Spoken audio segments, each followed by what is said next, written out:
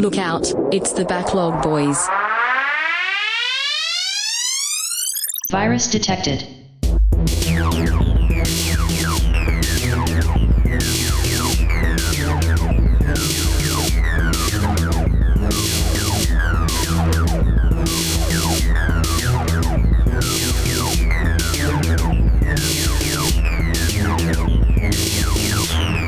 Download complete. What's up, everybody? It's World Traveler Wenzel here with the Backlog Boys coming at you with episode 4.99.8. And I'm joined here today with my fellow co-host. River monster Colt. I'm a river monster. Wow. I don't care. Who the fuck are you guys? Get out of my house. So I'm really glad I could be here. I've taken some time off work recently. I'm currently trying to build my submarine. Oh no. I've been totally off the internet. So haven't been on the internet since last weekend. But I'm building a submarine to go see the Titanic. I just wanted to announce that today on the podcast. Do you have a controller yet? Because I have an old Mad Catz fight stick for PlayStation 2. Actually, you can give him that, and I have a Logitech controller. Wow, that's crazy. Yeah, I actually was on the market this morning looking for what I would steer my vessel with. So essentially, I wanted to do it as cheaply as possible. So I've essentially taken, you know what a pig trough looks like? Yeah? I've taken 4 of them. And are those the seats? No, that is the submarine. And I've cut I've cut the sides off of 2 of them and kind of gorilla glued them together, if you will. And then I took the other 2 and gorilla glued them on top. The submarine is big enough for 2 people, but you're forced to lay down. You can't sit up. No window either. So I'm gonna How have much did this cost? How much did this cost you? I'm about $74 in right now. I haven't bought the controller yet, and the controller I think is gonna set me back a little bit. We're probably talking $35-$40. No, it's free. It's free. We'll give you. Oh, well, if I can borrow one of y'all's, that'd be great. Yeah. That's amazing. Just make sure I get it back. Yeah, absolutely. And then the last thing I have to do is I'm gonna cut out a little you can call it a window, but I prefer to it as a slot. And I'm just gonna put like a little piece of glass in front of it. Obviously, don't want water to come in or anything. Yeah. And there's no way to get out of it from the inside. So once you're in, you're in. Yeah, once you're in, you're in. So I've bought 6 miles of fishing line because I don't really know how deep the Titanic is. It's a few football fields down. Yeah, so 6 miles of fishing line should suffice. So I'm going to get it tie around, and then they're just going to plot me. And if one of y'all want to come, you're more than welcome. How much do I need to pay you to get on? So just for the overall maintenance of the submarine, I've ballparked somewhere near $250,000. Ooh, okay. I mean, it'll be worth it though. We'll go down. It'd be Titanic. worth it. You could see the Titanic, and it'd be that's the inspiration for Avatar. So hell yeah, exactly. James Cameron has done it, and I've taken this on no test dives. We'd be guinea pig 1 and 2, as they say in the sea diving community. Actually, I'm about to Google real quick just to see like recently any submarines near the Titanic. Just give me just a hold second. on before we do that. Let's talk about the bathroom situation. How's that? I was curious. How are you go to the bathroom? Well, obviously, I'm not rich, so I can't fit a bathroom on the submarine. So I figured we would just take maybe like a hefty bag. Okay, yeah, like the trash, like just the tie trash it off bag. every time we. Well, I figured because we're just going to go down, see it come right back up. Should be a quick and tight 90. I'm thinking. So do a poop ski before we go down, and then if we have to, we can pee in. And also, the trash bag's going to be positioned under our junk anyways because we're going to be laying down. I was thinking that. Like, literally, what you could do is you get 2 plastic bags, hefty bags, tie them each to your junk, but also have a tube going from your ass to the bag just in case you have the shit. Whoa, and we could just be butt naked too. Just so we don't get stuff on our clothes. We don't want to like damage our clothes. It's dark in there. Hold on just a second. missing Titanic submarine found, crew killed in deep sea catastrophe. Have y'all seen this? What? No. What happened? Oh my god, this looks quite high tech. This submarine looks way better than mine. No way. I gotta look at this. This Titanic sub. I just got a Subway ad. What are you talking about? Titanic submarine? I gotta look this up too. Titanic. I just got a Titanic dick. What did you Google? That's my question. I love how we can hear Wenzel like fucking losing his mind. There's no fucking joke.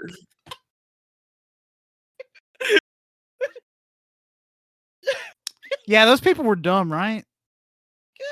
Yeah, no. Yeah, I'm reading the story for the first time and it seems pretty fucking dumb to do that. Oh my god. Man, back in my day, the news used to be lighthearted. It used to be nothing but Baby Gronk.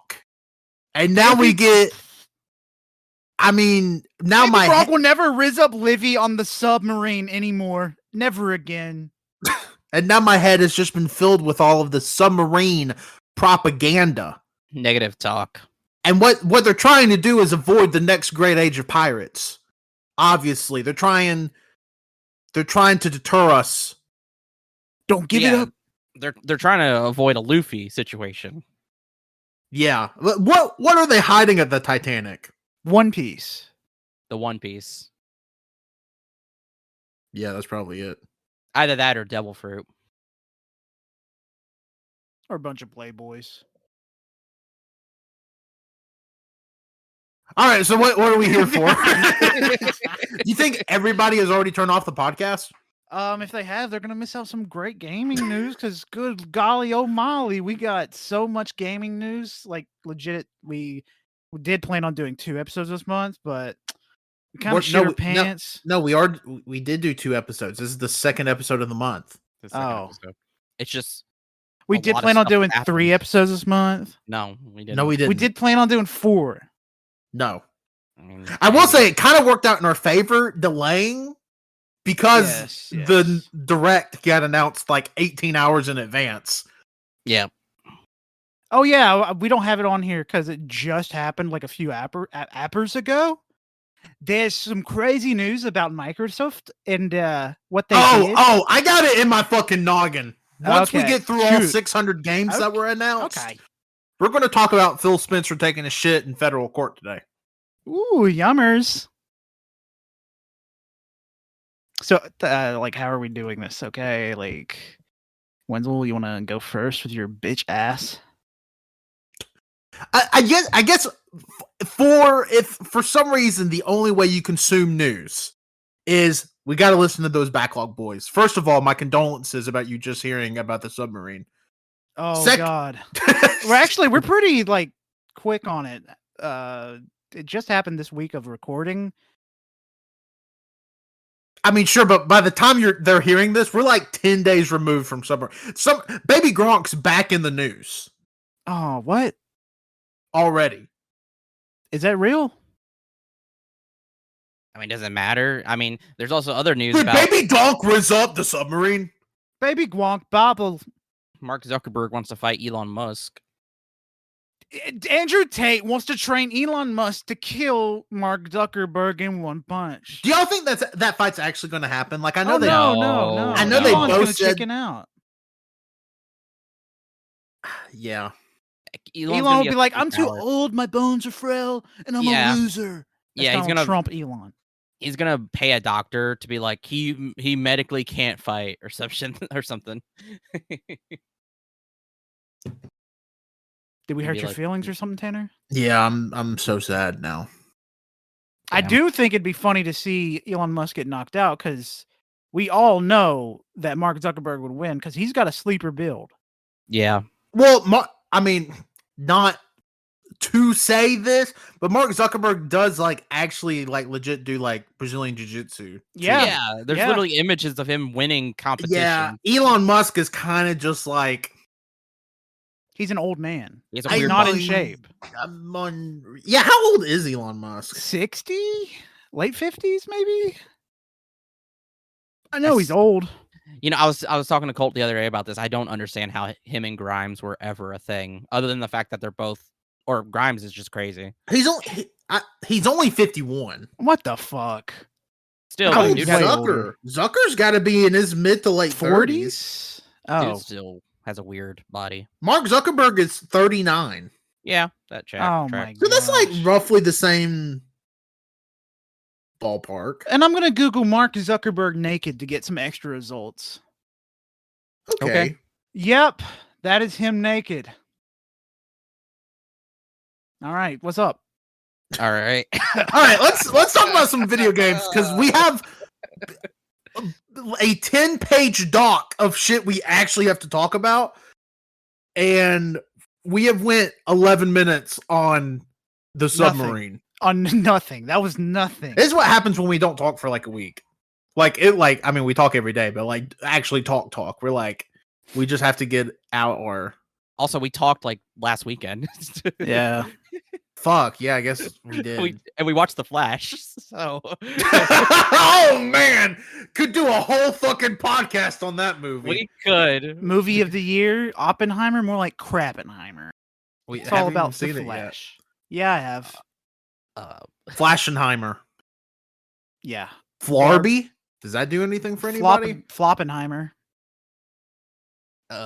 Anyway, first. Fuck. So we're gonna start with Guerilla Collective Showcase, which is basically Guerilla Collective came out after E3 wasn't showing in person as a way to kind of deal with that and have like, you know, a bunch of studios and developers still come together for something, even though E3 wasn't in person.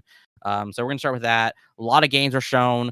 Everything that we talk about, unless like it's for a bit, is like stuff that like we're interested in, we thought looks cool. So we're not going to cover every single game that was announced or talked about. In fact, literally no way we could. No way we could. And there's a lot of overlap too, because a lot of showcases also showed the same game as well. There's also a lot of extended gameplay showcases, but I haven't seen those. I know Colt might have saw the Xbox one. Is that correct? I saw some. Okay. But we're just gonna go over the base stuff. So starting off with Guerilla Collective Showcase, we have the first game, Forgotlings.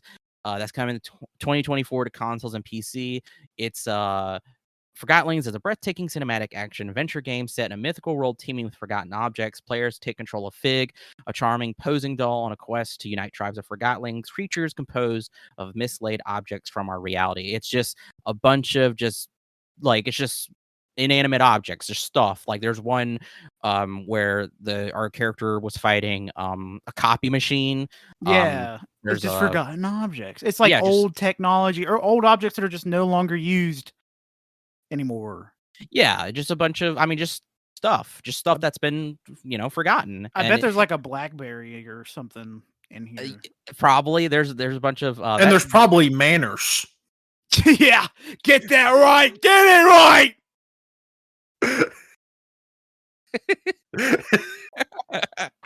Okay.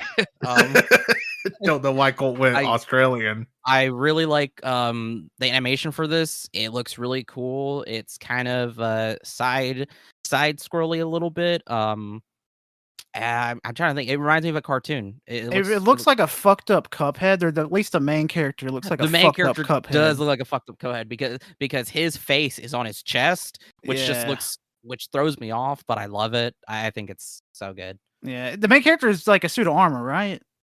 No, he's a posing doll. He's a posing doll. Okay, like a doll you use for like drawing and stuff.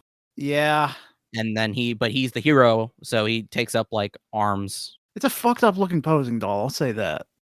I mean, no posing doll has a face in the middle, so yeah, it's definitely just a regular looking posing doll with a face in the middle. It's fucked up and a mustache. They all have mustache. Yeah, but everybody, what did everybody think of this? I think it looks interesting. I'd like to see some more gameplay of it before I really say too much. But the trailer they showed us was a cutesy fun thing, and it got me interested in see what other old shit they have in it. Yeah, the trailer, it looks like it's easy to draw the Cuphead comparison because it's also like a 2D side-scrolling game, obviously trying to replicate an old animation style, but instead of it being like classic Disney, there's a specific animation style it's going for. I just can't decide what.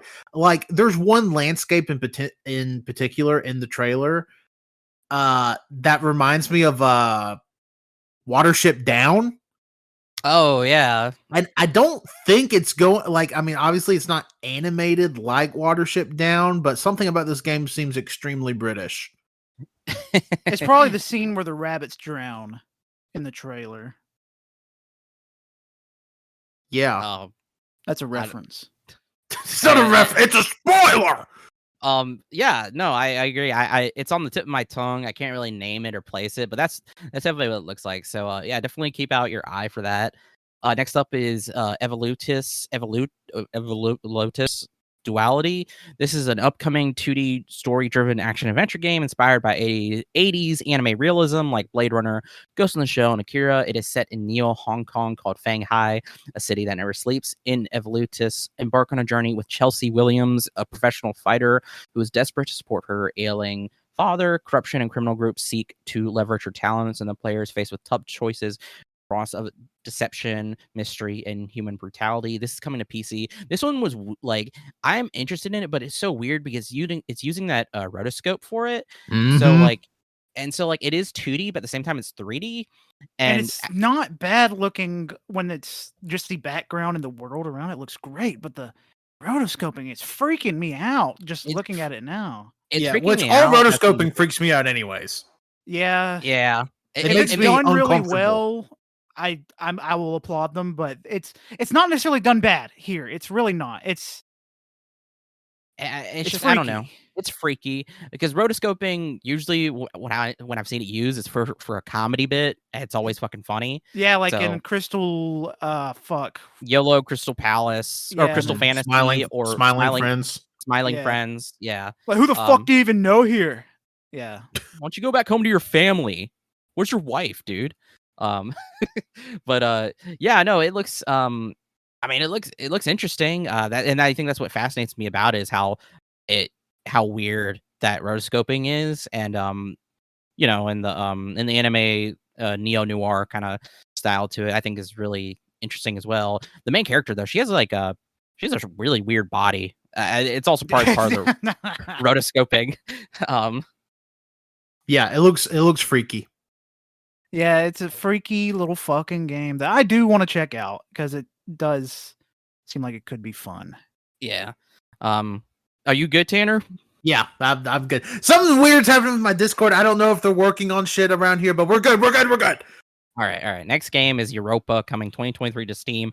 On the moon Europa, a lush terraformed paradise in Jupiter's shadow, an android named Z sets out in search of answers, run, glide, and fly across the landscape, solve mysteries in the ruins of a fallen utopia, and discover the story of the last human alive. This looks really, really cozy, really fun, really nostalgic, very much Breath of the Wild vibes to it. Yeah. Journey-like as well. Yeah, Journey-like. Yeah. When, like, obviously there's games that, like, define, like, you know, you have, like, your Souls-like games and your Metroidvanias and stuff like that. When does Breath of the Wild officially just, like, get the genre of whatever the fuck it is?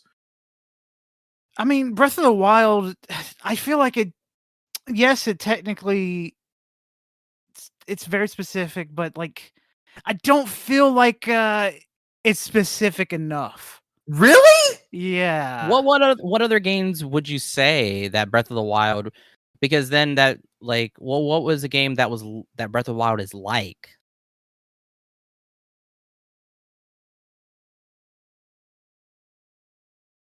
I mean, the first one that comes to mind is that not Honkai Impact. What is that? Genshin Impact. Genshin Impact. That's it. Oh.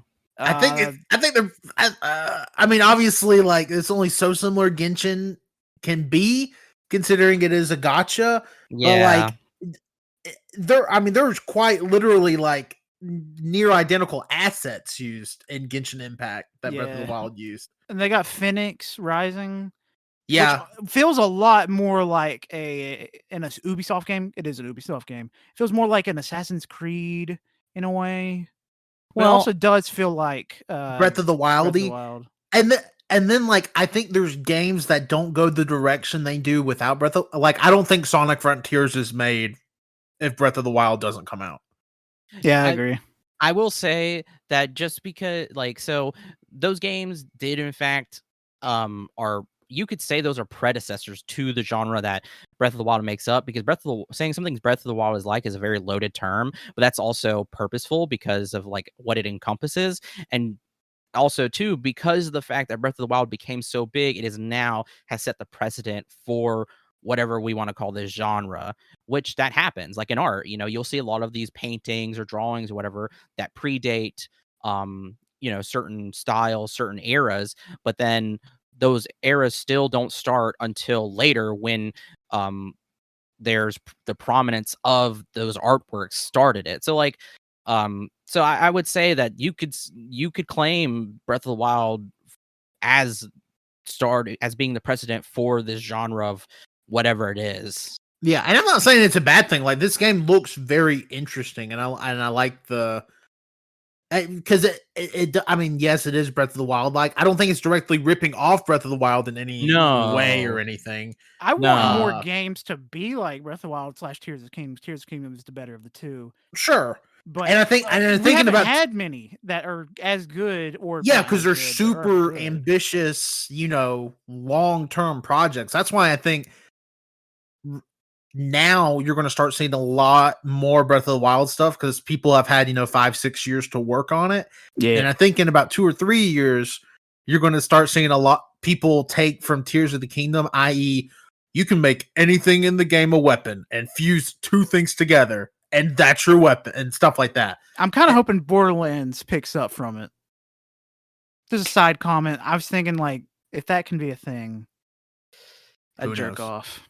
But yeah, I think this game does look really good. But like, as soon as it does, like even the opening landscape shot, you're just like, that is fucking Breath of the Wild. Like Breath of the Wild did that. I was like, there's no other way to explain it. I do like also. Oh, go ahead. No, go ahead.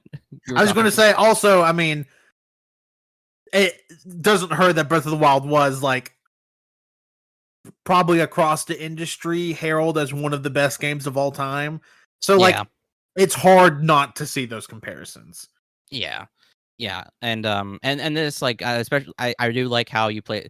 The little android that you play as, how he flies. He kind of just not floats, but he flies. It's really fun. But I really, I'm really excited for this. I think it looks cool, and especially the fact that it's kind of high sci-fi in a way because it takes so far in the future.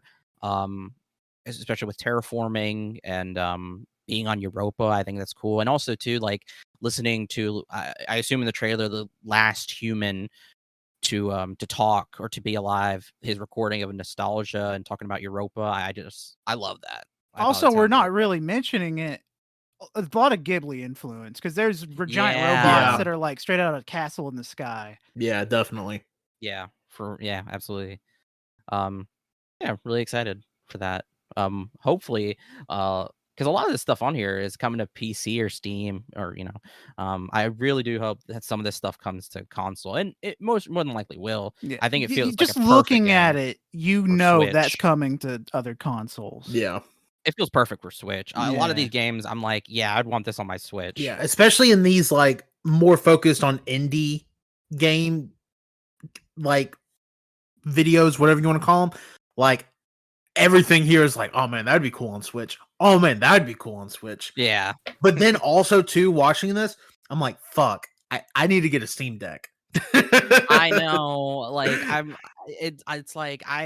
I need to. Whenever the Steam Deck was announced, I was like, I gotta have that. And still, I'm like, yeah, I gotta have that, just because it's just perfect. No reason to get a fucking PC or just overloaded with all this money. No.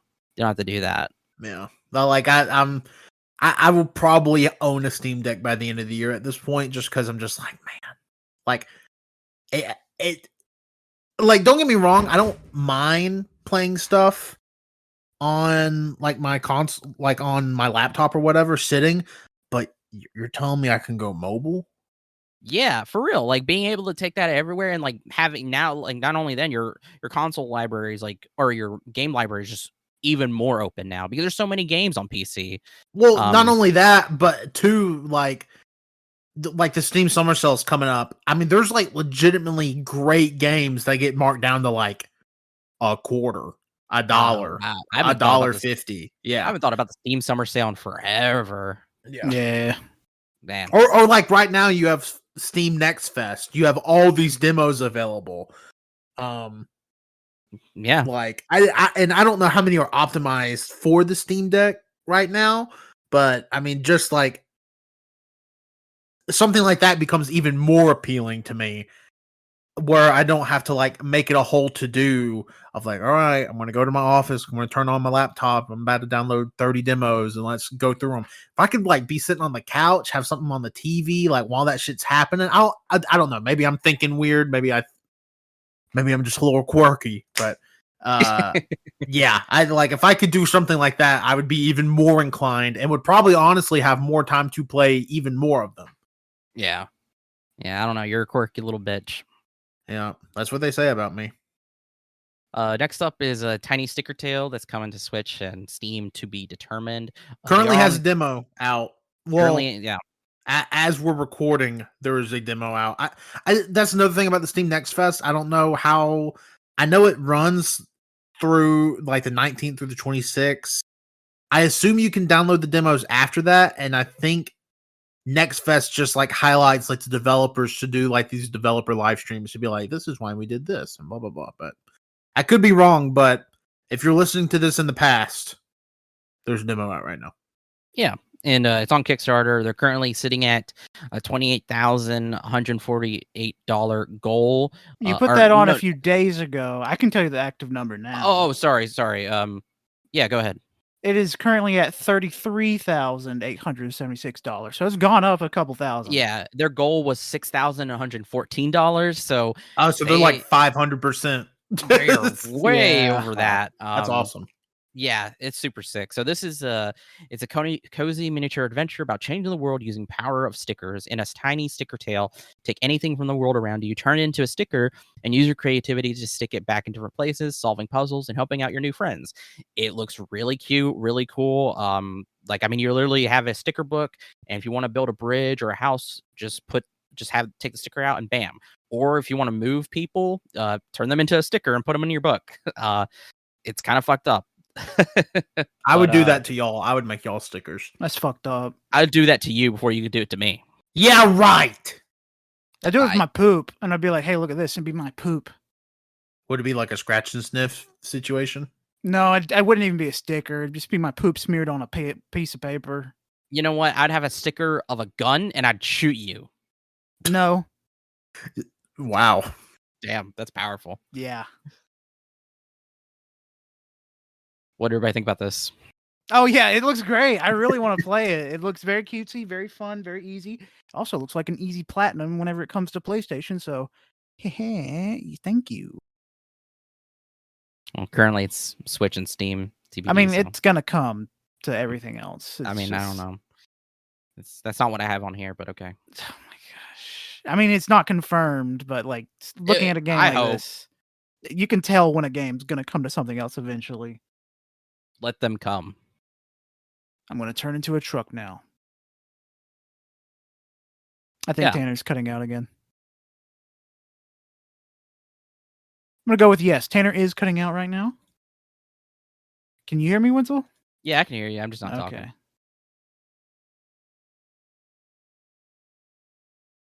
So I guess see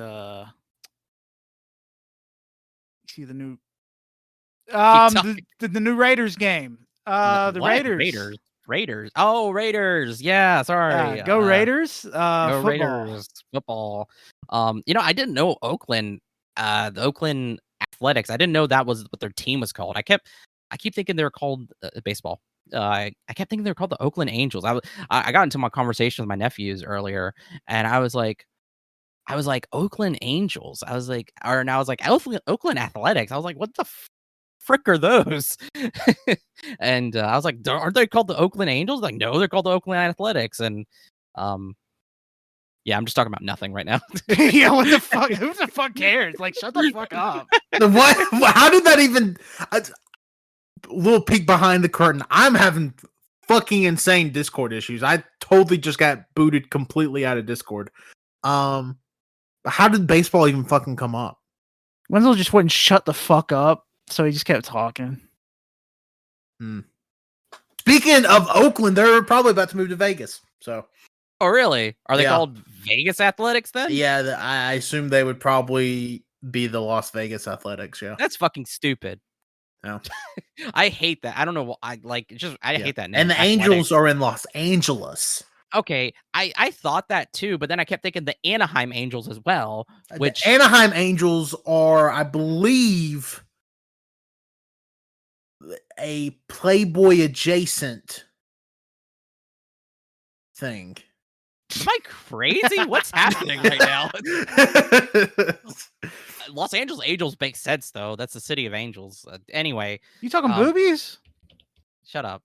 I hear Colt's keyboard. No, it's just another name for Los Angeles Angels. Okay, I nobody calls them the Anaheim Angels. That's fucking stupid. No, I think it's what they used to be called long ago. Probably not. This has nothing to do with boobies, and I'm mad now. Thanks. Okay, so Remnant 2 was shown on Guerilla Collective. It's shown at another, I think it's shown at Summer's Game Fest, where it actually has a release date announced. But this one is it's a third-person action RPG. In Remnant 2, you'll plunge deeper into the horrifying, dilapidated world from the first game as you take on cunning enemies, either alone or with friends. It looks super sick. I've always wanted to play Remnant 1. And Remnant 2 looks just as cool. It is coming July 25th to PC, PS5, and Xbox Series X and S. Yeah, it looks good. It looks fun. Yeah, next month. Yep. Yeah, no, it looks like a really cool co-op.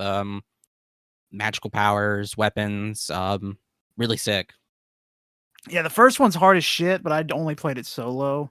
So maybe it'll be easier if I had someone there to help me. My tiny tender arms and my arms are so weak. Yeah, but you have no fucking friends. Yeah, you're right. Boom. Roasted. No, I'll play with you. I won't. Well, I mean, we weren't going to ask you, but okay. Yeah, I was not. Good, I don't want to. Okay. I mean, we don't care. I'm busy. I mean, it doesn't matter. I'm a little busy. Oh, man. It's being too rough with the zip line. Max a hoe. God, so good. I don't know if that was the right bit, but anyway, next up is Iron Meat coming October. And it's not what you're thinking about. I'll say that. Coming October 2023. You can play the demo right now on Steam. There's no console release info, but it looks perfect for console. Just saying. Iron Meat is a run and gun arcade shooter that immerses players in an apocalyptic future overrun by the meat, an iron ravenous mass mutating everything in its path. Blast your way through retro-inspired stages and bosses to uncover the shocking horrors behind secret experiments on the moon. It looks super cool. Run and gun. Brutal. The monsters, there's like a train monster, there's like a helicopter looking monster, you get to play as a character. It looks like a construction worker rat or like dog. I don't know, but it looks really sick. Yeah, this had like a Contra fucking Metroid. Wow. Can't believe you interrupted Tanner like that, but okay. Yeah, I can't believe that.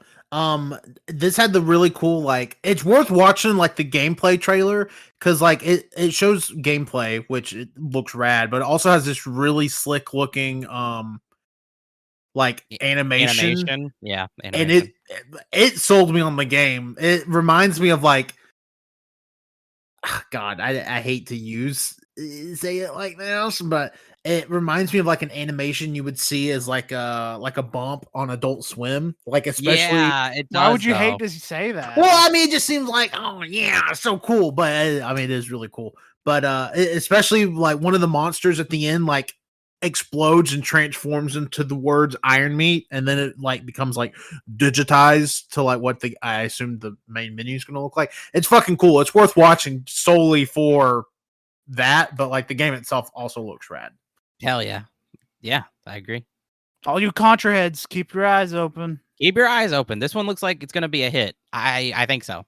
Yeah. And demo's out like right now. And I guess it's just a forever demo. So, with Play the game as much not as you coming out. want. Yeah. So, yeah, Yep. it's out. I actually saw a YouTube video, of somebody doing like a no-hit run already. Did he get hit? Well, I didn't watch it. I saw the title. Oh, wow.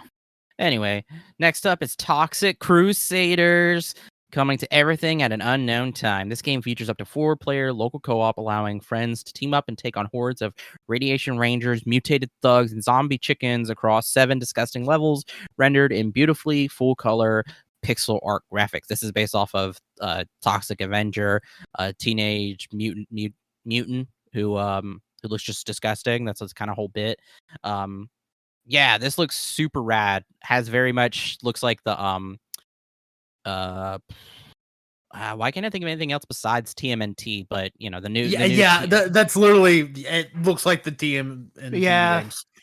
Yeah, but which isn't a bad thing. But no, it's not. No, it's its own thing. It's this cool, fun little original world based off of a movie. I assume that's what it's based off of. Toxic Avenger. I could be stupid. It is. Yeah. Okay. Yeah. It looks really cool. I want to play it. I love the song too. Toxic Crusaders. Yeah. What do you think, Colt? I think it looks fun. I want to play as a little goo man. I want to play as the Wolf Man. No, I want to be goo. Goo cool. Okay. Yeah, so that would be really cool to play co-op with some friends, but whatever.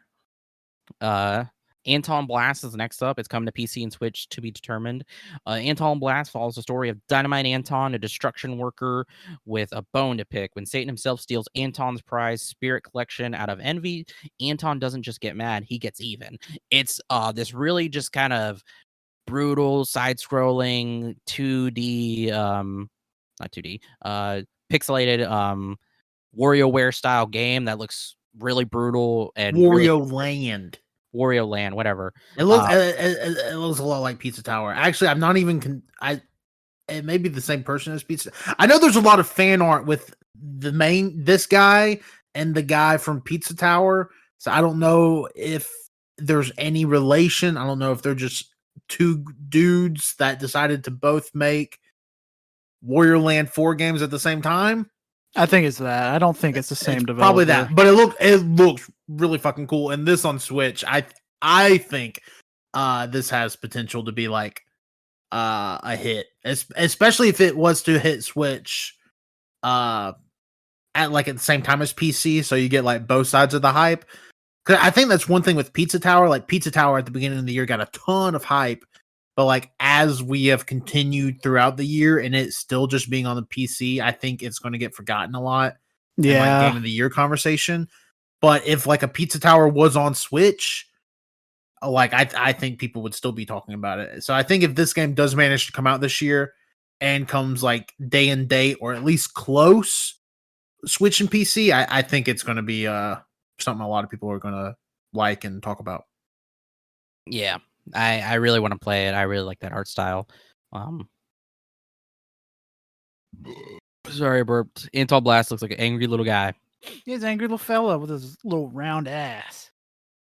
Okay, next up is World of Horror. You're going to deny that it's not round? Coming October 19th to PS5, PS4, Switch, and Steam. You are a paranormal investigator tasked with solving 5 mysteries in the seaside city of Shiokawa. Each one of these mysteries, which play out as a short horror adventure game, ties into a larger mystery surrounding a different randomly chosen elder god. It has a black and white pixelated horror aesthetic. I can't think. It is very much Junji Ito inspired as well. I can't. There's another game that kind of has a similar kind of layout and aesthetic. I can't really think about it. Can't think of it right now, but it looks super sick. I'm really excited for this as well. This is probably one of the big things that were shown at the showcase. People were excited about. Yeah, it just looks fucking crazy, and I really want to get to play it because there's not really many games that like deals with whatever the fuck is going on here. I'm looking at the trailer again because it's just a fucking crazy. It's a very good trailer. Yeah, it literally looks like you're playing a like a manga. It's Yeah. black and white, very well done, like pixel art, but also like hand drawn shit. Like it looks really cool. yeah. And I'm not even into like scary, spooky games or anything. Because you're a coward. Okay. Damn. But I'll keep my eye on this. I would like to play a demo of it. I mean, hell, we could always play it together. Yeah, we could. It'd make Tanner not feel if you do more that. at ease. Not if you do that. Okay, shit. Did someone hit you? Damn. No, he's just crying like a baby. Oh. Well, full disclosure. My wife has brought home a dog. So I'm getting updates about that currently as I'm in my office. Yeah. What? Yeah. Like it's yours? Nah, don't know. Jesus Christ. Yeah, literally a year to the date that Bailey broke into the house, but that's a whole different story. We can talk about video games. And y'all are getting 2 rats this weekend. Upcoming. No, that's while we're in Chattanooga. Yeah, it's next week. Oh well, yeah. When this podcast is out, yes, this upcoming weekend. y'all gonna be. I'm sorry. Can I please talk about video games? Are you done? No, yeah, Wenzel, I'm sorry for deterring the podcast that opened with an 11-minute Titanic bit. I don't forgive you. Damn, I hate to hear that. The Titanic, just like LeBron, 111 years later, claiming more lives. Okay, I forgive you, Colt. I don't even know what the fuck that bit. Oh my god, hold on. Did y'all see the one guy that said, "Oh well, obviously it exploded, but they escaped before it exploded, and now they're hiding in the Titanic because they thought there was an air bubble in the Titanic that people could just like hang out in." Hold on, hear him out though. That sounds possible. Let him cook. I'm gonna sit my white ass down and listen. You're the only one that can't say it here. Oh man, the news is so fucking stupid, and it's funny. It's something. I love too. There's a person did the edit of Drake and Josh whenever they're stuck in the treehouse. But they're stuck in the submarine this time. Oh yeah, and where's the door? What door?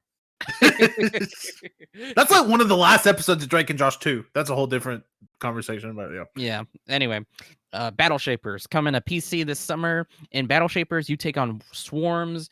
Oh, that says worms. What the fuck? Swarms of corrupted robots wield powerful weapons, abilities, and game-changing new powers stolen from ruthless overlords to bring New Elysium back to the utopia it once was. This looks really cool. I hope this comes to console.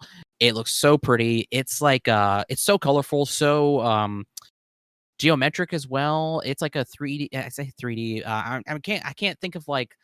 It kind of reminds me with its animation style of Ratchet and Clank in a way. Yeah, with the technology. It's like Ratchet and Clank meets Doom. Yeah.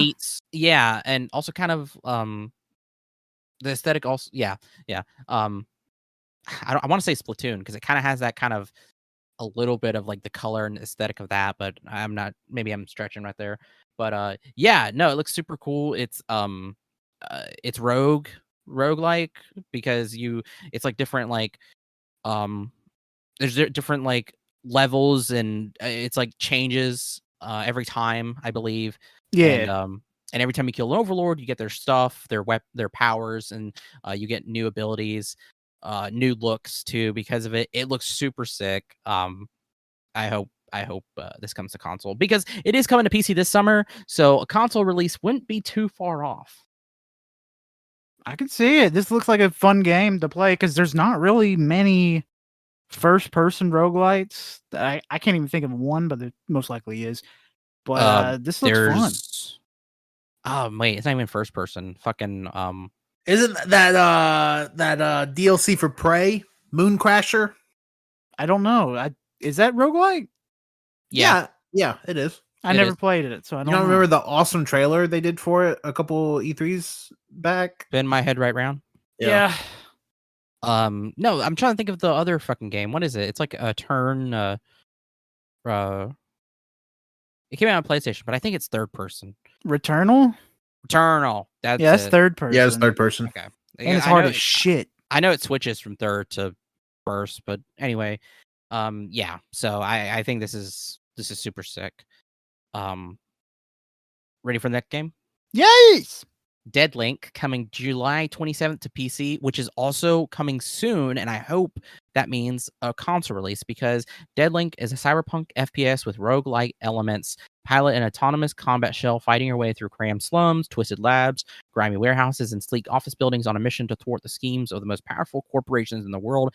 This is also Doom-like as well. It at first, when I saw it, I was like, this is kind of similar to the last game, Battle Shapers. But I say that, but its style is it has the same geometric aesthetics, but it's very much completely its own style. Yeah. I can't really make much of a comparison, but it's really cool, fast paced as hell, brutal as hell with its combat, and this feels way more like Doom.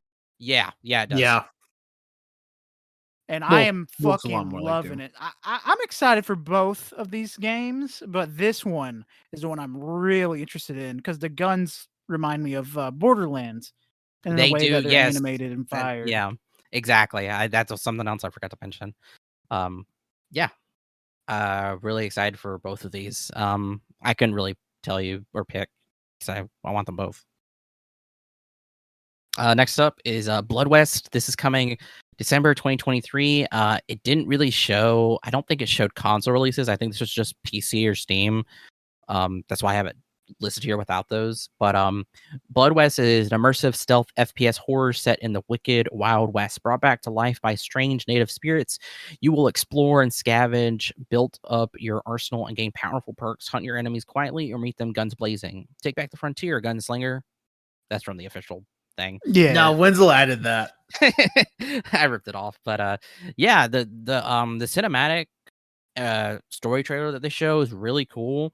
I was able to show them though the actual gameplay. It's like a PS2 style looking game, and it looks really like I like it. Like I've been wanting like a PS2 style like horror kind of game for, and it looks like it plays very similar to Stalker.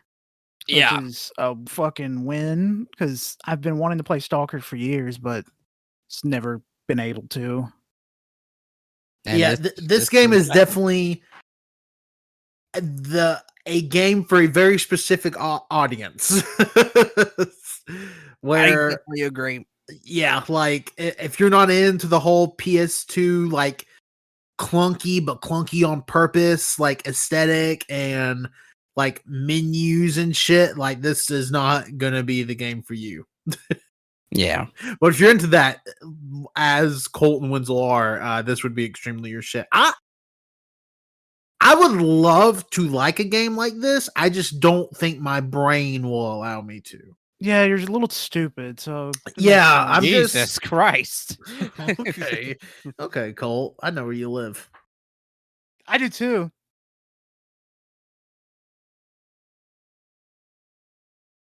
Okay. Shut him up. All right. Can we move on, people? Yeah, let's go. I'm excited for it. Blood West looks fun. Yeah, it does. Demon School coming 2023 to everything. Demon School is a new style tactics RPG where motion equals action. Defeat big weirdos in between the human and demon worlds as Fae and her misfit companions while navigating university life on a mysterious island. Tactics rewind any action during the planning phase and create combos to dispatch your foes. This looked super sick. It does. It has like this kind of actiony kind of the way the characters are drawn. That has this kind of comic booky action kind of style drawn to them, but the monsters and the creatures also have this really cool 3D look to them. They look eldritch. They look like terrifying, or not terrifying. They look super sick. I'm not really into like tactic style or style RPGs, but this one, I mean, I have to get this. This looks so sick. Yeah, it reminds me a lot of the Devil Survivor series, which is a spin-off of Shin Megami Tensei. This looks fucking banger. So if it reminds me of Devil Survivor, it's a must play. Yeah, again, it looks really cool. I love the style of it. It's just finding the time for like an RPG, I guess. Oh my god! Like if it's a shorter RPG, well, I mean, it looks really cool, but like, I would love to say I will play it when it comes out, but I doubt it's short. You know, yeah, I doubt this is probably any less than like probably like 20 hours. It would be awesome if it was like an indie RPG and it's like 6 or 7 hours. Fuck yeah! Oh no, that's not possible. So, but who knows? I would love to be able to play it because I do really like it. Looks like you're playing a graphic novel, so I would love to play it. It does. It kind of reminds me. Oh God, Scott Pilgrim. Scott Pilgrim. Exactly. Yeah. Yep. That's exactly what it was. Yeah, it looks really cool.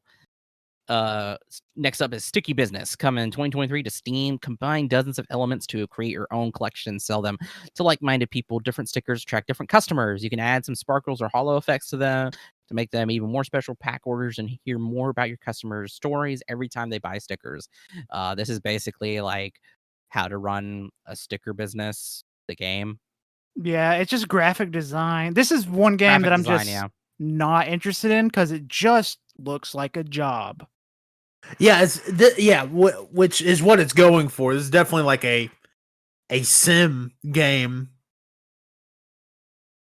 And yeah. Also crazy, 2 sticker-based games. Yeah, I thought that was crazy too. God, what I'm trying to say. Yeah, graphic design. It looks like you're basically doing that, but I mean, I don't know. I like the aesthetic, and I think it looks fun. So, and there's people interested in that. I think it's worth to talk about. Yeah, no, like I love the look of it, and it looks like something I would be into for a little bit. But it's just, it doesn't seem so much as a game as like it's mostly sim, and then there's a little bit of like, oh, you get to know this character and this character, and kind of like how you would in like a visual novel, I guess, which is cool, and I'm sure a lot of people really dig it. It just doesn't personally seem like I will probably play it. Fair enough. All right, next up is Super Adventure Hand. This is coming to PC. The trailer for this was really fun. So this is where you play as a hand on a gripping adventure where you single-handedly face numerous obstacles and avoid a handful of terrible feat. It looks kind of like a janky 3D like hand and environment, but it looks really like fun. Like it looks silly, stupid, but cool. It's like if Glover became realistic. It's like a 3D Mario Glover. Y'all remember Ubi? No. Y'all don't remember Ubi, the show? No. Ubi, like you. Oh, now that you did that, I totally know what you're talking about. No, like me? Are you serious? No, I have no idea. I'm it's sorry. Probably because you're old. I didn't think Ubi was an old show. I mean, obviously it's fucking old, but I mean, anything before 2018 is old now. Yeah. Oh, well, now that that's out there.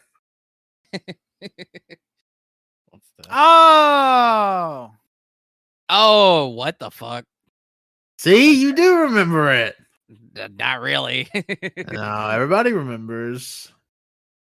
I haven't seen this That's like it went from 2000 to 2005. That was like prime time for y'all being yeah, kids. I know. I do remember That's seeing it old. as a little kid, but it's been fucking like almost 20 years since I saw this. I was about to say that's old. That's still old. I'm only 24, Tanner. Okay, so that means you would have been fucking 6 in 2005. I mean, I definitely wasn't watching this. But in that okay, 2005. but like even then, it's hard to remember shit exactly from when you're No, 6. it's really not. All I remember is Hurricane Katrina. Yeah, same. How am I supposed to answer that? What do you think about this game? It looks Super fun. I'm a big fan of 3D platformers. Reminds me and of that's- Ubi. And it reminds me of Ubi, I guess. All right. Yeah, I like it. Next up is Corgi's Cozy Hike coming to PC, and we'll have a Kickstarter soon. I don't know if it's up yet, but at the time that I watched this, the Kickstarter wasn't up, and then when I showed them this trailer, it still wasn't up. So, but it will come out. Embark on a therapeutic adventure around a peaceful island paradise. Discover ancient Corgi superpowers to climb, fly, and sail your way to tasty treats and cozy nap spots. Relax and savor this bite-sized open-world experience while 10% of your purchase is donated to animal shelters. So if you don't buy this game, you love to abuse dogs. Why would you say that? Yeah, so you basically have this thing in the little corner, like Corgi butt power. It's little tiny Corgi Still butt. feel weird about that. Why do you fucking feel weird about that? What's Why wrong do with you? Why are people obsessed with the dog butts? It's weird. I don't like that. That's weird. Colt is taking a talking point from last podcast. Just ignore him. Because they're right. They're right. Like it's weird that they're. Do you like looking at dogs' buttholes? I'm not talking about the dog's butthole, you idiot. I'm talking about the fucking. It's like a meme of a corgi's fluffy butt. I don't like it. It's weird. I don't like it. I don't like it. I like my dog buttholes. Yum yum yum. That's you. I'm not talking about the butthole, you fucking idiot. God damn. Yeah, this game looks fun. And they showed us alpha gameplay, which It looked pretty good. if this is like alpha, then the final product is gonna look pretty cool. Yeah, it looks really, really fun. Cute, cozy. There's also a bunch of other dogs too that you befriend and help out. So I think this would be really cool. I think I hope it gets a lot of love. Yeah, and I hope Real Dog is able to play it. Oh. Keep talking. This sounds like a heist situation where we're trying to trick someone that we're not being robbed right now. Yeah. Next up is we're not gonna get Tanner's opinion on that. You might. I just came back. What do you think? What do you think of Corgi's Cozy Hike? I think it's cute. Colt is just stealing talking points from other podcasts about corgi butts. Ignore him. Okay, thank you. Taryn never said his opinion on corgi butts, so I would like to abstain. Yeah, he hates it too. I'm not looking to get canceled. Wait, You're the only one that's what? talking about their buttholes. It's just you. You brought it up. I don't know. I didn't. You said butthole. I didn't bring up butthole. Guess where buttholes tend to be? Like On the butt. Yeah. He's got you there, Wenzel. I have to agree with that. So you're telling me that whenever the whole bit of like, oh, I'm gonna smack my dog's butt, smack that butt, you're smacking the dog's butthole. No, I don't do that. So I scratch his sides. Lucas would die if you spanked him. Yeah, I never hurt him. He's a little feeble boy. Why would you spank him? You're just doing a soft tap. Have you ever seen Colt soft tap anything? No. I mean, I was holding those rats. I hope I wasn't fucking squeezing them. No, he We might have to talk to you about something, Colt, later. I want to tend to the rabbits. I mean, I don't know. I always go up to Sasha. I'm like, who's got that big butt, Sasha? Who's got that big butt? And she just starts wagging her tail. So you're a freak.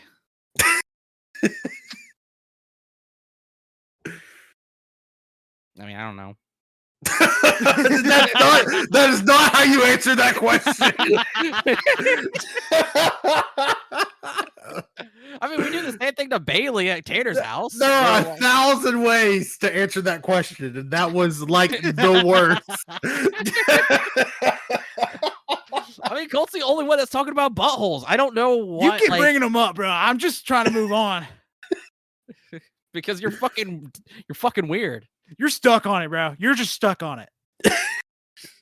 Because I want to clear up that there's nothing about this has nothing to do with buttholes. Okay, we get it, guys. Jeez, oh my god. It's true, it's talking about buttholes a lot. Anyway, Lake DLC Season's Greetings coming this holiday. Lake Season's Greetings serves as a prequel that will have you doling out greeting cards around the Eponymous Lake in Providence Oaks. Why would you put the word if you don't know? What? Eponymous? No, don't say anything. The Eponymous Lake. I don't know, like, I know how to say eponymous, but for some reason my mind was like, yeah, right. Wenzel just had to look up a dialect guide. Yeah, I did that within the span of 2 seconds. Yeah. A completely fucked up version. Can you imagine, though, having that power, being like, yeah, I gotta correct myself within the span of 2 seconds just to make sure I don't look like a fucking idiot in front of my friends? Yeah, it's called Google. You think I can do that in 2 seconds?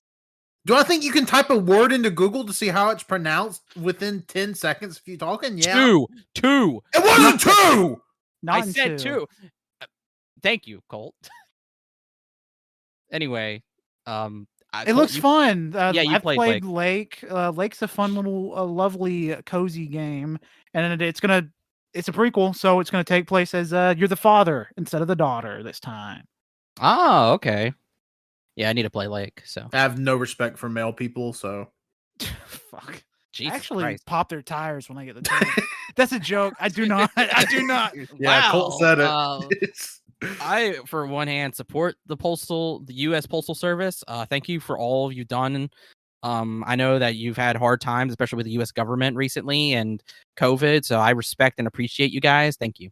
But also, like, I would totally not let them treat me like that. Like, if I were you, I'd do something different. Okay. Damn, Colt.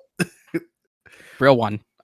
Pizza Potsum coming to Xbox Series X, S, PS5, Switch, and Steam to be determined. Pizza Possum is a chaotic roguelike about a ravenous possum who eats junk food and garbage. The most recent trailer shows that you can do this co-op, just one other person, and that person gets to play a raccoon. It looks really silly, really fun. You just eat. You're just eating everything. I've heard good stuff. There's a demo out as we're recording this for Steam Next Fest, and everybody that I have seen that have played it has said it's really fun. That's it good. looks very fun and cute. It looks very fun. Yeah. I mean, who hates possums, you know? Assholes. Meanies. Yeah. Anyway, Nountown Language Learning coming to PC this summer and to consoles later in the year. In Nountown Language Learning, interact, listen, read, and speak your chosen language. There's currently only 7: Japanese, Korean, Chinese, Spanish, French, German, and Italian. Which is a lot. In a world that regains color as you learn, test your skills with minigames and talk to the local villagers.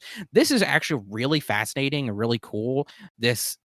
Educational game for learning a language. I thought this is super sick. I really and it's not like it's super simple too, so it probably wouldn't be hard to get it on your PC, but I would just love to get this on console. It looks super fun. Like just learning a language. Like I've tried I've been using Duolingo for a bit. It's a fun way, but like just to actually have a game. Yeah. Like that's what I liked about Duolingo is how it has like game-like elements, but because of like costs and stuff, they've rolled that more into their paid version.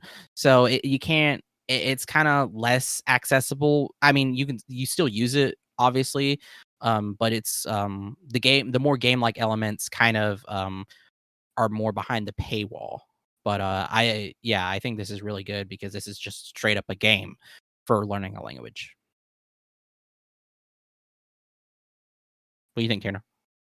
Yeah, no, I think it's a great idea, especially like, I mean, because we've all done Duolingo at points this year, and I think what drew us to Duolingo versus other like language learning apps was like the quote unquote gamification of it. So I think taking that a step further and it being a language, I know all three of us are trying to learn in Japanese. I think it'd be really cool. I think we would actually really enjoy it. I'm actually trying to learn Klingon. What are you talking about? Yeah, I'm not a nerd. I don't even know Star Trek. You shouldn't have said that. You should have said, I don't know that stupid shit. I don't even know that stupid shit. There you go. Yeah, we're trying to learn Japanese, and yeah, it's really fun. That whole game side of it. Anyway, next up is AllYouFrog Toad Skater coming to Steam. AllYouFrog Toad Skater is the amphibian-based skateboarding game where it's easy to be steezy. Create your own little custom cute frog or toad and hit up the local skate park for a brief skating section, or tackle the more intensive story career modes and ollie, grind, and kickflip your way to the top. I love this. So I've actually played the tutorial already. I played it a couple nights ago. This game feels really good. I will say the demo that's currently out, you can definitely tell it is like a beta, because at one point, like the source code popped up and it hard crashed on me, but that's okay. That's what these are for.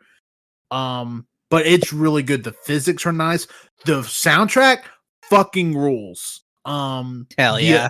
The ability to create your frog, there's a ton like of different options. You can practically make your frog or toad any color you want. Like it's really, really cool. Tons of different designs. You can put a little fucking leprechaun hat on your little frog for your skateboard. And the tutorial like teaches you everything you need to know, but it's really fun. It's literally fucking Tony Hawk, but you're a fucking frog. It's really cool. I definitely keeping my eye out on AllYouFrog. Hell yeah. Yeah. I want to try that out. That demo. I want to play it. And it doesn't look like it's like something that like you really need like obviously a big PC setup or anything. No, it is not. No, I can literally run it at max settings on my fucking laptop. It is not a super intensive game. No, it's very cutesy, very stylistic. It's really cool. I like it a lot.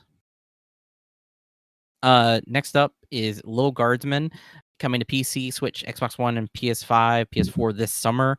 An upcoming comedy action adventure game. Comedy adventure game where you take on the role of a 12-year-old suddenly in charge of the guard shed at the castle gate, where you decide if elves, goblins, and 100 other characters should be admitted. Little Guardsman features a combination of deduction, narrative, and puzzle games. Cutesy Papers, Please. Yes, basically, yes. Pretty much. And it looks cool. Yeah, there is also a demo out for this right now that I have downloaded, but I haven't had the chance to try yet. But I'm definitely hoping I can get to it in the next. Hopefully, by the time you're listening to this, I have gotten to it. But this caught my attention pretty quickly, and I am excited that it's coming to consoles. Just because it seems like a fucking perfect Switch game. I know we've said that a lot, but it seems like a fucking perfect Switch game. I wonder if there's going to be any terrorist attacks like there are in Papers, Please. Be pretty fucked up.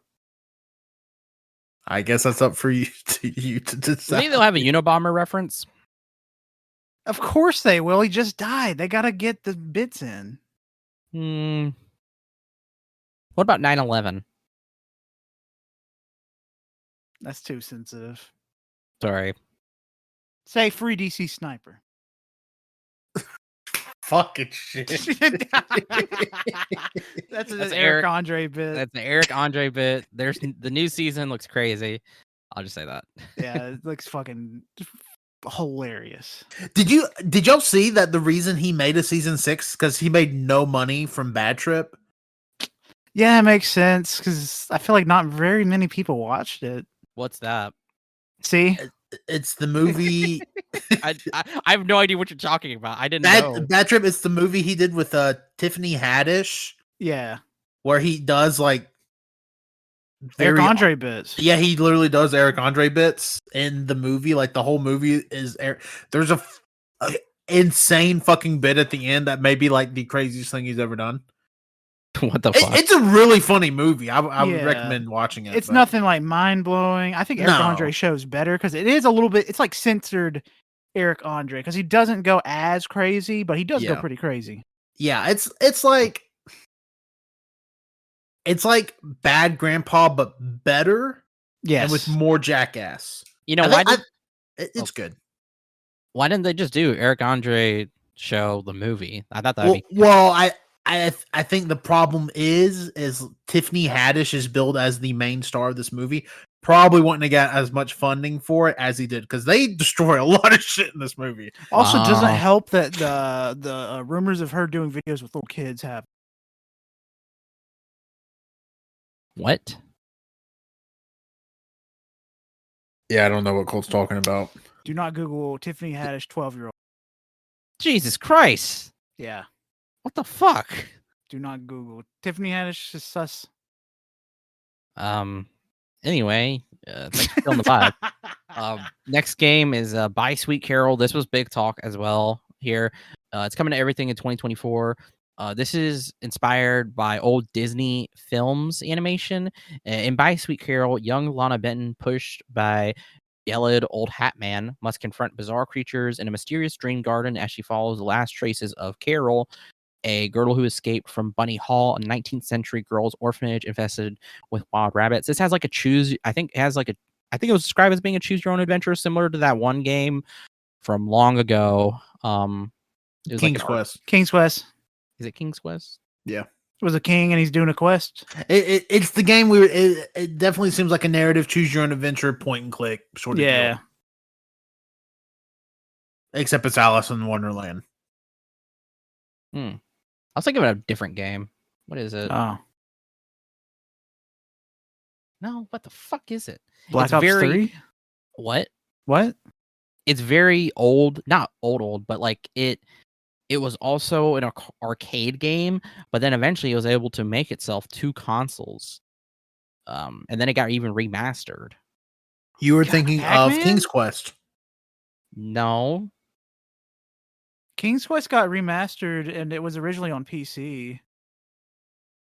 Way back in the day. No, this isn't it. No. I have no clue what you're fucking talking about. That's the thing, is I can't. It has a guy, he's a knight, and he's riding on a. It sounds a lot like King's Quest. Fucking King's Quest! It's not King's Quest because it's done in an animation style that's similar to Disney films. Oh my god. Oh, I know what you're talking about. And it's like kind of like point and click. Yeah, it's like one of those MV games back in the day. What is that? Holy shit. Right? Like, I can't remember what it's called. I keep wanting to put in Dragon's Quest, but it's not that. Because it's something with dragons. Dragon, right? Is it Dragon's Lair? Yes. Dragon's Lair. It's it. Let me see. Oh my god, it's Dragon's Lair. Yes. That's the one I was thinking of. Jesus Christ. Damn, I'm good. We're professionals here. Another case solved. Yeah, anyway, the trailer for this looked really cool. I'm interested to try it out. Yeah, I want to try it out. Pretty graphics. I think there's a demo out for this. Oh no. I'm not sure. Maybe. All right, well there you go. Next up is Avoid Hope, coming to Steam and Switch. To be determined, Avoid Hope takes you on an atmospheric puzzle platforming adventure to find a cure for a collapsed city. Follow the story of a tormented couple as they try to decipher reality from nightmares and overcome the shadowy threats lurking in the dark. This looks really cool. Very kind of lo-fi, spooky, kind of electronic vibes to it, pixelated. I'm trying to think. It reminds me of a game also, not from long ago, but from the 2000s. I can't remember what it is. Holy shit. It's been so long. What do you guys think about this? I think it looks fun. I like a good pixel art game, and this looks pretty.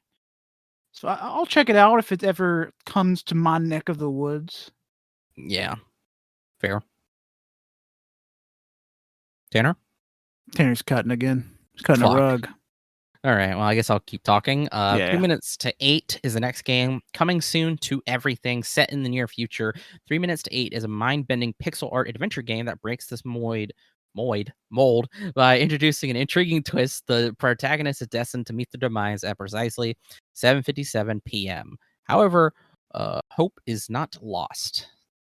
Again, it's another pixel game. I don't know why I don't know what I was gonna say. It looks interesting. The I don't know. The pixel art looks kind of weird to me.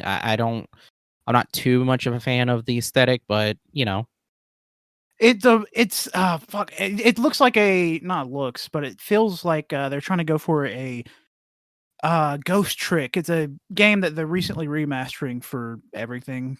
It's an old Capcom game that was originally on the DS, where you would control random objects with your soul, and that's what it reminds me of. Because you're thinking of Ghost Trick, which is about to come out again on Switch. That's what I just said. I thought you. It's all right. I keep going in and out. I just heard Capcom game. Yeah, Ghost Trick. You play as a little soul boy trying to save people from dying. Basically, it's pretty cool. So this looks cool. Yeah. I'm interested in it. We're talking about 3 minutes to 8. Yeah. What do you think? I don't like Ghost Trick. This has been documented on several podcasts. Oh, when the fuck have you said that? I don't know. Goaty Gang. First Goaty Gang. Go listen to it. I have played Ghost Trick this year. I was not huge on it. I was shouted down by my peers. Oh, okay. But that's fair because it's a good game. I just was not a fan of it. Now, also, I was probably not playing it the most optimal way, which was on my phone. Yeah. Like, what? Yeah, you were not playing it the most optimal way. You played it on your phone? Yeah. I was literally about to make a joke that you were like, oh, he played it on his phone. Wow. Oh my god. I'm about to be like Nolan. You can't play a video game on your fucking phone. Play it like a real person. Yeah, I'm about to be like Nolan and blow up your house. Yeah. I don't even. Okay. Oppenheimer, dude. Oppenheimer, man. Never seen it. Oh. No, neither was we. No spoilers. Next up is a Crypt Custodian, coming PC in 2024. Crypt Custodian is a charming Metroidvania about cleaning up the afterlife. Play as Pluto, a mischievous cat who has died and is sentenced to the afterworld's janitor forever. Hang out with other doomed ghosts, battle beasts, and explore a vastly expansive landscape. It looks really cool. It kind of reminds me of Bastion. That game as well. It reminds me of Hades and Bastion, which made by the same person. Yeah, so it but like it's its own style, you know. It's really cool. It's really cutesy, really funny. Look at from its humor. So I'm excited for this as well. I hope it comes to consoles. Yes, please. Have any thoughts, Tanner?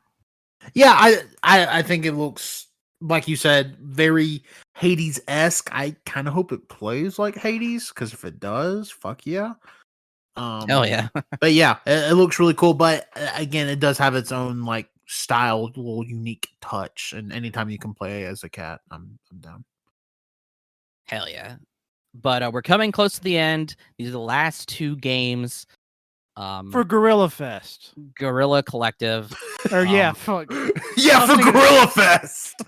I'm sorry, I was totally on someone else, but I'm talking about the real like gorilla. The monkeys. Yeah. So just hold on, because next after this we're gonna talk about Summer Games Fest. But so here we go.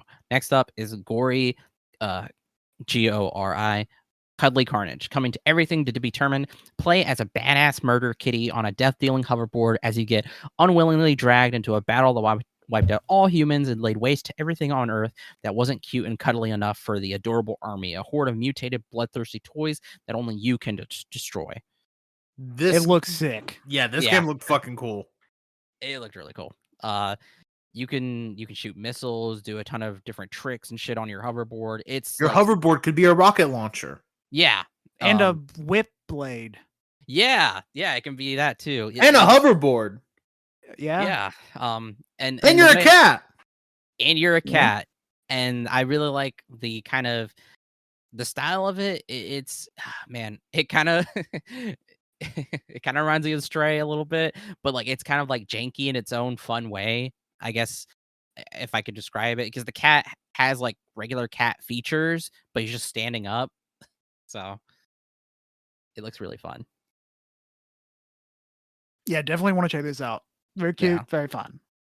And the And- boss that they show in the trailer looks pretty sick. Yep. Oh yeah, it's combination of like from a distance it looked like Five Nights at Freddy's. Five Nights at Freddy's, but like a puppet, like kind of puppety, kind of claymation style, but it's 3D. It's really good. Yeah. Next up, final game is Leximan coming to PC in 2024. I hope this comes to console, but honestly, you could probably play this on PC because again, it's pixelated. It's not really intensive, but Leximan, an upcoming game where you embark on an adventure using words and incompetence to solve bizarre problems. In a stroke of good fortune, you've enrolled in the world's most exclusive magic school, Academy Elementia. But on the downside, this is a world in which magic is a bit embarrassing. Still, you've got something special. You alone have the ability to use Leximancy, a hitherto unimaginable power driven by something as fascinating as it is enchanting language. It looks really funny. It looks really fun. It looks really cool. Somebody here said it was like a game that like it reminds me of Scribble Knots. And it yeah. really, really makes me play it. Sadly, I feel like this is a game that will not come to consoles. Yeah, this definitely Because feels like a you need game a you need a keyboard. Yeah, I agree. It would be cool though if it did. I'm being Yeah. hopeful, but I mean, hell, like it doesn't look like it would be too hard to run on PC. So Oh no. I do want to play this because it looks pretty sick. Yep. yeah, humor is really really fun. Yeah, it definitely feels like Undertale meets Scribble Knots, just in presentation. Yeah. Exactly. That's exactly what it's like. Yep. And that's it for the Guerilla Collective. Give a round of applause. Clippy clip, clip, clip, clip, clip, clip. Y'all want to take a little breaky break? Yeah. Yes. Sure. All right, and we will be back. Summer Game Fest. They don't know that. Those fucking assholes don't know shit. They don't need to know what's going on. Oh, we're recording They don't this know on a what's different behind the day. scenes. They don't know. No. Why would you tell them that? Why would you tell the stupid assholes? The last part, we decided to move the recording because Tanner kept cutting the rug. So, Well, no. I was just cutting out. yeah, Tanner- you couldn't stop dancing. He's doing it again. No, he's not cutting out. He's just not No, responding. I He's just stopped cutting the talking. rug. Well, I was actually going to start like stomping my feet. No one would hear that. It's just Yeah, so I just muffled don't. up. I don't think it would pick up. But anyways, we're here to talk about some more games. Since we're in the part 2, we don't have to do intros. The submarine people exploded. That happened. We talked about that. we talked in about that at the part very one. beginning. I know. That's the whole opening bit. I'm really proud of about that bit. By the way, so fuck it, off topic. But the other night, Riley and I went to do a triple feature, and like at the end of the night, we were driving home, and we were listening to another podcast, and they were talking about the submarine. I told Riley, I was like, man, I opened the Backlog BoyZ that's going to go up on Wednesday with that. She goes, with what? I was like, oh, I did like a 7-minute bit where I pretended I hadn't been on the internet in a week and was building a submarine to go find the Titanic. And she goes, what the fuck's wrong with you? It's fucking funny, okay? And I was like, yeah, it's funnier in practice than me just explaining it to you. And I'm sure the listeners at home are really loving an hour and a half into the podcast us explaining the bit that happened an hour and a half ago. But to us, it was fucking 3 days ago. Yeah, you have to give us a break. All right. You want to talk about video games or No. submarines? Oh, should mention too, the Zuckerberg Musk fight got called off, quote unquote. His mommy said, "No more fighting. I don't want my son to have brain damage." Too late. He's already got brain damage. He bought Twitter. Yeah. Burn. Did we talk about that on the podcast, or was that? Yeah, we talked about the fight, but we didn't talk about it. They got being called off. Today. No, I know that because that just happened. Technically, today is when all the news outlets picked it up. Yeah, mommy said no. Which fair. Yeah, if mommy says no, no fights. Yeah, I mean that's number one rule, especially if you're a big boy. If your mommy says no, you can't do it. Yeah, I bet he was texting his mom saying, "Please, just please tell them that my son can't do this. Please, tell him to call it off." Oh, also while we're updating people, I'm pretty sure did I mention on the podcast about the dog that we bought home? Yeah, let's just say, first of all, dog's fine, safe, in a good home, whatever. Riley did not divulge to me that this dog was fucking gigantic. It was like a pit bull Great Dane mix. What the fuck? This dog was probably 3 times the size of Bailey. Oh man! Like in height and mass. Did it ever step on your chest?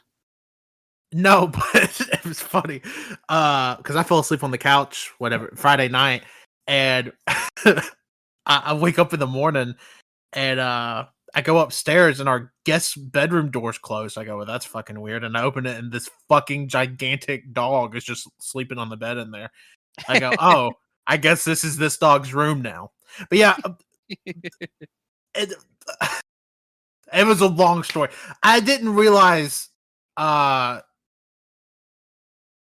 it was just a long story. Let's just say she tried to assert her dominance in the house very early on. Ooh, pissing and pooping. No, more like humping. Yeah. Oh, what? Bailey.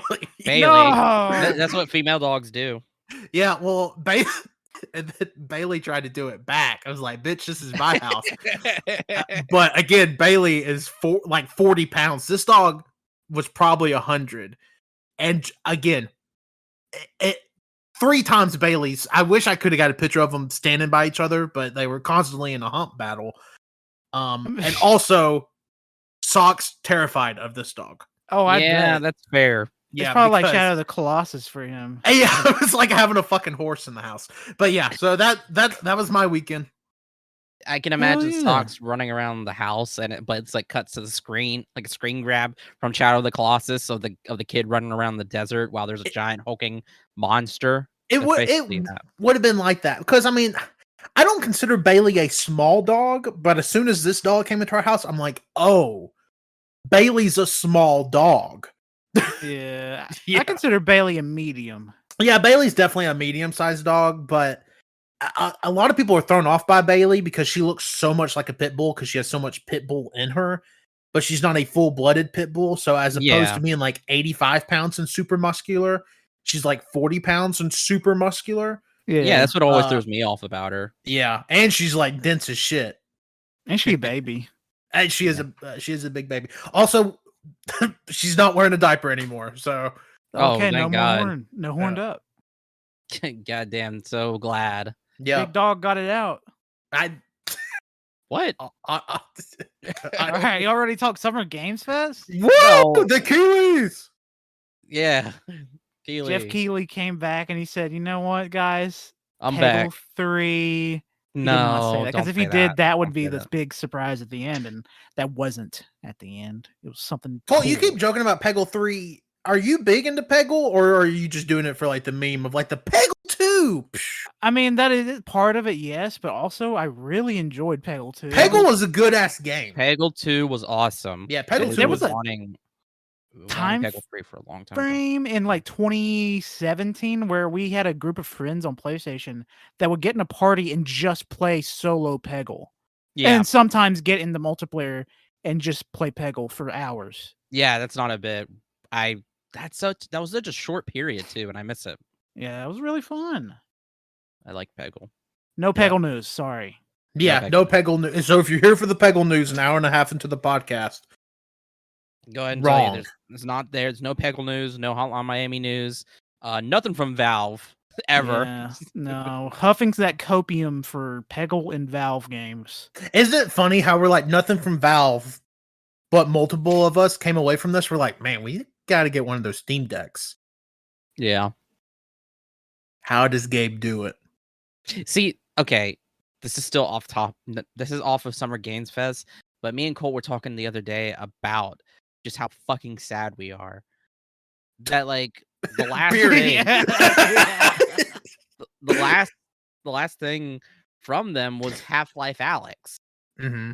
And it's not accessible to gamers like us, and we're not even casual. And the thing is like it's a VR game, and it's an important Half-Life game that like is actually really good and like it does something for the story, and that's it. Like there's been nothing on like any other Valve game. It's like Half-Life's the biggest thing. Isn't Counter-Strike 2's coming out? That's Valve. Oh my yes, fucking but God. It's multiplayer. We want single player. Counter-Strike's been out forever. Who fucking cares? It's the second one. Yeah, but it's literally just updated graphics, different engine. That's it. That sounds like a new game. Oh my God. I just want Orange Box 2 to release so I can play it on my PlayStation. Overwatch 2 was a new game. Overwatch 2 was a new game. Technically. I'm gonna shoot my fucking balls off. All right, Summer Games Fest. We gotta go. There's so much. Let's go. All right, we ready? Off topic. I think a squid took the sub down.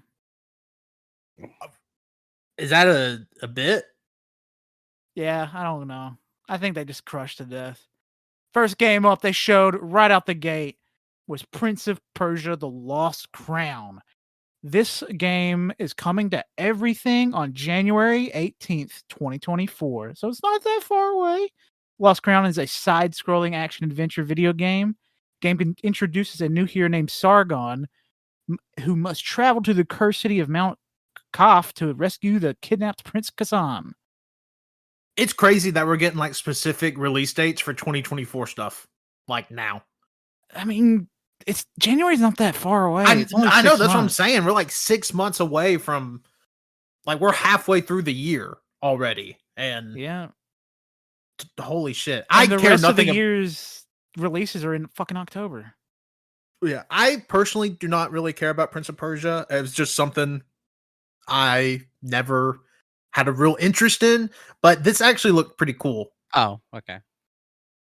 Yeah, I was gonna say, like, I've never really played the Prince of Persia games, but this got my attention. Like, this is a huge surprise. So it looks really cool. It's very anime inspired. That's been mentioned a lot, especially with its like art style, and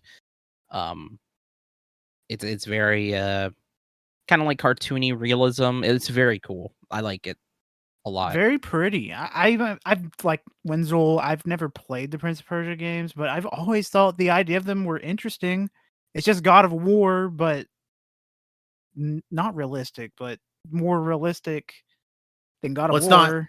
What's not realistic about God of War? You're right. But I definitely want to check this out because it looks pretty. Up next, we got some brand new Mortal Kombat 1 gameplays coming to everything on September 19th this year.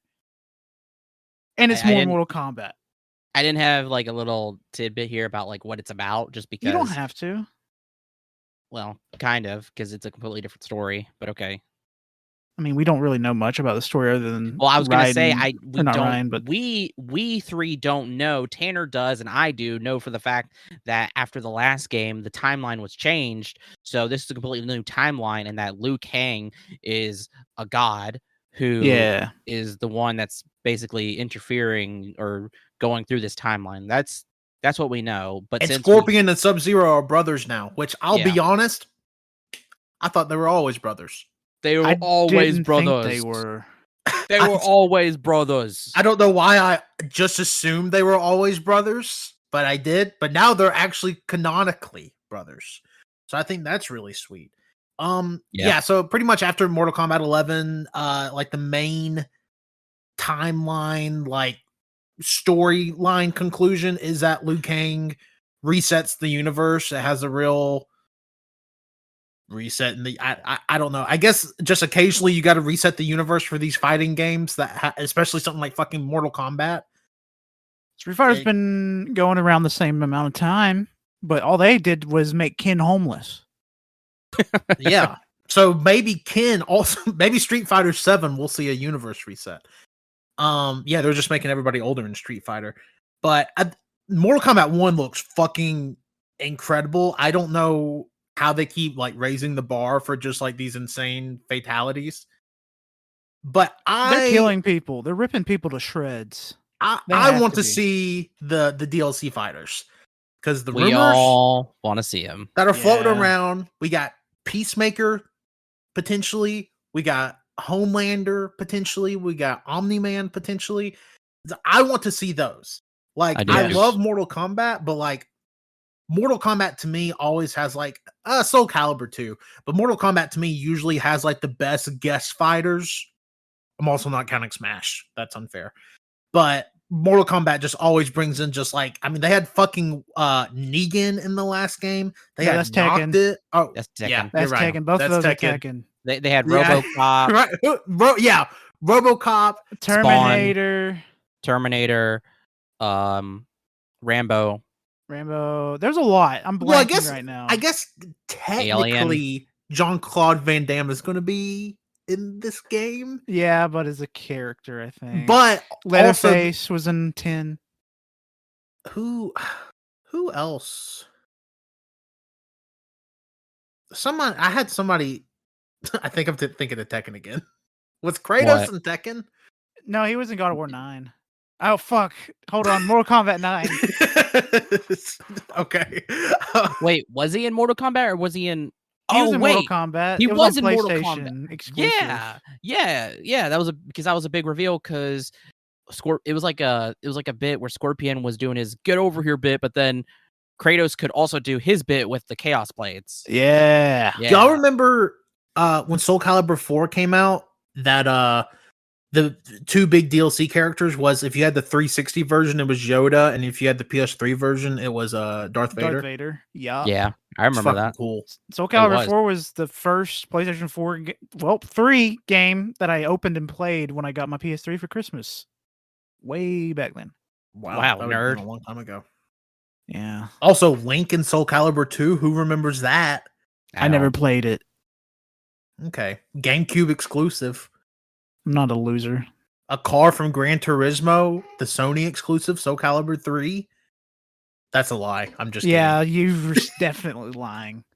Next up on the block is Path of Exile. Hey, wait a minute. We didn't say enough about Mortal Kombat 1. Oh my god. Tanner kept talking about cars and it was scaring me. What? Oh my god. And okay, so yeah, Mortal Kombat. It looked really sick. Also, too, for those who don't know, they're bringing back cameo fighters, which is really cool. There'll be some cameo fighters who you can play as regular fighters, and there'll be just some fighters who are strictly cameo fighters. So far, what we've seen is Jax, Shiva, Goro. Goro. We did see Goro, and we saw the guy with the laser eye. What's his name? Oh fuck, Laser Man. Yeah, I'm gonna have to agree with Laser Man. God damn, I can't remember his name. Anyway, do not ask me to name fucking Mortal Kombat characters.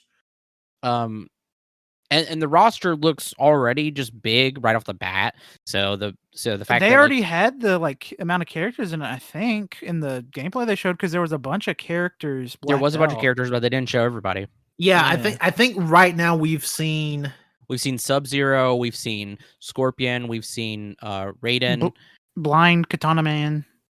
Yeah, Johnny Cage, Liu Kang, Melina, Frost. Not Frost. Who's the blue? Katana, yeah. Oh, and then a pre-order bonus is Sung. Shang Tsung. Yeah, Shang Tsung, I think. We're so pro. But I mean that's a lot right there. So Yeah. and they haven't revealed the others. And it just looks gorgeous too. Like Tanner said, it looks really cool. The fatalities look brutal as hell. The fighting looks brutal, especially when they first show off Johnny Cage fighting the blind swordsman. God, I can't remember his name. Kenshi? Joker was in Mortal Kombat. Yeah, he was. Joker. I was thinking Joker was Tekken. No. Is the blind swordsman Kenshi? Am I saying that? Do not ask me to name. I think so. I can't remember. It's been a while since I played Mortal Kombat, but anyway, they're Johnny Cage and them are fighting, and it's fucking crazy because Johnny Cage is like a regular dude.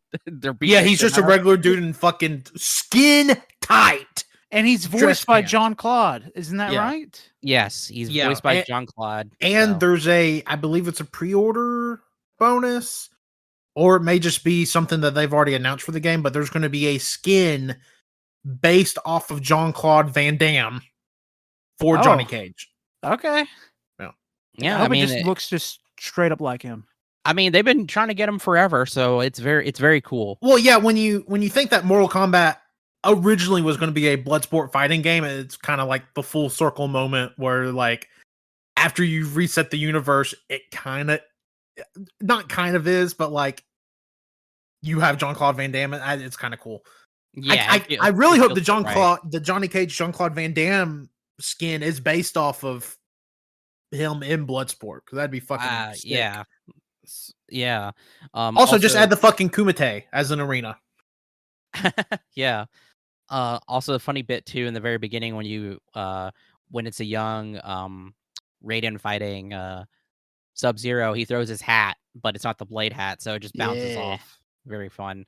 And there's a really cool fighting, like it's not Raiden that has the sharp hat, by the way. I can't remember his name. Oh my god, you're right. I don't know why. Sorry.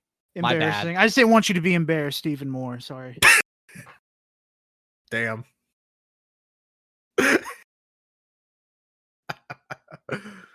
All right.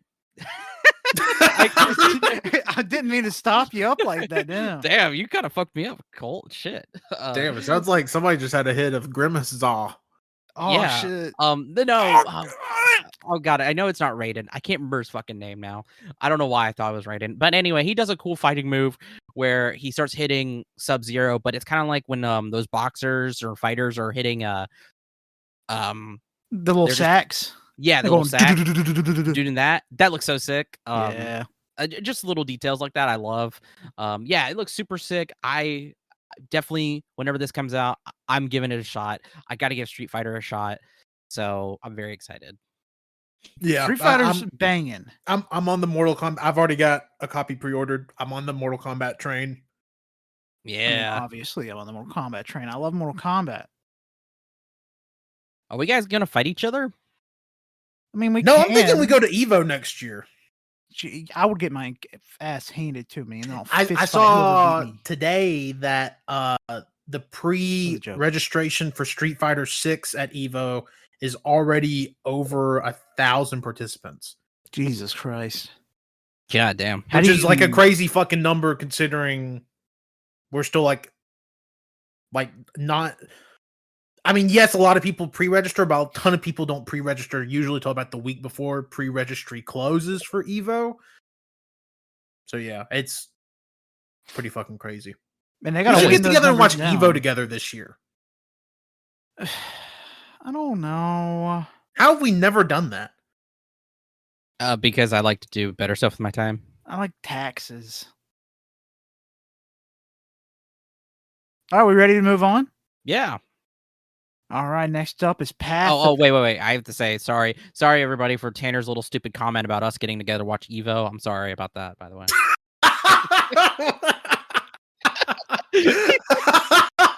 What the fuck? Man, there's going to be so many. This podcast is going to be like an olive loaf where, where it's an olive loaf for the olive lover. where every time you get a bite of olive, you're going to be like, oh, that's great. But you're going to have to make it through 3/4 of just loaf before you get to your little tidbits of olive.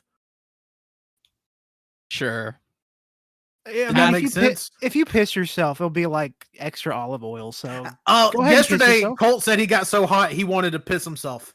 It was so true. hot. It was Colt fucking 79 degrees in the main part of the house. And my room always gets hotter than the main part of the house. So it was 80 up. Is y'all's AC still out? Yes. It's very expensive to replace. So yeah. I've been there, done that. What if I told you, Colt? It's supposed to be 103 degrees on Thursday. Yeah. Yes. What if I told you, Colt, I put hot coals under your bed?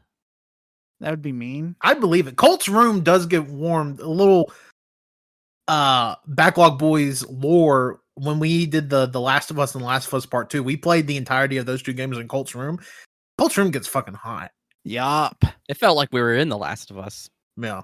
Yeah, the humidity of all the plants taking over the city. Yeah, all the dogs Colt had to kill. You did it. Colt did that. No, it was after the first time where Wenzel and I cheered you on and said, kill the dog. We felt really bad. But then you said, I got to do it every single time. I got to beat the dog to death. And it trained me. Tanner did it, yeah. Trained you to what? To be able to beat a dog to death? To win the final fight at the end of Last of Us 2. Path of Exile 2. Brief gameplay teaser. Will be shown on July 28th, which today, as you're listening. No. The July's next month. You fucking idiot! July is next month. June, July. Named after Julius Caesar. Yeah. Shown July 28th. Much of the story in the Path of Exile 2 revolves around a society trying to pick up the pieces after a catastrophic near apocalypse brought about by the original exiles in the first game. I've never played the first game, but yeah. Yeah, I've never jumped into Path of Exile because I thought it looked like a more complicated Diablo. But watching this gameplay made me really want to play it because it reminds me of Diablo a lot more, and I really like Diablo. Yeah. It was such a little snippet. I was like, man. But I mean, it gets you gets your juices flowing, I guess. I liked it. Can you have anything to say, you freak? I mean, it's never really tickled my fancy. I also think it looks like way too hard Diablo, and even regular Diablo, sometimes I'm just like, it's a lot of menus. Diablo's really not hard at all. I know it's not. I really enjoyed the beta, but even sometimes, like, if I'm not in the mood, I'm just like, Diablo seems like a lot. This seems like a lot extra. I have no clue what you're talking about, because Diablo is my brain dead time. Or No. Diablo 3 was whenever it came out.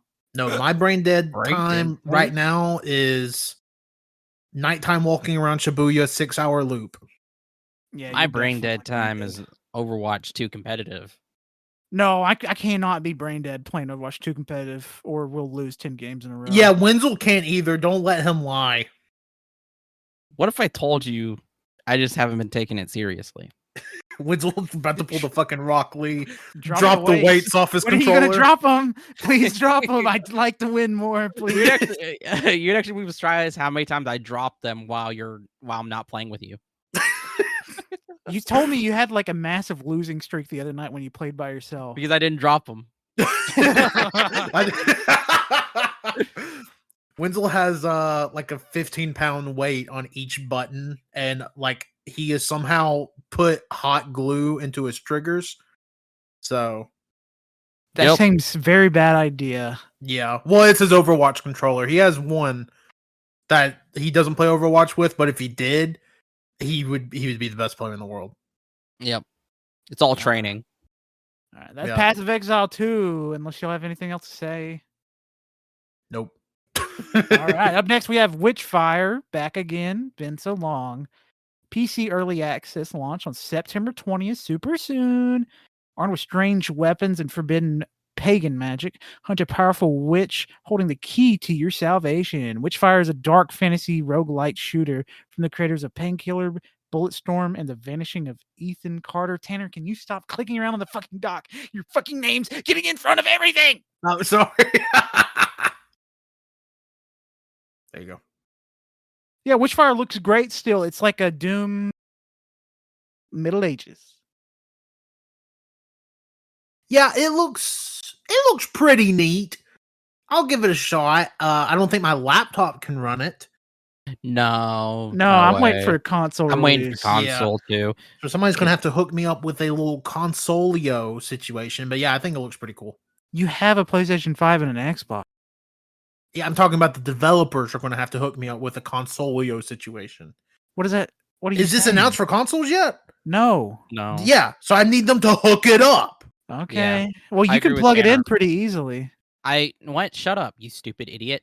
I Yeah, agree Tanner's with Tanner. fucking stupid. No, I agree with Tanner. I don't agree with you, Colt. Yeah, Wenzel knows to agree with me.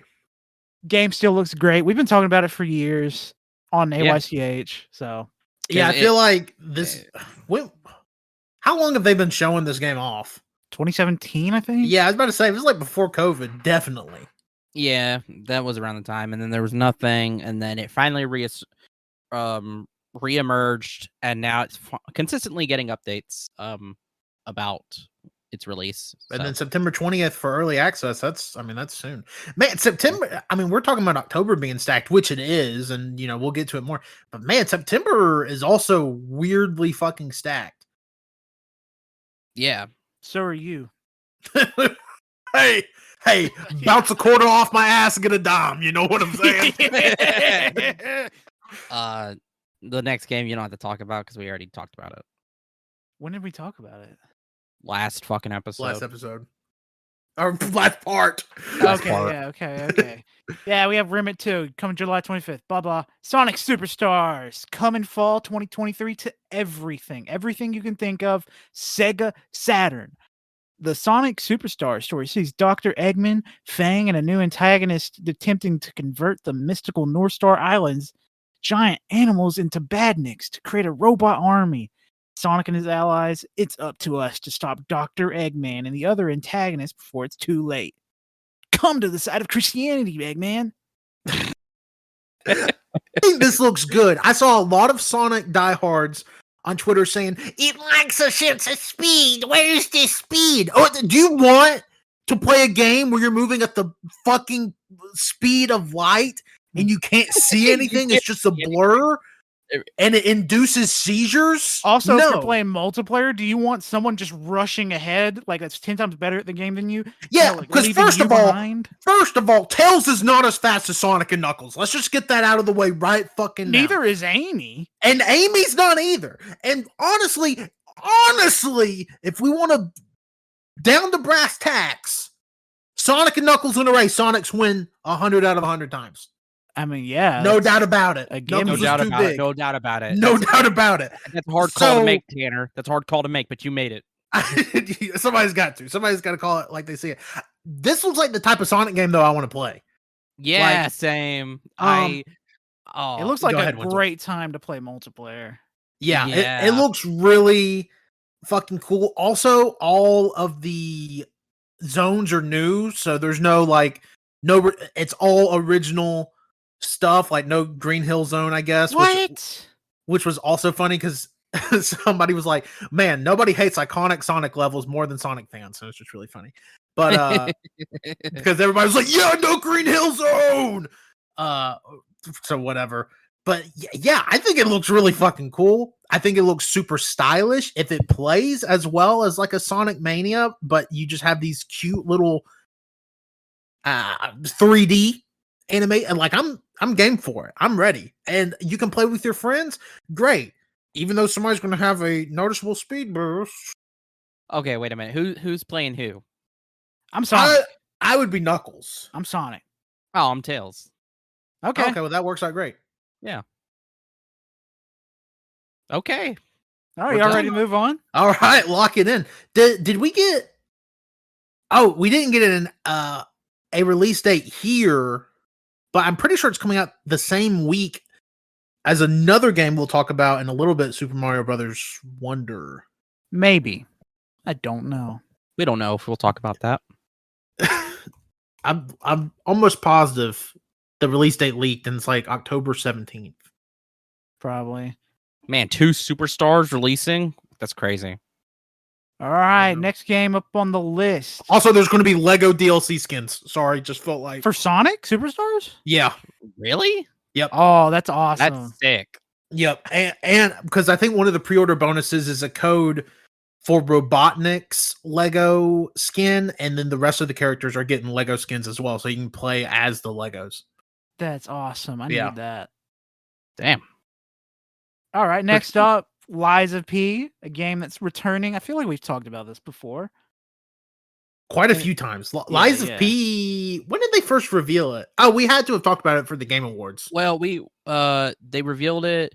Oh, they revealed it a long time ago. They revealed it a while ago, and Pat told me about it. That's what I learned about it. That was the thing. Is Pat was the only one that saw it because he just saw the little teaser, and he was like, oh yeah, that one game where it's like Souls like Pinocchio game, and we were like, what the fuck is that? You're like, oh Pat, you're obviously fucking tripping balls. And so we saw that, and we were like, oh, okay, sounds cool. And then I think we got another teaser maybe later, and we've only really just recently started getting gameplay. Mm-hmm. Yeah. And there's a demo out for it now too. Yep. Lies of P, official release date trailer is coming September 19th. It's loosely based on the novel by Carlo Collodi. Lies of P is a third-person Souls-like narrative where the player controls the humanoid Pinocchio and travels on foot through the city of Krat, exploring the environment and fighting various biomechanical enemies. I played a little bit of the demo, not as much as Wenzel. Ooh. Whoa, wait a minute. That's not true. You've played the demo more than me. Oh, I thought you were... Sorry. I said not as much as Wenzel. I was getting, let's just say dyslexia. Okay. But I really, really enjoyed what I did in the demo. It's super fun, super satisfying. The hits, that when it comes to a Souls, like, you want good impact. You want to know, you want the way your sword hits the enemy, your weapon hits the enemy. You want it to feel good, and it feels really good here. Would you say it's as hard as a traditional Souls game, like a Bloodborne, or do you think there's a little? Yeah. Yes.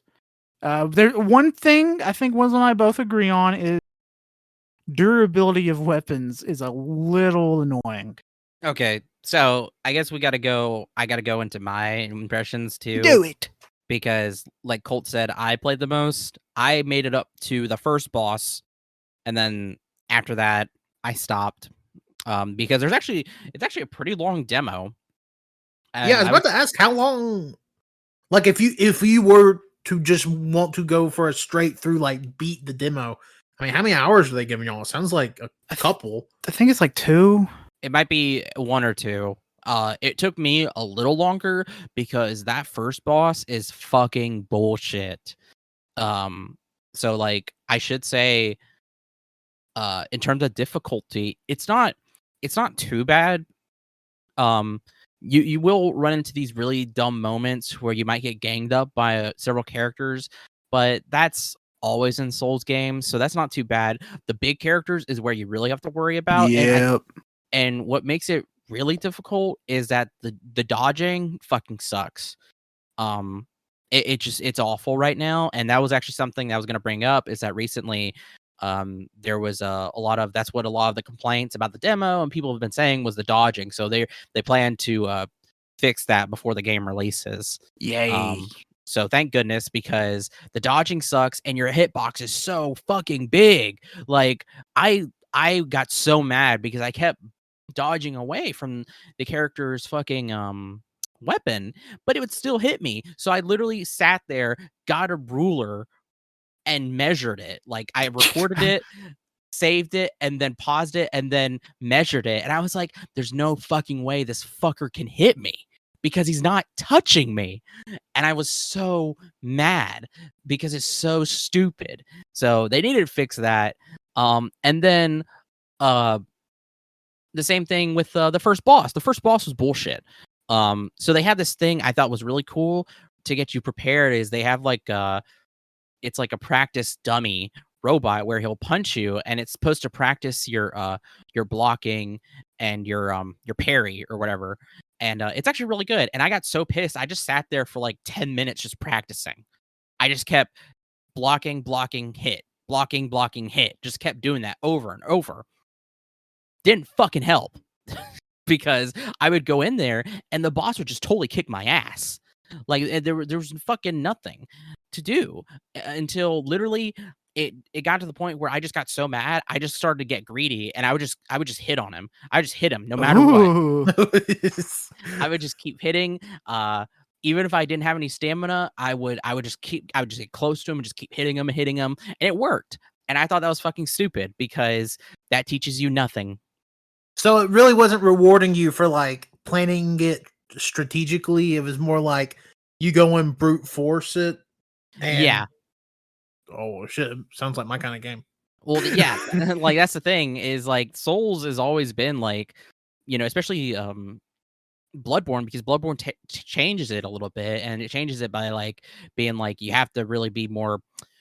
You might be taking hits, or you can actually do well with parrying with a gun and really doing your really timing your dodging well. And in this case, it just didn't matter, which I think is stupid. Like it's almost like there's no point into like learning all of these controls or techniques or yeah, it's just not rewarding. It just doesn't feel like it's like, oh, I'm just gonna go in and just mash the buttons and then I'll win. Like, and doesn't have the mechanic from like Bloodborne where if you're hit, a little bit of your health bar is like red, a lighter red, and you can hit them again to get your health back. They do, but it only appears at certain moments, not all the time. Not all the time, which was also stupid. And I don't know if it was for the other bosses, but the first boss, he also has the same thing. Oh, I don't like that.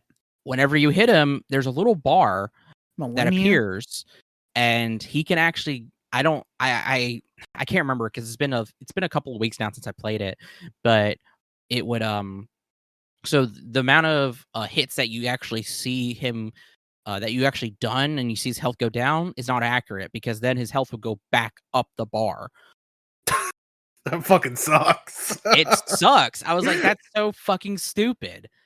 So that's my biggest complaints. Other than that, I mean, there's so what's cool too is if you die, it actually puts your dropped money, souls or whatever, I can't remember what they're called. It actually puts it outside the boss door, which is really cool. Very nice. So you never you never have to go in and get it. I tested this about several times because I died a lot.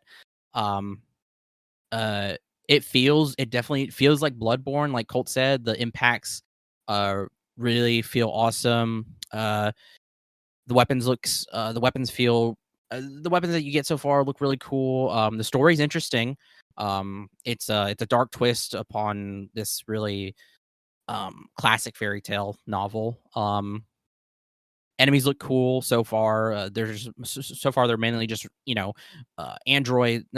robots, robotic puppets. There's also a really cool really cool thing aspect of the game where you have to lie, which is what differentiates you from the other puppets, the other robots, is that because none of them can lie except for you, what makes you special. Lying is a big thing, a big theme about this game.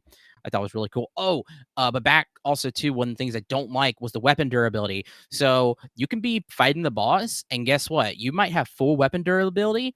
Your weapon will break in between the boss fight. Oh. But here's the thing. What's cool though, there's a function. So your arm has these two gears, these two wheels. That's what you use to sharpen your weapon, fix up your durability. So you could do that on the fly. But the thing is that the boss will not let you do that.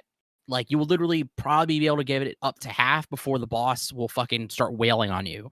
There's just no way to bring it back up to full durability. And the thing is too, is that for the second part of the first boss's phase, the weapon durability will go down again. So it's like, fuck, I have to really do this right now? It's so fucking inconvenient and stupid. I don't like that. I do like, though, how you're always able to repair your weapons because it's part of your character and part of his arm. I like that, but I don't like how the durability goes down so easily. Well, too, it also seems like, I mean, I get that weapon durability kind of works in like a Breath of the Wild or Tears of the Kingdom. Definitely doesn't feel like weapon durability. And I guess that's what this game's trying to do to kind of differentiate itself from like a Bloodborne or whatever. Well, Bloodborne and Dark Souls 2, they did have weapon durability in the way that you had to repair them after every now and then, but that weapon durability was way better. It took forever for your I was about to say, break. even I mean, I played Bloodborne. I honestly didn't know about the weapon durability. I don't think it's ever. So they obviously have to last a long time. Yeah, I think it's something about death as well. The more you die, the more like armor stuff gets broken as well. Like I can't. It's been so long since. But it definitely feels like a game that is focused on like, at least how I think about like soul like games is like you build your character to be a very specific build. So it seems weird to have weapons that can degrade so quickly because you can't really narrow it down. Because what happens if you can't? I assume it destroys the weapon if you can't repair it. Like if you're in the middle of a boss fight, right? No. So you're fine. Your weapon. So what happens is whenever your weapon durability is down to 0, you just you fucking suck basically. Yeah, your sword just bounces off the enemy. So it does like nothing. Okay. Yeah. But that's the thing though, is that it's like the animation of you putting the sword between the wheels on your elbow. It's in your elbow. It's really cool. It's a really cool mechanic, in my opinion. Yeah. But the animation to do it takes so like long. Like it might be like 5 seconds, but that 5 seconds is like the longest 5 seconds in the fucking world. Yeah, and then it's not like this is in a menu. So like you're having to do it like in this active world. It does not help that this is the beginning of the game. They're obviously wanting you to get used to the mechanics. There is the ability to swap your weapons. Like you press left or right or up down on the D-pad, I can't remember, and it would pull up your second weapon slot, like in Bloodborne or Dark Souls, whatever. So that's a nice thing that I imagine as you play through the game, you'll get more weapons. Maybe there's more than 2 weapon slots. And then maybe your weapon degradation can be slowed down a lot by upgrading and Well, that, and I bet it, surely a weapon you get like 10 hours into the, I don't know how long this game's going to be, but surely a weapon you get like 10 hours into the game isn't going to degrade as quickly as a weapon you get the first half hour. I wouldn't think. Yeah, I'd think that too. Yeah. We'll just have to see. And then of course his left arm is your secondary weapon, or your is going to really help you with like riposting or parrying or whatever. Blasting their asses. The first thing that you get, it's basically a harpoon gun. And you can reel enemies in. It's really cool. I really like it. Oh, and also too, even before you get that, your regular metal arm is actually really fucking powerful. It just sucks though, because you can only use it about like twice before it's the same thing. Like it breaks down. Yeah. And it takes a while for it to repair. But it's like super sick how powerful it is. And yeah, those complaints are really my only complaints. Other than that, the world seems fascinating. The characters so far seem really interesting. And that does sound like a lot, which it's not a small amount, but that stuff can be easily changed. Yeah, that's true. Also have to remember this is a demo. This is a demo. The demo ran beautifully, and it's beautiful looking. Yeah, that should mention that too. It ran beautifully. It's so gorgeous. Like PS5 technology, man, it's crazy. Oh yeah, Jiminy was pretty funny too. Yeah, so like all that stuff can be fixed. So it's not too big of a deal. You know, it's just something to keep in mind, so that like. When the game does come out and that stuff's still there, it's like, what the fuck? Do y'all think y'all are day one or like gonna wait for a discount? Day one. Day one. Yeah, I'm excited for this game. I'm curious about where the story goes and the enemies, because like so far you're dealing with like, with robots, but then from what we can see, it's like, and it says right here biomechanical, so there will be other enemies that are like fleshy, weird, looking creatures. Hopefully, that even in the trailer you see like some kind of like it looks like, I think, Thomas the Tank Engine looking creature. So I'm really excited to play this, because also should mention too, like when we say it's so much like Bloodborne, not a bit. There are similar animations for enemies, just like in Bloodborne, and the font is very similar as well. Yeah, no, I've seen this game compared to Bloodborne the most, and the main thing I've seen, well, if they're not going to give me 60 FPS Bloodborne, I'll get my 60 FPS Bloodborne elsewhere, and it's this. So far it's looking pretty good, but like not the same level, because Bloodborne is a masterpiece. But it's doing a really good job so far. Yeah, and I'm confident Liza P will be its own thing. Yeah, I agree. It comes out the same day as Mortal Kombat. Yes, it does. Up next, we have Sandland, a popular little thing. Sandland's announcement trailer was shown. Stay tuned. It's coming to everything but Switch, because the Switch is a baby machine. Dive into a desert world where both humans and demons suffer from the extreme water shortage. Play as and watch the fiend Prince Beelzebub, Sheriff Rao, and Demon Thief set off on an adventure in search of a legendary spring hidden in the desert. If you've not heard of Sandland, it is a manga created by Akira Toriyama, and the game uses his style in a beautiful way. Yeah, this was a huge surprise when Jeff, when you announced this, buddy, you got me. Because as soon as he said something made from a famous mangaka, I was like, oh, beloved mangaka. Yeah, I couldn't guess, but then seeing this though, like this announcement trailer, like I mean, we actually get gameplay too. It looks so good. Like it's like it's literally done in the same style as the manga and Toriyama's style. It feels like a manga you can play. So stylish. So good. It looks so cool. Like especially with the gameplay of like you driving Beelzebub driving the tank. It looks so cool. All the like different machines and stuff, and you can also ride dinosaurs and other creatures like that. Yeah. And the combat looks so fun. It looks so fun too. Yeah. Yeah. I'm just watching parts of the trailer again. It just seems like the vehicles you'll be able to find are going to vary heavily, and I'm so excited for it. Yeah, it looks really cool. It's interesting too, because like it's just so crazy like how much shit this is getting all at once. Like the game, and then isn't there a Sandland movie in development? It sure is a ton of stuff. But this game looks gorgeous, and I would have to imagine this game is probably a 2024 title. Yeah, so I don't think it's that far away. But I would be willing to bet Bandai Namco's thing, when they're pushing out like a video direct thing, I believe on Saturday, is it July 1st?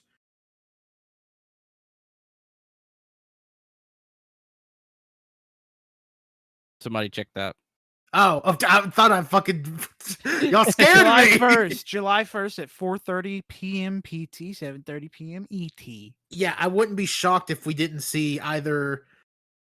I mean, I think we guarantee see more of this. I wouldn't be shocked if we got like a coming spring 2024, or fuck. I mean, it could surprise us and they drop this in fucking November. I don't know. I feel like that's always kind of the case, especially Bandai Namco. I mean, look at Dragon Ball Kakarot. They like announced it and they're like, hey, it's coming out in like 6 weeks. It's like, what the fuck? Okay. The wild thing about this is this manga originally came out in 2000, pre 9/11, and it was only 1 volume, and it's never gotten an anime adaptation or a video game before. We're just getting this all 23 years later. Yeah. I wonder, like, Why? I don't know. I think Toriyama's like really liked it. And he's like, I have enough money to do whatever I want, so I'm gonna fund a video game or a movie. It probably is something to do with like, why aren't we just adapting all of Toriyama's stuff? Like, I mean, made one of the most popular fucking anime. I mean, Dragon Ball in the West is. I mean, what got me into anime? I know it got a ton of other people in anime between Dragon Ball and Dragon Ball Z being super. And it's the accessible. #1 anime in Mexico as well. Yeah, so I mean, it's fucking huge. I don't know, as you know, especially Bandai Namco that has this great working relationship. I don't see why they're just not like, why don't we just adapt all this guy's shit? Now the anime movie, who fucking knows? That could very much be Toriyama being like, yeah, 7 chapters is a movie. Yeah, I mean, it normally is. 7 chapters is enough to be a movie. I mean, yeah, I guess, yeah, I mean, what, the first episode of Oshinoko is 90 minutes, and that's one a volume. So yeah, I guess you're right. It's just funny that, like, because I had never heard of it until they announced the anime adaptation, and then we get this fucking game out of nowhere too. I think that's pretty gangster. Keep it up. You know, yeah, just go adapt rad. Old like manga that hasn't been seen the light of day in 30 years. Go find it and just make a video game or a movie from it, please. Okay, like, just go do that. Like, honestly though, there's so many, and I get there's like only so big of a market for it, but it blows my mind how like some of these like bigger manga don't have like actual video game like adaptions. Yeah, like Demon Slayer just has a fighting game. That seems super fucking like, and it's an okay. It's fine. Yeah, game. It looks beautiful. It looks gorgeous. But like, again, you would think something like Demon Slayer with like their breathing styles and the demons and stuff. It's like that's perfectly rife for like a game, like an RPG. Yeah, I mean, and we do get some like weird stuff, like more obscure stuff, at least to a Western audience. Like Captain Tsubasa came out a couple years ago. We actually got a fucking Crayon Shinchan game here last year, which is apparently really good, and I do want to check it out. And it looks fucking gorgeous. I would love to play it, but like we really only get like Naruto, fucking Dragon Ball, and One Piece still, because with Bleach, you know, there was a ton of Bleach games.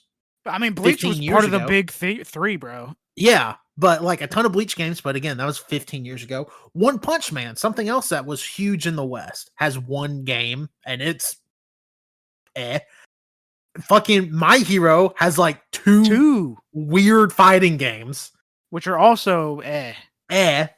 It's just weird. And then really the only One Piece games we get, I mean, we got Odyssey this year. I haven't played Odyssey, so I can't say anything about it. But for the last decade, the only One Piece stuff we were getting was Muso games. Yeah, it's weird. And then we've been getting fucking Ultimate Ninja Storm for 20 fucking years. Like, I mean, Naruto's had some forays into the other story, like RPG genres, but like they were never good.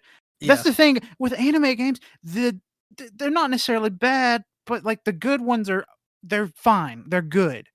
But there's never an anime game that makes you go, whoa, this is like God of War. I would honestly say the best like actual game based off an anime property I've ever played is probably Dragon Ball FighterZ. Yes. Like 100%. Oh yeah. And it's a fighting game, which none of us are really huge fighting game people, but like we've all have had a blast with that game. Yeah. But yeah, it's just like, even looking at my wall of like manga, I'm just like, how do we not have like a Die Dark RPG would actually send me. I'm literally looking at. I was about to say Dorohedoro, but Dorohedoro is what I meant to say. But well, Die Dark and Dorohedoro, and I was gonna say No Gun's Life would be like really cool. No Gun's Life would be a great one. Fucking even more sports titles. How is there not a fucking like Kuroko's Basketball or Slam Dunk or a fucking Haikyuu game? Or an Akira game? Oh man, if there was an Akira game, I'd go Berserk. Because A Berserk A game. Berserk game. well, that's the thing is that whenever they announced, they were talking about like, here comes a game from a beloved manga author. I thought it was gonna be like Berserk, to be honest, because that's something I thought would be really cool. The only Berserk game we've gotten in the last like 15, 16 years has been Muso. It's always Muso, which I understand is huge in Japan, but I'd like other things like the One Piece Odyssey RPG. Yeah, it's just weird. Like it's something that I think about sometimes. I'm like, you have these, I mean, manga where in other parts of the world they're just as big as like the biggest comic book characters. I mean, One Piece, when all is said and is done, will have sold more copies than any comic in the history of ever. Yes. How? I just don't understand like where the translation is lost. Like why even in Japan, I mean Japan doesn't really get like, I mean there's not a ton of exclusive titles that they're getting, and especially if they are, they're usually not based off of anime or manga. It just seems weird. And I'm sure there's a licensing issue that we're not even talking about. I'm not qualified to talk about it. Yeah. But it just seems super fucking weird. Like the fact that JoJo's game came out here last year still kind of blows my mind. I mean, it came out here on PlayStation 3 way back in whenever the fuck it came out. Yeah, but like the re-release like that kind of blows my mind still. But I'm just like, man, I just feel like there's like a potential gold mine of just like untapped manga and anime games that we just aren't getting for one reason or the other.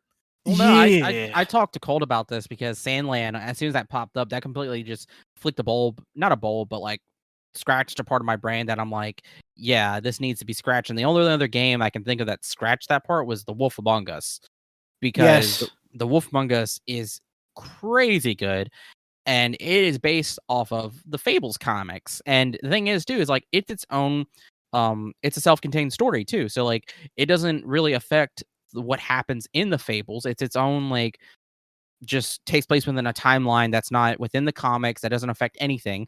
So like I was like, holy shit, we're getting another game. And then also too, another game that scratches that in my mind is the fact that we're getting a Hellboy game based off the comics, which it will also be its own self-contained story. You're right. Like there's so many properties, like going like not only from manga but to comics to, I mean, I can tell you the movie off the top of my head, but also just books in general. I mean, hell, like there's a lot of stuff here that's like, that is still scratching my brain, like Liza P, that is taking already an established property like Pinocchio and doing a different spin on it. Yeah. You could say that.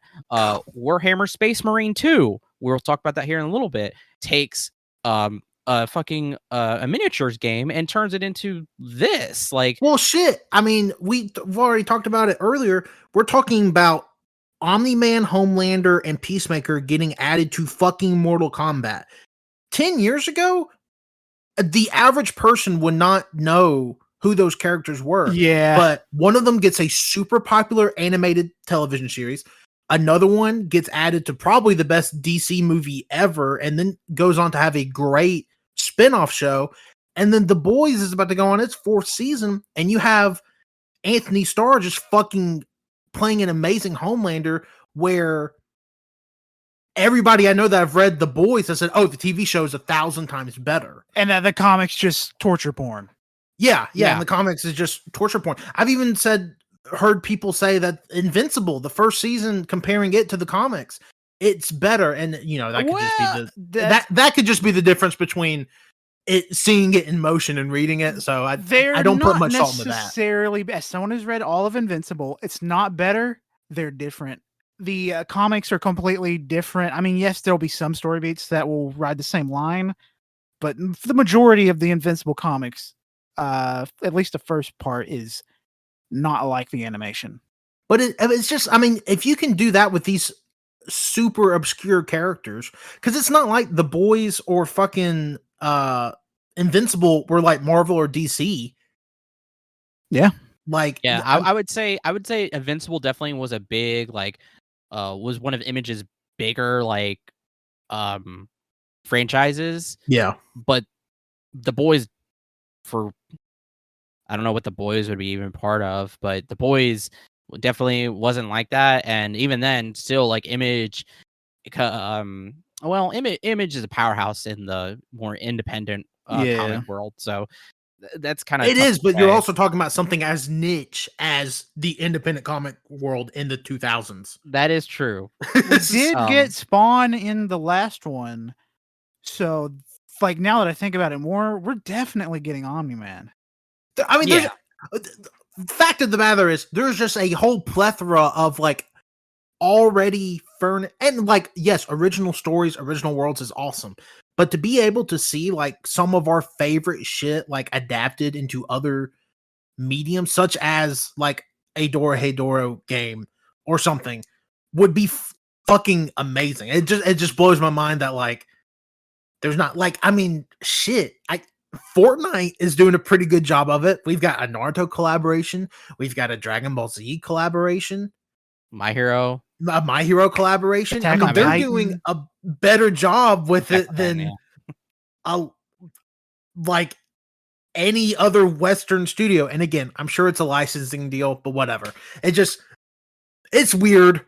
Yeah, I'm just going to leave it at that. Well, I'll get my bin too, because we've been talking about this for so long. I'm so sorry, but like, no, like, you know what you came here for. Like, it is bizarre because you hear about this whole thing about like, oh, like within the movie industry, like, oh, you know, we're getting remakes, and then even then in the video game industry too, it's like, oh, we're getting remakes or blah blah blah, or like no original stories. It's like, you know, like, sure, that is true, but also at the same time, like Tanner said, there's just this huge plethora of just all this content that just hasn't been tapped into. Yeah. I mean, really, if you wanted to like really get people going, like, I mean, hell, you could even do original stories set into that universe.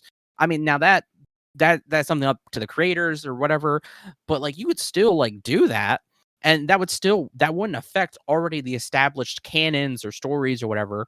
You could do that, like because there's these, like we talked about this earlier, like there's just a bunch of these indie game studios who have all these indie projects that look really good, and then you have these AAA companies and projects that are just doing remakes. Well, like shit, like just look at already the amount of source material that's out there, you know? Like, since you have all this AAA money.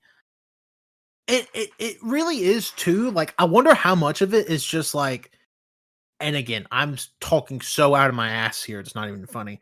But I wonder, like, what, like, if an indie studio was just to be like, and it would have to be like a fairly big one, like somebody's established, got a few games under them, like reliable, it's good. Like, say if Supergiant, why, in what world could Supergiant just not like shoot their shot? I don't know, and I know I'm talking out my ass. And like, I don't know how this shit works. I understand I don't know how this shit works, but like, fuck, we had an indie studio get rights to fucking Zelda and made a whole spinoff. I mean, Dead Cells is doing a whole Castlevania DLC, or it did a whole Castlevania DLC. Like, how much of it is just like, what if we just reached out? I don't know. Because I'm sure Nintendo isn't going up to these fucking, or Capcom isn't going up to these fucking, not Capcom. Who's fucking Castlevania? Konami? Yes. Yeah. Konami's going up to these indie studios and be like, oh my god, y'all should totally use fucking Link for your rhythm game. There's no fucking way. I don't know. It's something that I think about a lot. I'm like, man, there's just so much untapped potential. Oh, I think about it all the time. Especially when talking about like these Western companies, especially fucking Microsoft is like, oh, how can we break into the Japanese market? Well, make fucking Japanese games. Yeah. I mean, I don't know. I'll get off my fucking high horse, but yeah. We ready to move it? No. Yeah. Sorry. Quick little thing here, Annapurna Showcase. This is going to come out June 29th, which will be the day after this episode comes out. Yep. So, yes, tomorrow. Keep your eyes about that. Alan Wake 2 gameplay. Finally, it's coming October 17th to PS5 and Xbox Series X and S. The story follows the best-selling thriller novelist Alan Wake, who has been trapped in an alternate dimension for 13 years as he attempts to escape by writing a horror story involving an FBI agent named Saga Anderson. So I think one thing we have to talk about with Alan Wake 2 actually just came out recently, and that Remedy is not making a physical version of this game. Yeah, I understand. I'm not the biggest physical collector when it comes to games anymore, because I game share it with Wenzel, and it's just cheaper more than times. And that's another reasoning behind them only doing digital, is they said it's also making it cheaper, because if we did physical, we'd make it a $70 game. Well, and I have so many mixed feelings on the digital versus physical debate, especially like I don't know if y'all have kept up. Like, did y'all see where Paramount Plus just canceled several TV shows like after 1 or 2 seasons, and they're like, "Hey, we're taking these off our service," like shows that they produced. Yeah. And then they announced that on Friday, and then today, Monday, they're gone from the service. That's the one thing about digital that I fucking hate. That unless you take some extreme precautions, you never truly own your digital game. Yes, but also we haven't really had an example or many examples of if you buy a game digital, you can never access it ever again. There's not that many, because like if you buy a game for the 3DS, you cannot buy anymore on the shop anymore digital. If you bought it, you're good. You own that game. It's yours. And but like you can download it whenever. Sure, but I guess it's more so like like the Scott Pilgrim situation where I got delisted for years. Yeah, but that was a very strange situation with licensing. Oh, sure. But it's like, so what's to say that in 10 years that it would be impossible to play Alan Wake 2? Well, the first Alan Wake was delisted a while back, but they re-listed it with the Alan Wake remastered. I don't know. It just seems weird. I'm such a proponent. Don't get me wrong. Alan Wake, extremely not my fucking jam. But it being like digital only has also kind of just been like, and it's different with indie games. Like I get it, but you're talking about fucking Remedy here. Like not ever putting out a physical version of it, seemingly. So like you don't even get the option to be like, you know, we're putting this out digitally, but if you wait 3 weeks, you can get it physically. Like it just seems really fucking bizarre. Like I'm scared that more quote unquote AAA games are going down that path. Like there was a rumor that the physical edition of Starfield wasn't going to happen and all of it was a code, but it turns out there is going to be a retail physical edition of Starfield. But the collector's edition of Starfield doesn't come with a physical disc. One of your statues is literally engraved with your fucking download code. Yeah, but they've been doing that shit for years, where the collector's edition doesn't come with a game, but like a code, or not even with a game at all. Which, at least in that sense, you do have something physical with the game. Like, you know, you kind of know what you're getting. But, I mean, there's nothing from stopping them just being like, one day this may just not work. Yeah, I mean, that's life. I like life's about risks, and like in 30 and years from now, I don't know if I'll be able to play games.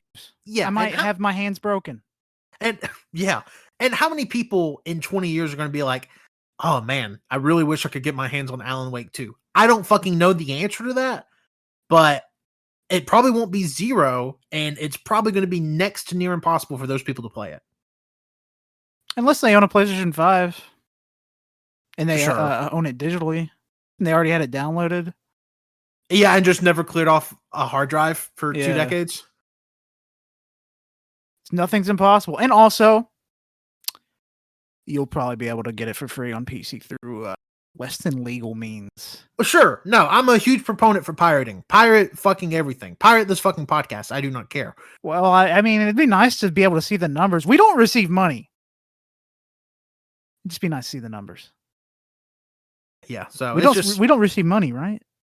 My pockets aren't lined. Okay, good. But Wenzel? Yeah, it's just kind of where I stand on it. Wenzel's being really quiet. He might get paid. Wenzel, are you getting paid? This $1 bill says no. Okay. Okay. But Alan Wake 2 looks sick. The gameplay they showed looks awesome. I just recently played Alan Wake 1. This looks like more of the same because you got batteries, you got a flashlight. Yeah, and you got monsters. I mean, if you played Alan Wake, you know what I'm talking about. It looks fun. I need more horror action games like this in my life. Seeing Alan Wake made me go, you know what game I should play? Control. Yeah, Control's a good game too. Yeah, like I've heard nothing but good things about. I fucking own it. I'm looking at the box right now. They're in the same universe, which was crazy when that was revealed. Like I was like, "Damn, that's cool." I need to play Control before this comes out so I can get the DLC in because the DLC for Control actually has Alan Wake in it. Well, spoilers. Have you ever beaten Control? No, I've gotten close, but I stopped playing it for some reason. It was because it was on PS4 and it did run like ass, but on PlayStation 5 it runs a lot better. And it's only 11 and a half hours for main story. And if you were smart about claiming it for PS Plus, you'd probably have it with all the DLC because the deluxe edition was free. Oh my god, is the fucking DLC called the Alan Wake Experience? Oh, it probably Altered World Events. Yeah, I was gonna say all AWE was, I feel like, something in the main game story. And it's only 3. Colt, I'm just saying, we should get together and play this. You can play with my balls. Okay. Anything you want to say about Alan Wake, Wenzel? I'm scared. That's a good thing. First Alan Wake is still pretty scary. I'm gonna go ahead and say that. I'm excited. I'm excited for this. Been a long time coming. Yeah, how long ago was it when Alan Wake 2010? I think so. Yeah, it was 2010 because we argued about it on Goaty Gang. Yeah. Yeah. Holy shit! So literally half of y'all's lives. Yup. I remember watching YouTubers play it back then and not being able to finish videos because I thought it was too scary for 11-year-old me. Yeah, I believe that. All right, up next, we have Warhammer Space Marine 2, another game that has a long time coming. Coming this winter, embody the superhuman skill and brutality of a Space Marine, the greatest of the Emperor's warriors. Unleash deadly brutality of a Space Marine. I've skipped chop. Unleash deadly abilities and an arsenal of devastating weaponry to obliterate the relentless Tyranid hordes. Hold at bay the hordes of the galaxy in epic battles on far-flung planets. Damn, you fucked that up, Colt. Good job. I know. It's co-op. It's Space Marine. That was the beautiful. big thing. Yeah, that was the big thing from this trailer is that it shows it's co-op and it looks awesome. Co-op up to 3 players. Yes, sir. So we can get me, Colt, and who's that one guy? That Pat? One guy that we know. No, not Pat. He's a little better than Pat. Joe? No, not JoJo. God. They suck. His name starts with a T. Todrick? Taylor. Oh, Taylor Tant. That's a weird last name. I've always told that to them though. Yeah, we always told that to them, but they're like, I like to be called Mr. Tant. We hit him a lot. I need to meet Mr. Tant. You don't, because he hates you. Yeah, he doesn't like you. That's why we never hang out with him, with you, because we know that he hates you. Yeah, it's kind of like the Hatfields and McCoys, but it's called the Tants and the Tans. I'll have to meet Mr. Tant. Yeah, we'll get you in the same room together. Yeah, like that will happen. But Warhammer Space Marine 2, looks fucking fantastic. I need it so bad. I need it. Like, Yeah, it reminds me a lot of Gears of War. Yes, Yeah. yes, it does. But in It fucking does. space, fuck yeah, I'm there. Also, It's got the chainsaw sword. Yes. Oh, also, Warhammer. I'm one drunk purchase away from getting super fucking into Warhammer. I I've want to get into it so bad, but it seems it's too expensive. It's way too expensive. But I would love to like just learn just a little bit about like a little baby amount of Warhammer. Because I think there's probably like 5 or 6 shops just in our area that do like weekly Warhammer things. Yeah. I think I highly recommend the books. If you want to listen to the audiobooks, I've listened to the first 2. Really, really good. Yeah, I think I just want to paint little dudes. I mean, you can do it. Just pay $80 for 4 tiny figures the size of your thumb. I know. And then I'm like, where would I keep them? Yeah. I already have so many Among Us in my office. You put them on your Ooh. TV stand. No, that's room for Among Us. No, there's actually no Among Us on my TV stand right now. It's all Amiibo. Well, you need to fill it with Among Us. My Among Us are on my first bookcase. Among Us. Oh, fuck. We got to see. We might have to get some Among Us stuff this weekend. That's different. Oh, yeah. Well, definitely. I told Riley today, I was like, hey, I need $1,000 in my bank account. We're going to go crazy. Find the imposter. I mean, I'm just saying we are 25 minutes from a Dave & Buster's. Yes, we are. And we can all, I don't know. I love Dave & Buster's, but like, what if we spent that money on a second Charles? Okay. All right. Y'all ready to move in? Always. On John Carpenter's Toxic Commando, another surprise, to me at least, coming 2024 in the near future, an experimental attempt to harness the power of the Earth's core ends in a terrifying disaster. The release of the Sludge God, this eldritch abomination that begins terraforming the area, turning soil to scum and the living to undead monsters. Scum. This looks like it's John Carpenter, man. But he's a weird little dude too. Yes, he is. Like looking at the trailer again right now, it looks like another zombie game, but 80s music. I mean, it's got John Carpenter's name on it. He's a certified gamer, so I definitely want to give it a try. It looks like it could be just dumb fun. Yeah. There's nothing wrong with I know that. Colt has boners for zombie games. I like when you click on the official reveal trailer, which the one linked in our Google Doc is from IGN. The game tied to it is Far Cry. Oh, yeah, it is. That's weird. The first Far Cry. Like 2004's Far Cry. Yeah. Just funny. Makes sense. Yeah, it does. It's just fun killing zombies. Nothing wrong with that. It could be fun. I don't know. We'll see. I feel like a lot of people, it's so funny. I remember on fucking podcast eons ago, you know, talking about, Days Gone. There's so much zombie fatigue. And I feel like Days Gone has been out long enough now where people have come around on Days Gone. They're like, I bought this game for $15 and it may be the best game I've ever played. Days Gone rules. I like legitimately think that the horde system got in him there... started. You got him started, Tanner. Jesus. Tanner, I've always been with Days Gone since day one. No, that is true. Colt has been a day goner. No, I know. It's just that any opportunity that Colt gets to talk about Days Gone, he'll talk about it, and then he'll bust his load. Because the horde stuff in that game was so satisfying. It has the best zombie hordes of any video game. I need to play it. I know. Colt's been telling me to play it for so long, and I hear good things, so I need to play it. But what I'm trying to say is I think zombies are back. I hope so, because I love zombie games. I really do. I mean, Dead Island 2, I haven't beat, but I've played like half of it. That shit's really fun. I really like it. What? Are we? All right, y'all ready to move on?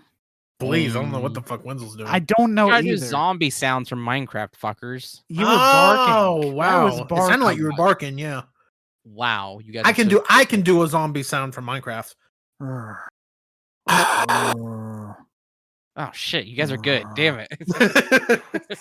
Wenzel's like, oh, I was doing the dog from Minecraft. Rough. Okay, I didn't do that, but okay. You kind of did.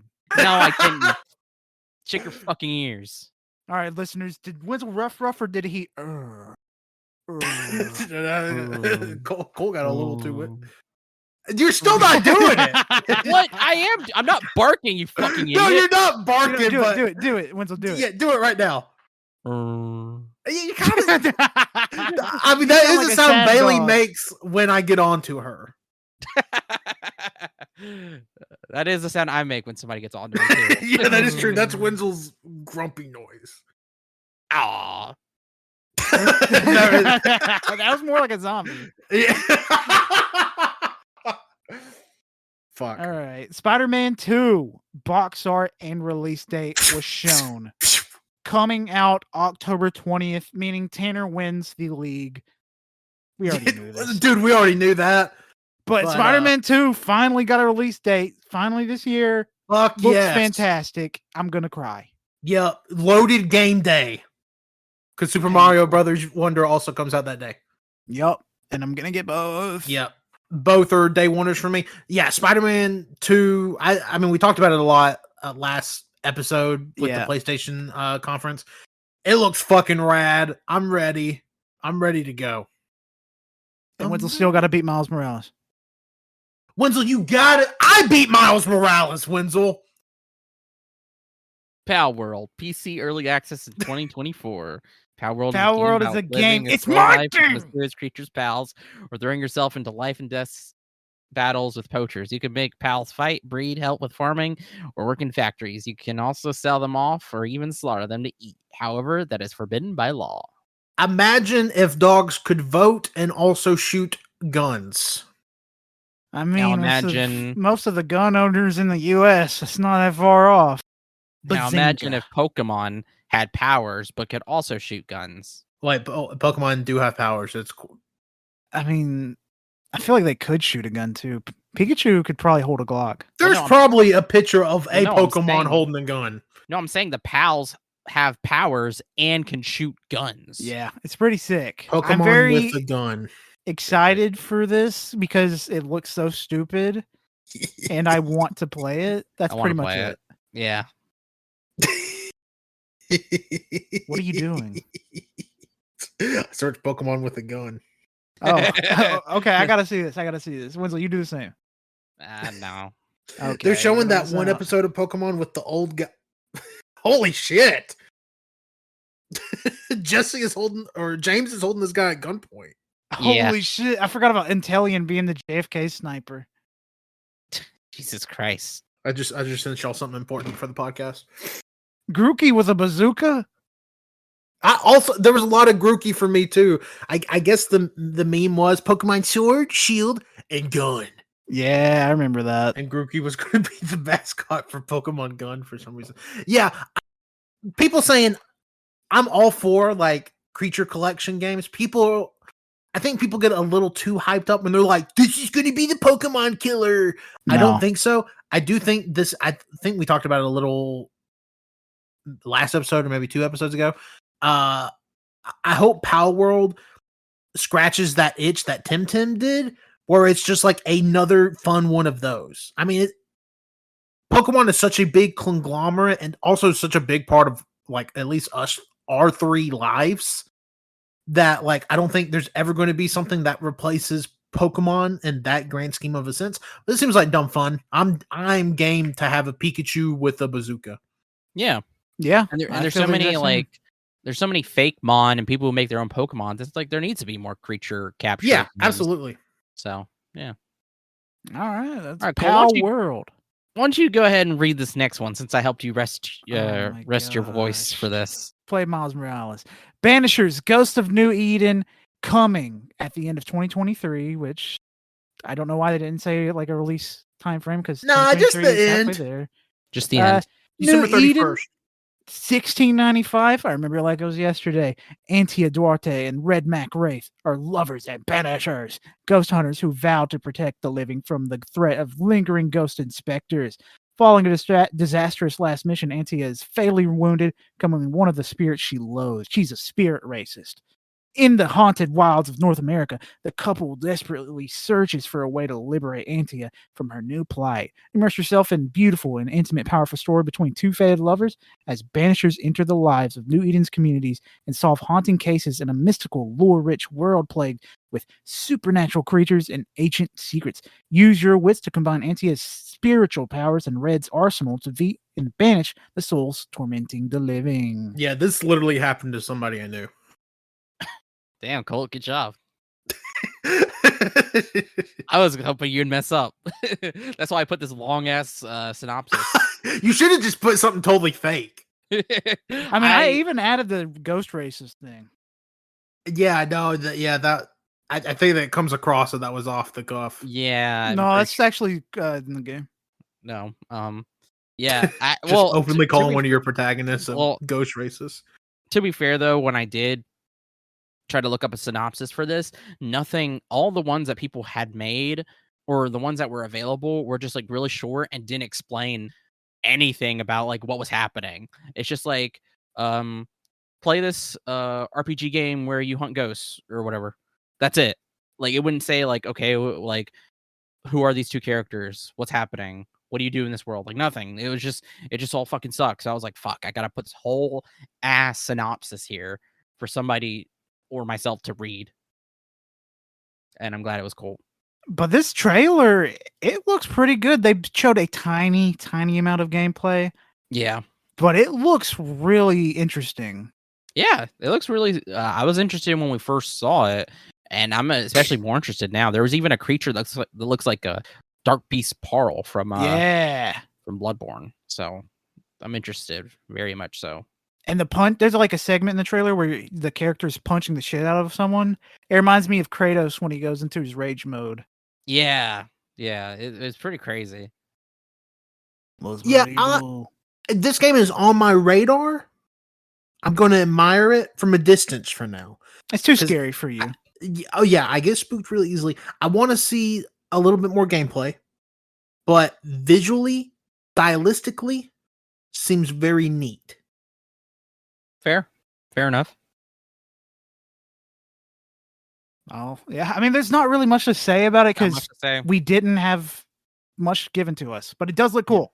Well, I gave you a full synopsis, so there you go. Evidently, we'll know more soon because they're saying it's going to be out in the next 6 months.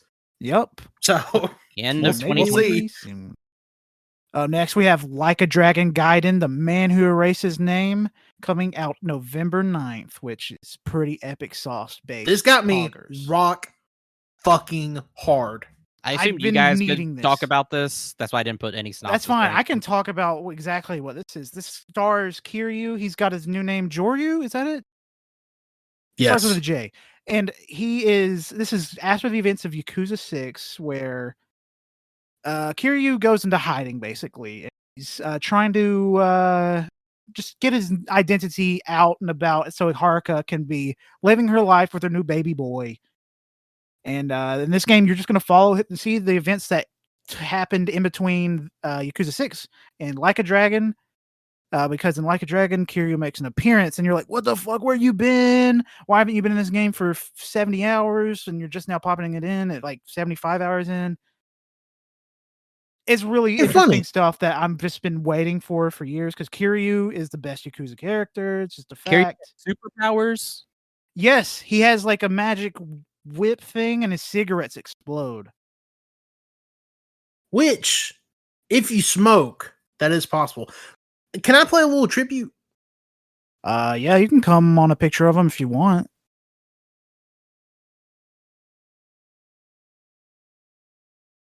And that's all you'll get. Wait, did you play a tribute? Was it too loud? Did it not pick up? I didn't hear a single thing. Let me try this.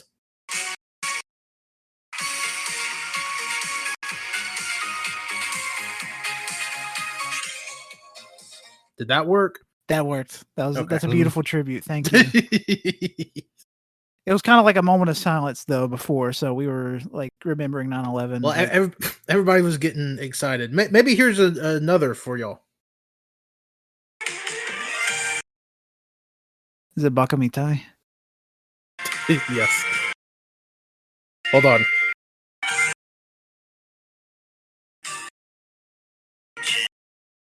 It is cutting out. Fuck! We get it. Bakamitai, he's at the bar looking at a picture of a puppy. That was Taxi Driver Edition. Oh. I can't remember. Yeah, I'm fucking pumped. I want to play every Yakuza now. Colt and I played Yakuza 0 together like 5 years ago. Yup. And I'd kill myself before playing every single one with you. That sounded really mean. I'm sorry. There's a lot of Yakuza games, and they're all you're totally right. I do really want to play more because I feel like I know a lot of Yakuza, despite only playing one game. Oh, you don't know a lot, but then I feel like know a lot. I feel like I don't know. You ain't seen none yet, baby. I mean, Yakuza 0 is the fucking beginning of it all. So you really haven't experienced anything. The only Yakuza, well, it's not technically Yakuza game that I haven't played, is Lost Judgment that came out like 2 years ago. I still need to get on that. Yeah. But yeah, I gotta... my promise to the Backlog BoyZ listeners, I will play and beat one Yakuza game okay. before this game comes out, because I really want to fucking play this game. Okay, you got 5 months. Yep, I can do it. Okay. Maybe. Sure, just try. Not maybe. Just do it. You play Yakuza 6. All the Yakuza games are still on Game Pass, are they not? Probably, but you can also get them physically for dirt cheap. I was about to say, I was organizing my games the other day. I didn't realize I had the Yakuza fucking... I own every Yakuza game physically on PlayStation. Oh, yeah. What? I mean, the thing is, with them being on Game Pass, it's made the physical versions fucking cheap as hell. Yeah. But you just wait. The second they get taken off of Game Pass... Money. Those physical editions... Winner! Chicken dinner. But yeah, I'm all in on Superpower Kiryu, exploding cigarettes. This game made me want to start smoking. Fuck yeah, dude. I mean, you clearly haven't been playing Yakuza, because I've started smoking as soon as I played the Yakuza 3. That's true. That is why it's so hot in your room, because you don't have an ashtray. Exactly. I watched one movie where a guy smokes, and I immediately picked up smoking. It was just too cool. I'll tell you what. Okay, not condoning it. Smoking looks pretty cool. Okay, we can all agree right there, right? Smoking looks pretty cool. You guys want to like just smoke like a whole pack for a joke? Yeah. I did recently smoke a cigar. Ew. Fuck. That's just... You're gonna make well, me guess throw what? up. I felt pretty cool. Well, that's good at least. Did you eat like a whole pack of salami? No, I took a razor blade and I was thinly slicing garlic. This is a Goodfellas joke. Yeah. I was going for a Sopranos joke. I was, yeah, I know. I wasn't eating hard meat. No, but the guy I was smoking it with is one of my friends. He doesn't listen to the podcast. I don't even think he knows I do a podcast. But call him a shithead. He was telling me about Arnold. Shut up! I'm not going to say that about him. What Arnold Schwarzenegger does, and he was like, "Yeah, it's pretty pretentious." And he was like, "So you want to just try it for shits and giggles?" Because he literally did what I just did. What Arnold does is he like paints his cigars with tequila, but we didn't have any tequila. We had. These were not expensive cigars. We had there's a new whiskey. It's called Dough Ball. It's cookie dough whiskey. We were like, fuck it, let's just do it. And we painted our coffee flavored cigars with the cookie dough whiskey. Couldn't tell the difference. Oh. You should have just soaked it in Dr. Pepper or something. Well, okay. Now that makes me curious. How did it taste, like the cigar just overall? Well, okay, so I don't. This is how he describes it to me. He says, "I've watched a lot of YouTube videos on how to smoke these because he used to smoke cigars." And I'm like, okay. So I'm getting like fucking scared. I'm like, is this like a process? Because you have to like light it a certain way. You don't actually, according to him, you don't inhale the smoke. You kind of just suck on it and exhale. Like that's why when you see people with cigars, their mouths are open or they're just going like, yeah, like that. It's fine. Okay. I mean, it's still not great. Not great for your lungs. No, not at all. Because not at all. If you but do better than like, I think it's like as much as like smoking one. It's like one pack of cigarettes. Well, that's if you inhale it. The thing is what he's talking about is they're not really inhaling it. They're literally putting it in their mouth and then spitting it back out. Also, it is just tobacco. Whereas cigarettes is like all the additives and everything. This is a whole. It's not. I've smoked 2 cigars in my life, but you know, this is just like the pure nicotine from tobacco. Whereas cigarettes are like that and just whatever fucking shit they can find to grind up into dust. But there is as much nicotine in a normal size cigar as about a half pack of cigarettes, which I don't know what the conversion rate on that would be. Yeah, because I don't know how much nicotine is in a cigarette. Because I was gonna say it's like weird because it's like because me and Colt talked about this one time, and I was like, that doesn't sound right because I'm pretty sure cigars aren't considered that dangerous as cigarettes or cigarellos, which I'm pretty sure cigarellos. They always say cigarellos are worse than cigarettes. Like those, I don't know the difference. I couldn't even tell you what that is. To be honest, I couldn't tell you either. I just know that's literally what that's like something that I've heard is like what Colt said is about like how much what was it you said, Cole, about like smoking like you thought that smoking a cigar was like equal to what like a 1 pack of cigarettes. Yeah, they say nicotine wise it is. That's what they say what cigarellos are though. They say that that's like smoking a pack of cigarettes, but like worse because it contains all the same things that cigarettes contain, while cigars don't. So what we're trying to say here, our official position at Backlog BoyZ. Heroin is good for you. Smoking is cool. Do it. Did I hear us? Are we smoking cigars this weekend in the hotel room? No. I mean, I'll smoke some Smarties. I did see. Okay, so on TikTok the other night, I got this guy reviewing a lighter. And I started looking. It's like some sort of Japanese lighter. It literally looks like a pin. It looks so fucking cool. I told Riley, I was like, Riley, I have to buy this lighter. I mean, you couldn't have a badass lighter. It's like $40. She's like, you don't need to spend $40 on a lighter. She was like, you don't even smoke. But I was like, but what if I started? I mean, you can have a really cool I'm not about to pick lighter. up a smoking habit at almost 30, but you could have a really cool candle lighter. Would it be funny if I did?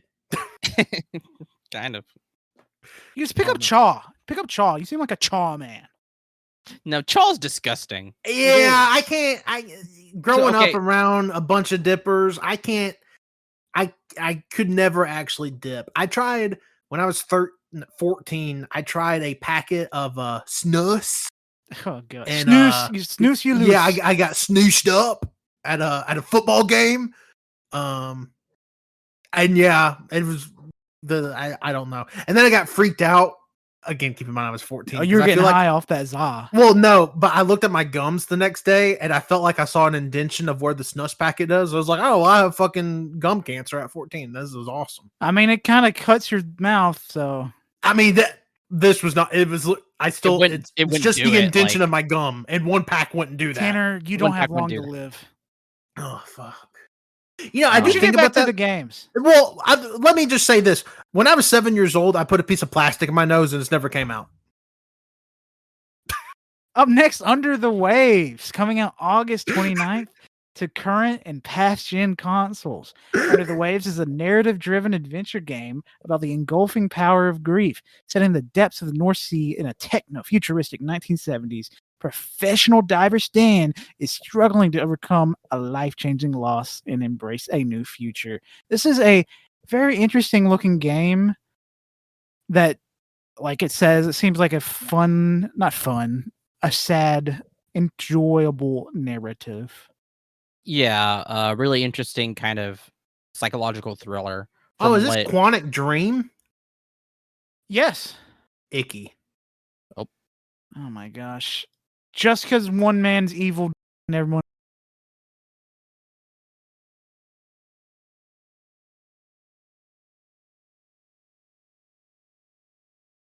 Could have killed the vibe. It's Anderson. You think this game's going to sell a lot more now because of the Titanic submarine? Oh, yeah, maybe. Maybe, actually. I mean, after this Titanic shit, like, I looked up a lot more ocean stuff, and I kind of wanted to, like, re-download Subnautica to give it another go. You were like, man, I want to.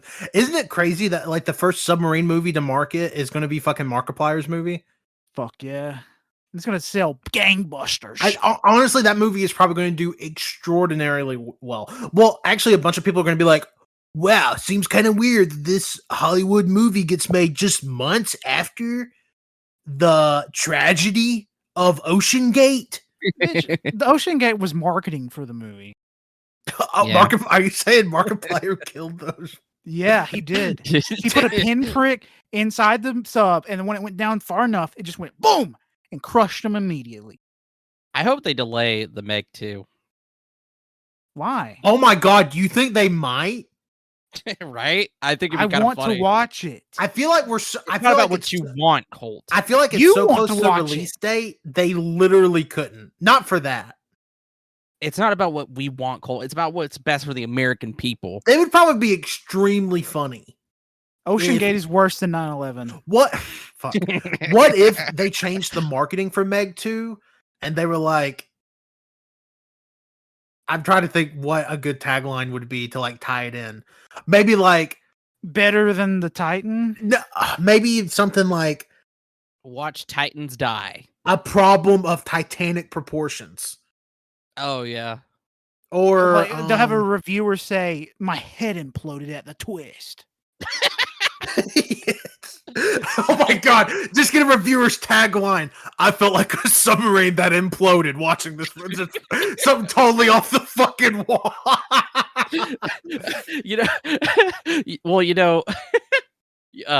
Colt, whenever earlier you said that this is crazier or it's more important than 9/11. I mean, what? Four rich people are worth how many people died in 9/11? 3,000?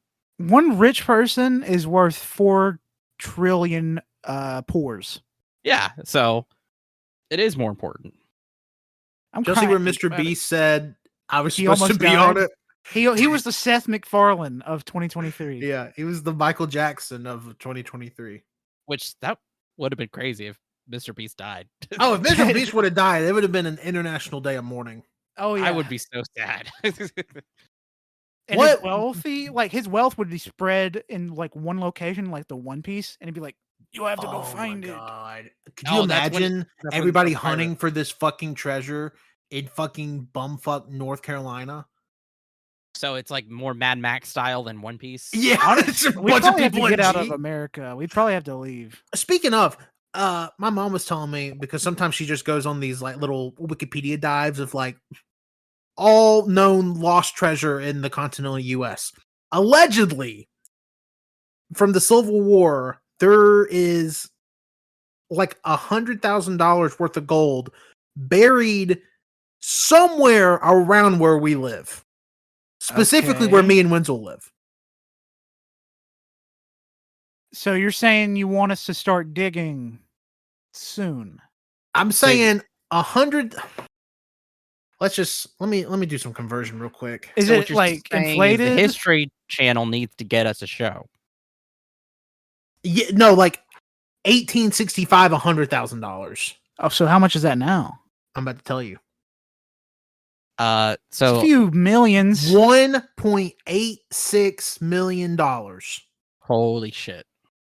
We gotta get digging. Where the fuck did you get this information? Apparently there's a fucking Wikipedia list of just like all known lost treasure in the US. Oh, and yeah, this one is like literally in between mine and Wenzel's house, allegedly. It's it's honestly probably a little bit closer to Wenzel's side. What is it? Is it like gold? Is it money? It's apparently gold. Gold. Like Civil War era gold. What year are we talking? 1865? 18, yeah, like 65. You said that already. We're talking okay, I see. Confederate gold. We could also go after Tokugawa's buried treasure. Or the Kruger millions. Honestly, why don't we go look for treasure? I think after we watch Indiana Jones this weekend, I'm going to have a life-changing experience. Oh my god, we go see Indiana Jones on Saturday. Then on Sunday, we infiltrate Ruby Falls. And we get the ruby. Hold on, wait a minute. I'm thinking about this now. Like, okay, if it's between me and Tanner's house, I mean, hell, could we not just look up like historical stuff and like map out? Well, that's the thing. That's about as pinpoint as it is, because when the North was marching, it's like when they went to burn down like the president's mansion at UA, like it's from that march. So we know it's somewhere in the town I currently live in or the town Wenzel currently lives in, which are two adjacent towns, because Wenzel and I live Wenzel 7 minutes from each other, probably. That, but it's somewhere there. That's so much ground. Yeah, it's a lot of ground. Also, not to mention like 150 years of like erosion. Also, trying not to get shot or stabbed by meth heads. Yeah, because I mean, we're not really in the methy part. Yeah, I was about to say, like, it's pretty messed up out here.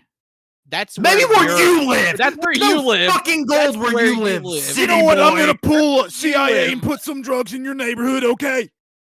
That's where you live, dude. Colt just comes down my subdivision, starts passing out crack. Jesus Christ! I should mention that this is this section, Summer Games Fest, isn't that long, but we spent 2 hours on this episode. Yeah, we gotta end it soon because I do need to go to bed. We knew this was going to be long. Y'all knew coming into the this section should be this long. This section should have went about 45. We did talk about like 45 minutes of nothingness. All right, we should go. All right. Under the Waves looks cool. Under the Waves looks cool. Yeah. I go to bed at like 9:30 on work nights.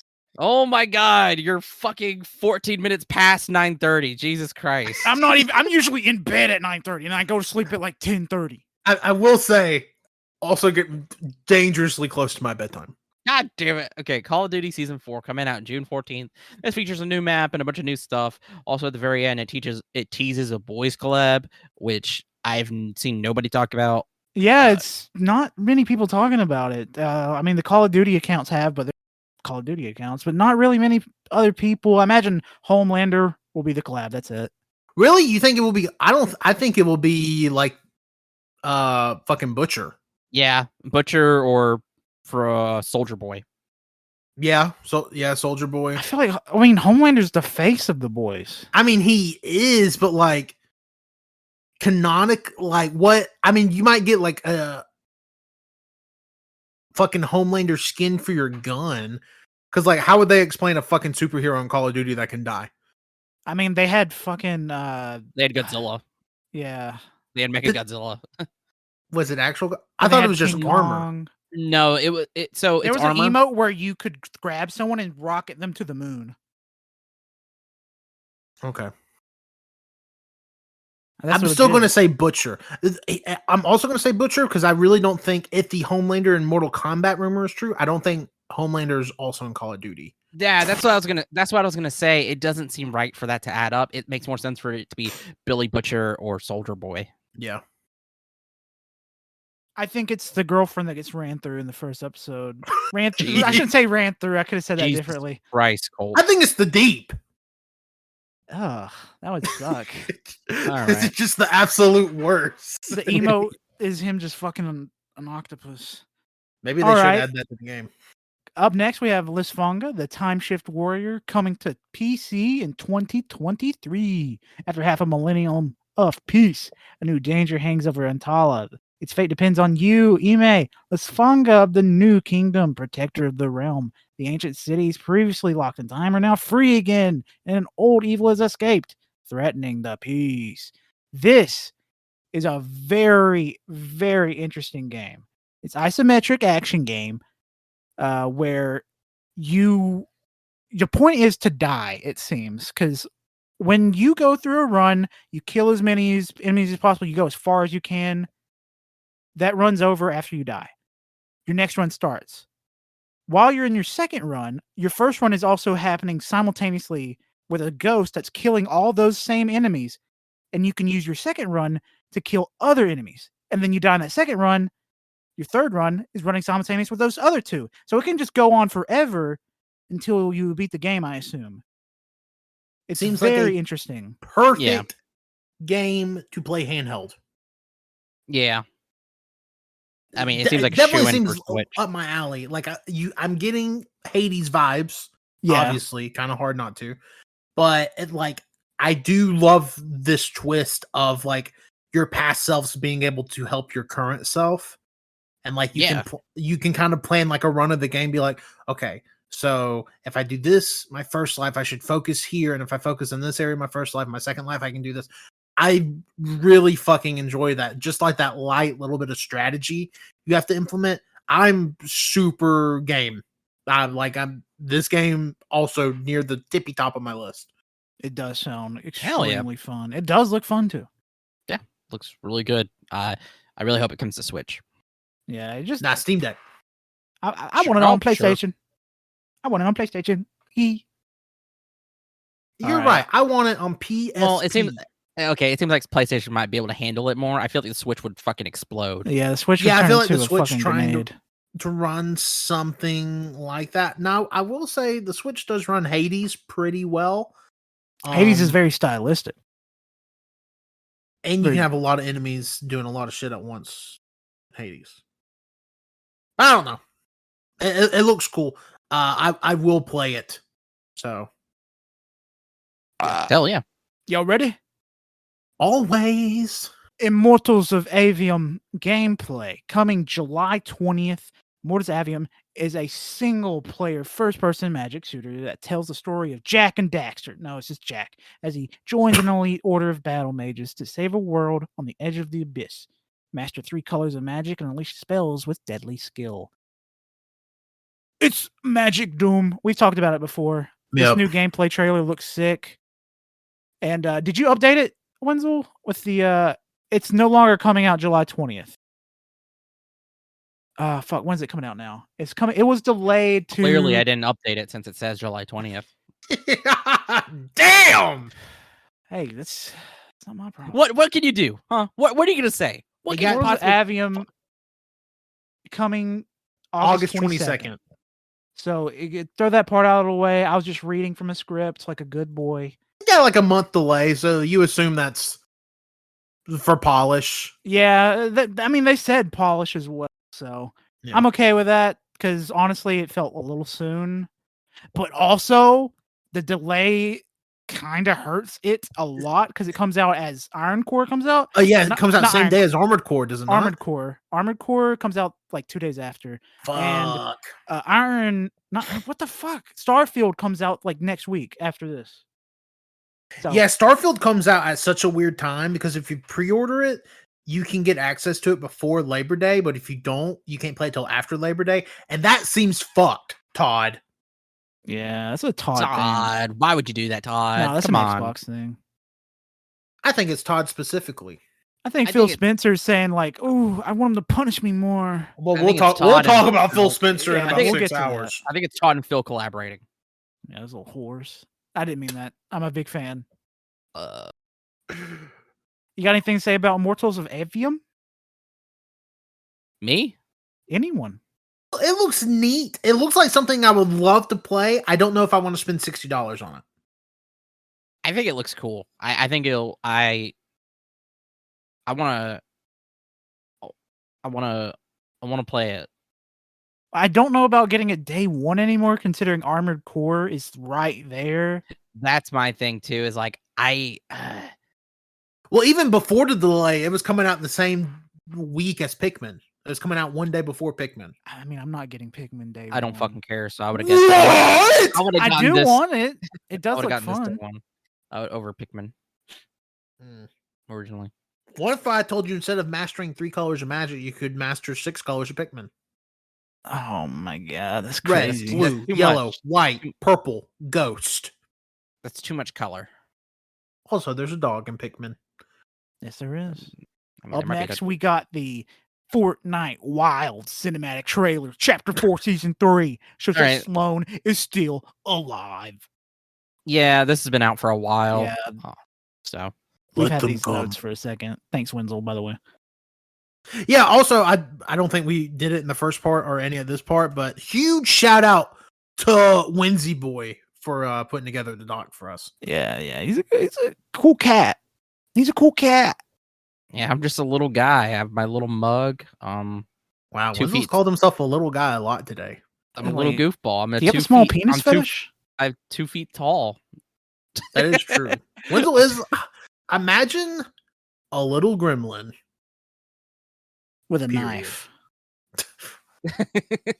Wenzel, have you ever considered collecting pocket knives?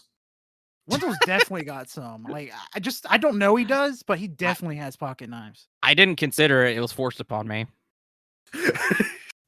Best collectors were forced on me, so I get it. Like, it was literally like I got a whole like thing. It's like, yeah, you can put your pocket knives in here. You collect them. Here's a pocket knife for you to start out with.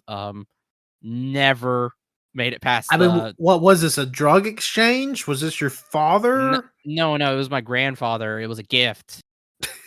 To be fair, pocket knives are sick. I've had the same pocket knife at my desk for like 13 years at this point. I saw a TikTok of a chef. He had a little pocket knife. He said, imagine you're walking around in Italy and you grab a pear from a fruit vendor and just cut yourself a little slice, stab it, and eat it off the pocket knife. I thought to myself, well, fuck me. That does sound cool. I just need a new one because mine is like a cheap. Are we buying knives this week? Jesus Christ. Knives and cigars. This is just a manly weekend we're going to have. Yeah. I mean, Among Us, cigars, knives. The 3 people wrestling with glass tubes and smashing them on each other. Oh, fuck yeah. In the manliest city in the country, Chattanooga, Tennessee. All right, we're gonna hit you with the grand finale. This is big for these nerds. Hold on. Before the grand finale, but not for the episode. This is just a grand finale for Summer Games Fest. For Summer Games Fest. Hold on.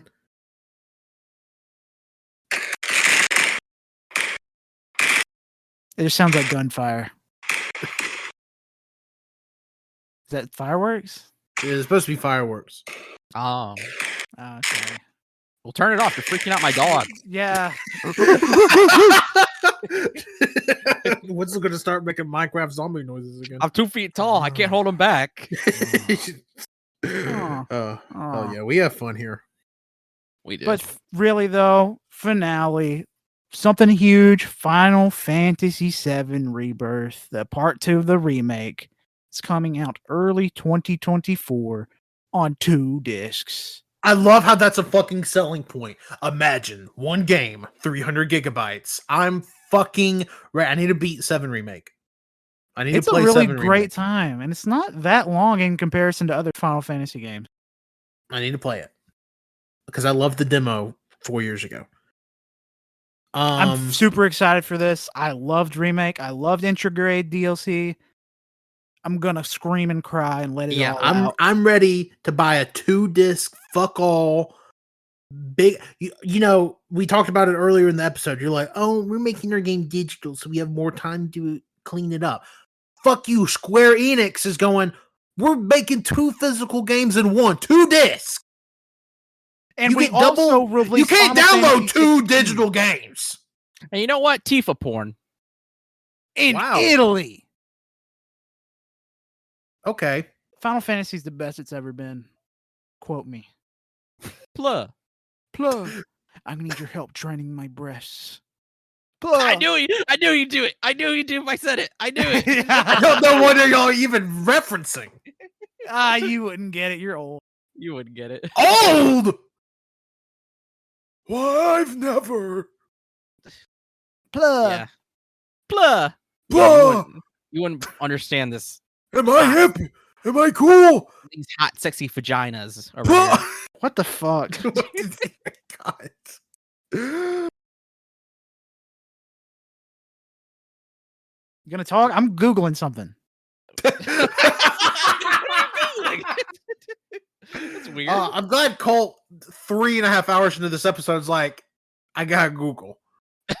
I mean, I can't say anything about this. That's why I was hoping you guys to talk about it. I can say something about it. It looks fucking rad. Oh yeah, it looks awesome. AF. I think graphically, it looks more impressive than Final Fantasy 16 that just came out. I don't think it looks the same. I think it's prettier. I'm excited. I'm excited to see what little twists and turns they take us on. What is the roller coaster of Final Fantasy VII Remake Part 2 Rebirth? Yeah. What is this going to look like? What's going to happen? Colt, are you good? What? I just heard you go. Go what? You went like. He's saying he didn't hear anything. No, Colt, you went like. There's a. God damn it. He's not saying anything. Okay, Colt, this is what you sounded like. You went like.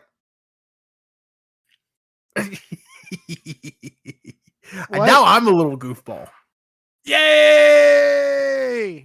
I'm very excited for this. Sorry, I got distracted in the rabbit hole. I was trying to find the try to milk my breast meme, but I couldn't find it. Wow. Well, thank God. So you just looked up porn. I mean, yes, I searched like I need your help draining my breasts, blah, but nothing was popping up. Why didn't you just put in pluh? I did. Nothing came up. Not really. Woods was like, what the fuck? That is fucking stupid. I'm very excited for Final Fantasy VII. I'm currently playing Final Fantasy 16. I'll get into that later in this episode. So that's all I gotta say. Okay. That's it for Summer's Game Fest. That's it. Summer Games Fest is complete. Over. I hope you had a fun ride. 2 hours. Shouldn't have been Y'all 2 think hours. this is going to be the longest episode ever in the history of AYCH? It probably will be. Hopefully. Because we're recording the next part the next day. All right. Well, any last words before we take just a quick little break? It will be a little second for you little babies at home. Pluh. You're welcome. Pluh. I could say you're welcome when you guys thanked me for the doc. I enjoyed making it. I like making docs, especially with all this information to help us.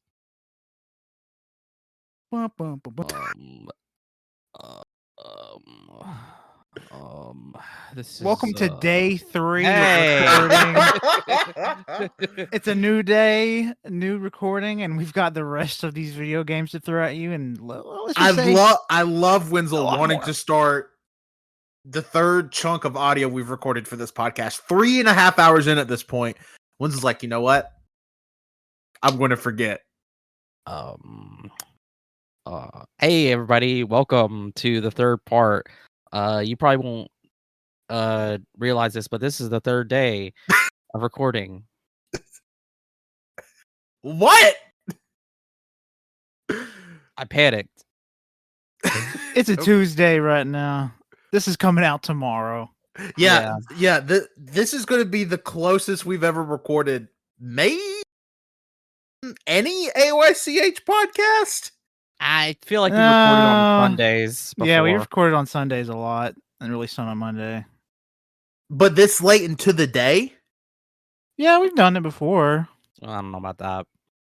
We had to do it early on Sunday. Mm. Don't me. Damn.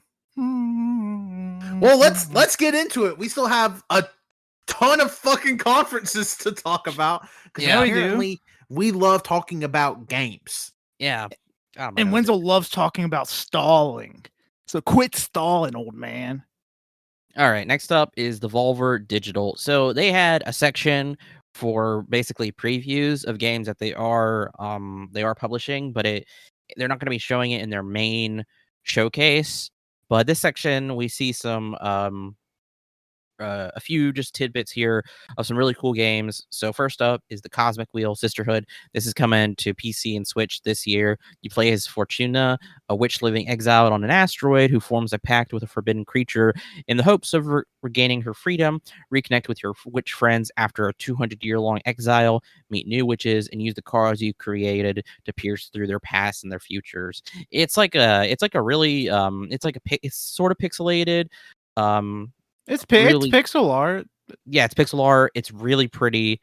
Involves tarot cards and obviously some narrative elements here. It looks really cool. Yeah, I like the pixel art a lot. It's really good. But I'm just not really big into the tarot stuff. I find that stuff kind of just like not. I'm just not very interested in it. Colt loves astrology. Art here is really cool. Colt loves astrology. Don't let him fool you. Yeah, Also, I'm a Rising Steelers Fallen Legos. Also, two Colts scared of tarot cards. Keep that in Yeah, they're mind. demonic.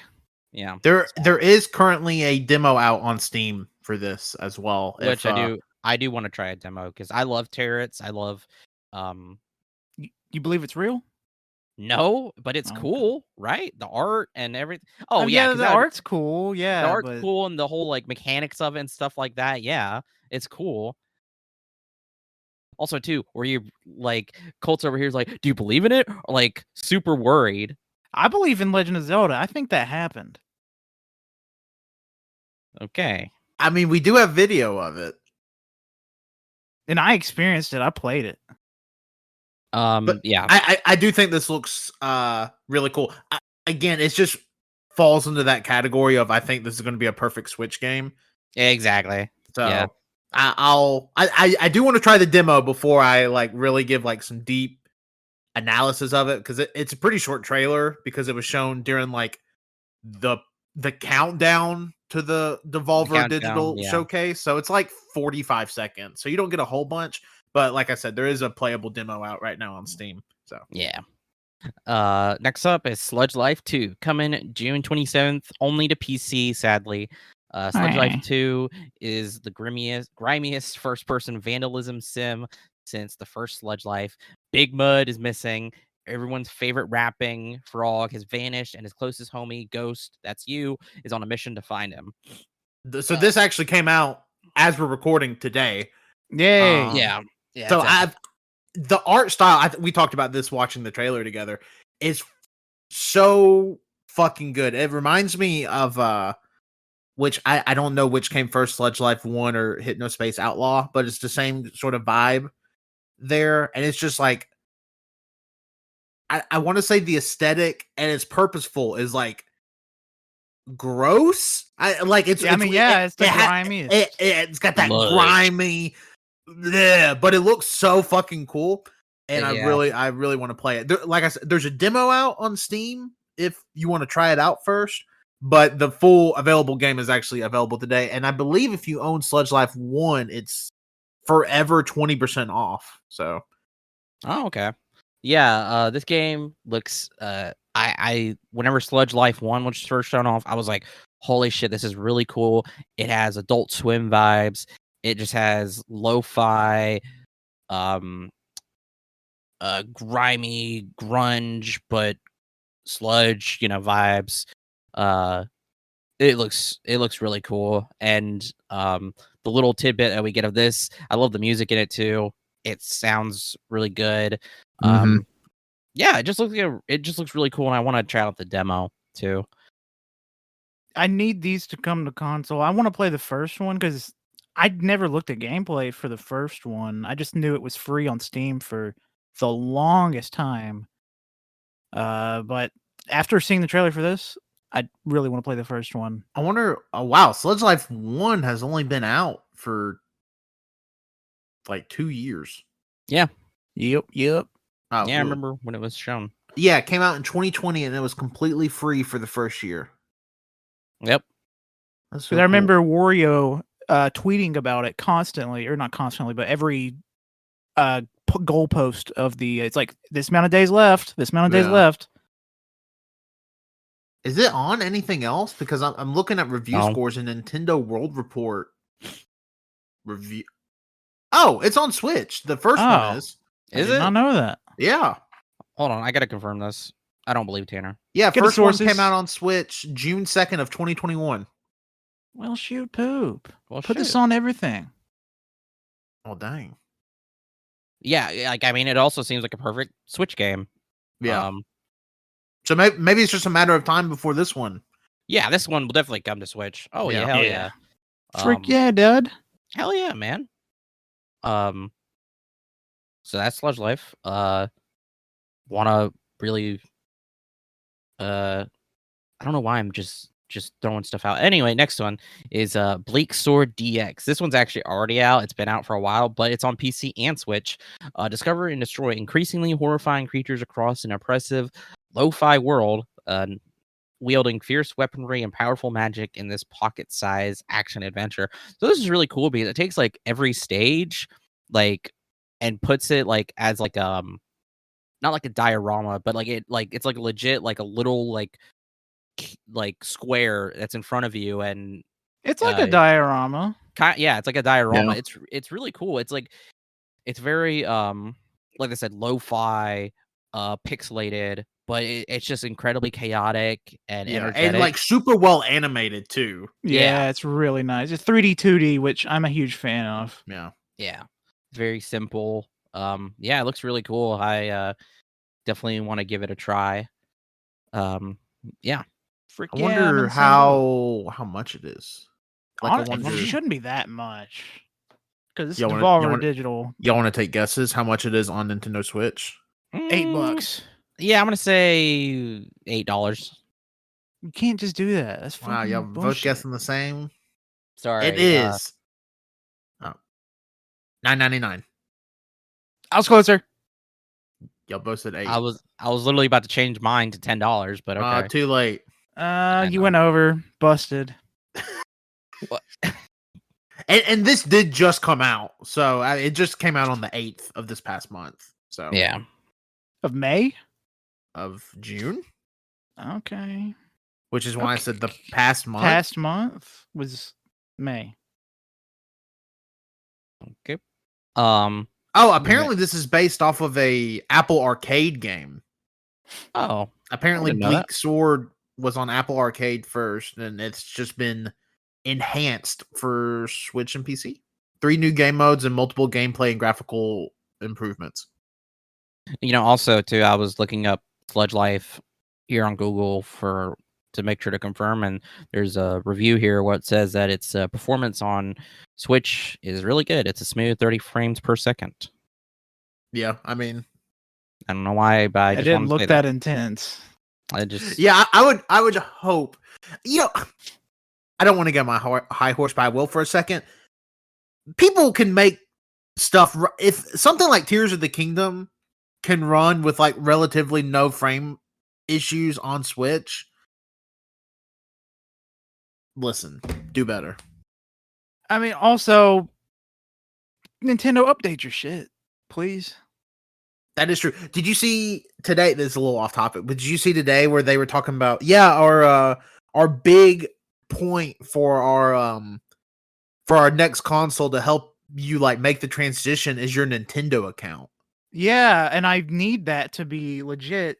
It sounds like it's going to be a version of the Switch 2. It has to be, right? Like the next, God, this is a whole different fucking conversation. But the next Nintendo console has to just be a better version of the Switch, like a backwards compatible Switch, right? They've There's hit no way they're gold. going to throw away that whole library. This is like the DS2, essentially. So this is another gold thing. If they fuck up and say, you know what, we're making the Wii 2 or the Wii 3 by just making a completely different like console and not handheld, it's like shooting themselves in the foot.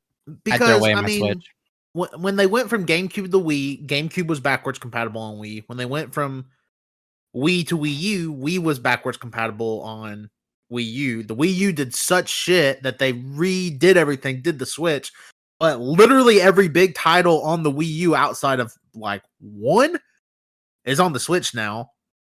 So just make the next console backwards compatible with Switch. Also, make sure it uses cartridges because cartridges are my favorite media holder. Yeah, something just looks nice about like all the Switch cases. I don't know what it is. I just don't like the spines. That's my only issue with Switch cases. Is I'd like to have a design on the spine. Sure. Whatever you say, buddy. Oh, so you like that just sea of red? I don't mind it. I think it I looks so don't nice. like it. I do think for displaying purposes, like, I mean, if you have like your collection out, say in your office, I think it looks better than it being a bunch of like, I mean, it's not like manga, you know, where like the spine art could make like a bigger picture. I'm a fan of. I just prefer I'm a the fan color. of minimalism in certain cases, and for this, I think Switch cases are fine. Yeah, Fuck that shit. like, Maximize everything. Like I love the PS2 cases, the Japanese PS2 cases. Like, so good. Yeah, those are plain. Ow. Okay. The best Alright, PS2 cases are the Tamagotchi. Wow, that looks like shit. No, they don't, because That there's looks a like rainbow. shit. That looks like shit. That looks like Are you shit. talking about Katamari? Katamari Damacy, there is a rainbow on one case that actually branches into the second game. Yeah. So Damn, that looks like the shit. cases connect. It's That really looks like pretty. shit. Yeah, Oh my god. Hey, that's what think you were doing to us. We were just saying, they look all right. Like, Damn. No, they look like hog shit. You're getting on here on our asses, wiping. You know what they do? Wiping diarrhea on our butts. Yeah, I'll do it some more. Damn. Next up is Hellboy Web of Weird gameplay teaser. We don't really get much. It's kind of short, but it's really cool at the very least. So Hellboy Web of Weird is a roguelike action brawler with an original story created in partnership with Dark Horse Comics and Hellboy creator Mike Mignola. When an agent of the BPRD goes missing, Hellboy is set to investigate, pulling him into the depths of the weird. The little gameplay that we do see, it's really cool because he's moving like it's in the style of the comic, Mignola's style. So the fact that you're moving in the style, that the animation's in the style, is really sick, and it just sells me even more on this game. Also, a couple of us are recently Hellboy pilled. You? Had you seen the movie before? I've read the comics. Oh, I've not all of them, but I've read a Volume 1 or Omnibus Volume 1, I think. Yeah. Like well, we also watched the 2004? Yeah. 2004 Hellboy. Yeah, I got them on it a couple weekends ago. Hey, I got them pilled. It's like good cheesy. Yeah, it's it is great. Ron Perlman's a little freak. Yeah, it's crazy that he's not wearing any prosthetics. Really, they just did it to his forehead, and he just looks like that. Yeah. Yeah, the arm's real, though. The arm is real. Yeah. Perlman walks around with that thing every Also, day. this isn't a spoiler because the movie's 20 years old, but the final scene being him and old girl kissing and then lighting on fire, and the other dude just watching like, hell yeah. It's crazy. He's a cuck. Yeah, and then we watched Jennifer's Body after that. Oh, which was man. arguably the best movie we watched that entire weekend. It was so freaking good. What movie did we watch before? But Hellboy? it wasn't because Studio Ghibli's Howl's Moving Castle was Before, oh yeah, some people watched Howl's Moving Castle. Yeah, Mr. Go to Sleep. Before Hellboy, we watched Heat. Heat was better great. than Jennifer's Body. No. Jennifer's Body was just fucking absurd. I don't know. Jennifer's Body was too good. Jennifer's Body was really good. Where's my Criterion? Come on. It feels like it should get one. It does feel like a movie that could get a. I'm sure. I bet it's gotten some weird. No. So it's very highly possible Jennifer's Body will get one because they had like a whole thing about it where at some point it got put on the Criterion channel because there was like it was just like like we've said before, it's getting this whole like reevaluation basically, and part of that was Criterion did this whole thing about it, so it's more than likely gonna get a Criterion collection disc here soon. Yeah, because of the fact that it was on the channel. I think somebody even wrote like an article or an essay about it, maybe, or something. I think something was written about it on their website, so it will more than likely get one, which I'm excited for. I will buy it. Yeah, I would buy it. It's too fun. It's a great game. Oh yeah. Hellboy, Web Weird. Yeah, there's not really much to go on because it doesn't. We don't know anything else. It's a about very short, like snippet of gameplay, but it does look really cool. I imagine this game is at the earliest second half of next year. I feel like that's too early.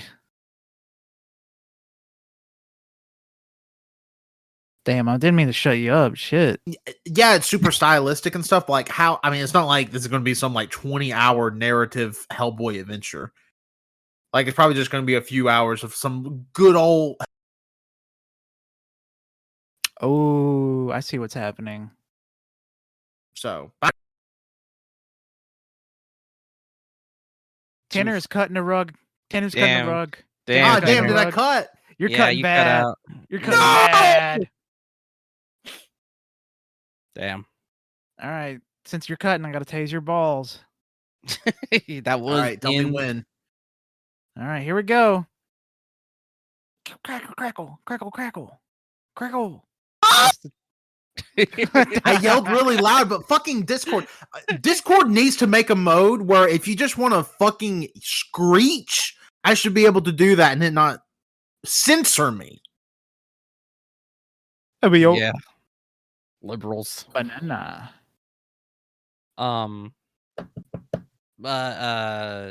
Yeah, oh god, what I was gonna say. It would be kind of cool if The Wolf Among Us 2 and this kind of came out around the same time. Just because I think that's a little nice comic bundle. Yeah. And also too, if the Wolf Among Us 2 is episodic, then that means that you would only be paying for one episode, and then you could probably have enough money to buy this too.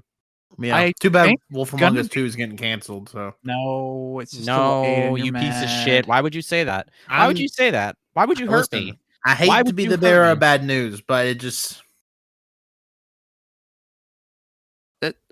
okay. You're cutting out right now, I bet. You there? Pretty boy. Swag. Hello? Is Wenzel there? I mean, I'm just listening. Oh, fuck. I'm trying to listen. Yeah, we can't hear you, Tanner. Damn it, we can't hear you. No, I guess. God. Well, before we go, I wanted to. We're going to take a break in a second. The Expanse is currently being made. It's a Telltale game. It's episodic, so I'm going to go in and assume Wolf Among Us 2 is episodic as well. Yeah, I assume. I guess really quickly to wrap this preview section up, because we'll probably have to figure something out here. Shadows of the Damned is getting remastered. There was a little fun video where Grasshopper shoots an employee in the head out the window. Yeah, the main character, Garcia Hotspur. He shoots one of the guys in the head. It's really fun. The company Grasshopper, they announced their direct, which was on the 14th. Which, by the way, they announced fucking nothing else. No, they were just having fun. They were just having a bit. It was funny though because they said for this at that direct, they said that this game will probably come to the current gen of consoles, probably. So that doesn't really say anything. They were kind of teasing their next like new game, but it was a blurred screen, and they were just being dicks about it. Yeah, that's what they did. And then also too, they showed off random stuff that looked like their own games, but they were like commercials or advertisements. But people don't know if those are legit or if those are just fun bits that they put a lot of work into. Nobody fucking knows. So there's that. So if anybody doesn't know, Shadows of the Dam, it's a game that follows the story of Garcia Hotspur, a Mexican demon hunter who goes to the city of the Dam to battle its evils in order to save his true love. I remember when this came out, always wanted to play it, never played it. So the fact that there's a remaster, this is something me and Colt have been asking for a while. I'm excited for this. Yeah, I got it physically on PS3 for Christmas, like 2015, because I said, you know what, it's pretty cheap. I'm gonna put this on my Christmas list, and I got it. I just never played it, so I'm glad I waited because I get to play it in the best quality. Yeah, hopefully at least. hopefully. But yeah, that's for the Devolver preview section. We'll get to the next one here In or a the little next- bit. It the just focus. it'll be a few seconds for you, but for us it'll be an eternity of spanking Tanner's balls. Spanking my bottom. Yeah, and you're nuts. Damn. So stop that recording. I have been properly spanked. Yep, spanked and prodded and put out the pasture. Yep, we spanked the sissy out of him. Jesus Christ. That was a fetish thing. What? We just spanked him good. What's up next, Wenzel? All right, Devolver Digital, the return of Volvi. So if you don't know, Devolver Digital always goes really fucking unique with their showcases. There's like some storyline, there's actors, it's just a crazy mind fuck usually. And with this one, they haven't continued the story with their usual lady being controlled by the video game company or whatever. For this one, they're bringing back the classic mascot of video games, Volvi. Volvi. Yep, everybody You remembers remember him. Volvi. Yeah. If you were born between the years 1980 and 1999, like you know Volvi. And You if know you were Volvi. born, You've probably at least heard of Volvi. Yeah, my mom, it was actually really cool. She has a vintage jean jacket that has Volvi smoking a cigarette on it. It's from the mid 80s. that's pretty dang. badass. Volvi smoking a cigarette on it, and it says be mad, you know, like the anti-drug group you joined in high school. Yeah, it said be mad, and his eyes are puffy. So the insinuation is that it's actually not a cigarette, it's Mary Jane. That's pretty crazy. That's very rare. I looked up on eBay. It's going for like $12. No, I was looking through my dad's old stuff, and he actually has a Volvi patch, and I was like, "Dad's, what's this?" And he just laughed, and he was like, "These were some different times, Wenzel." It was crazy. Wow, yeah, that is crazy. Yeah, he actually, and in fact, too, there was actually a picture from when he met my mom in the Philippines, and it shows them playing on a Volvi arcade game. Wow. Damn, that's crazy. So my mom, before she married my dad, was actually married to a guy that refused to get out of a Volvi mascot suit. Oh, wow. Whoa, that's ew. Yeah, but I get the dedication. I could have been a Volvi mascot junior. I know Volvi. Like, yeah, it's great. That iconic big hand for playing video games. Yeah. The Vol look, you know, of being a Vol. Yeah. Yep, classic. And then the classic small hand.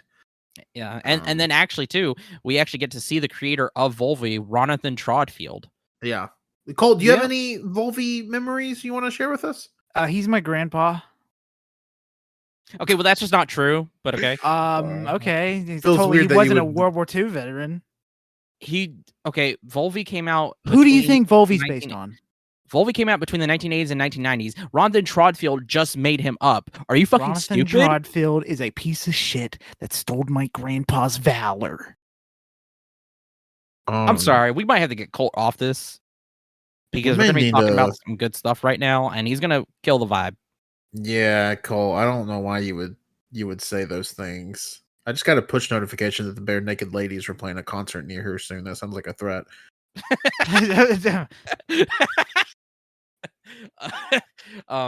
So anyway, yeah, and it was really cool because they brought Volvi back, but this time he is Volvi.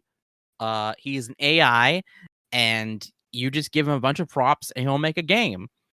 So the first game that they showed off made completely from prompts, have never been shown before. This is the first time we're seeing this, is Wizard with a Gun. This is coming to PS5, Xbox Series XS, Switch, and PC later this year. Wizard with a Gun is an online cooperative sandbox survival game set in a magical wilderness wrought with dangerous creatures and arcane mysteries. Embark on a journey alone or with friends to collect, craft, and outfit your wizard however you see fit as you explore the unknown. This looks really cool. I've always loved, I love the animations and the style and the aesthetics of it.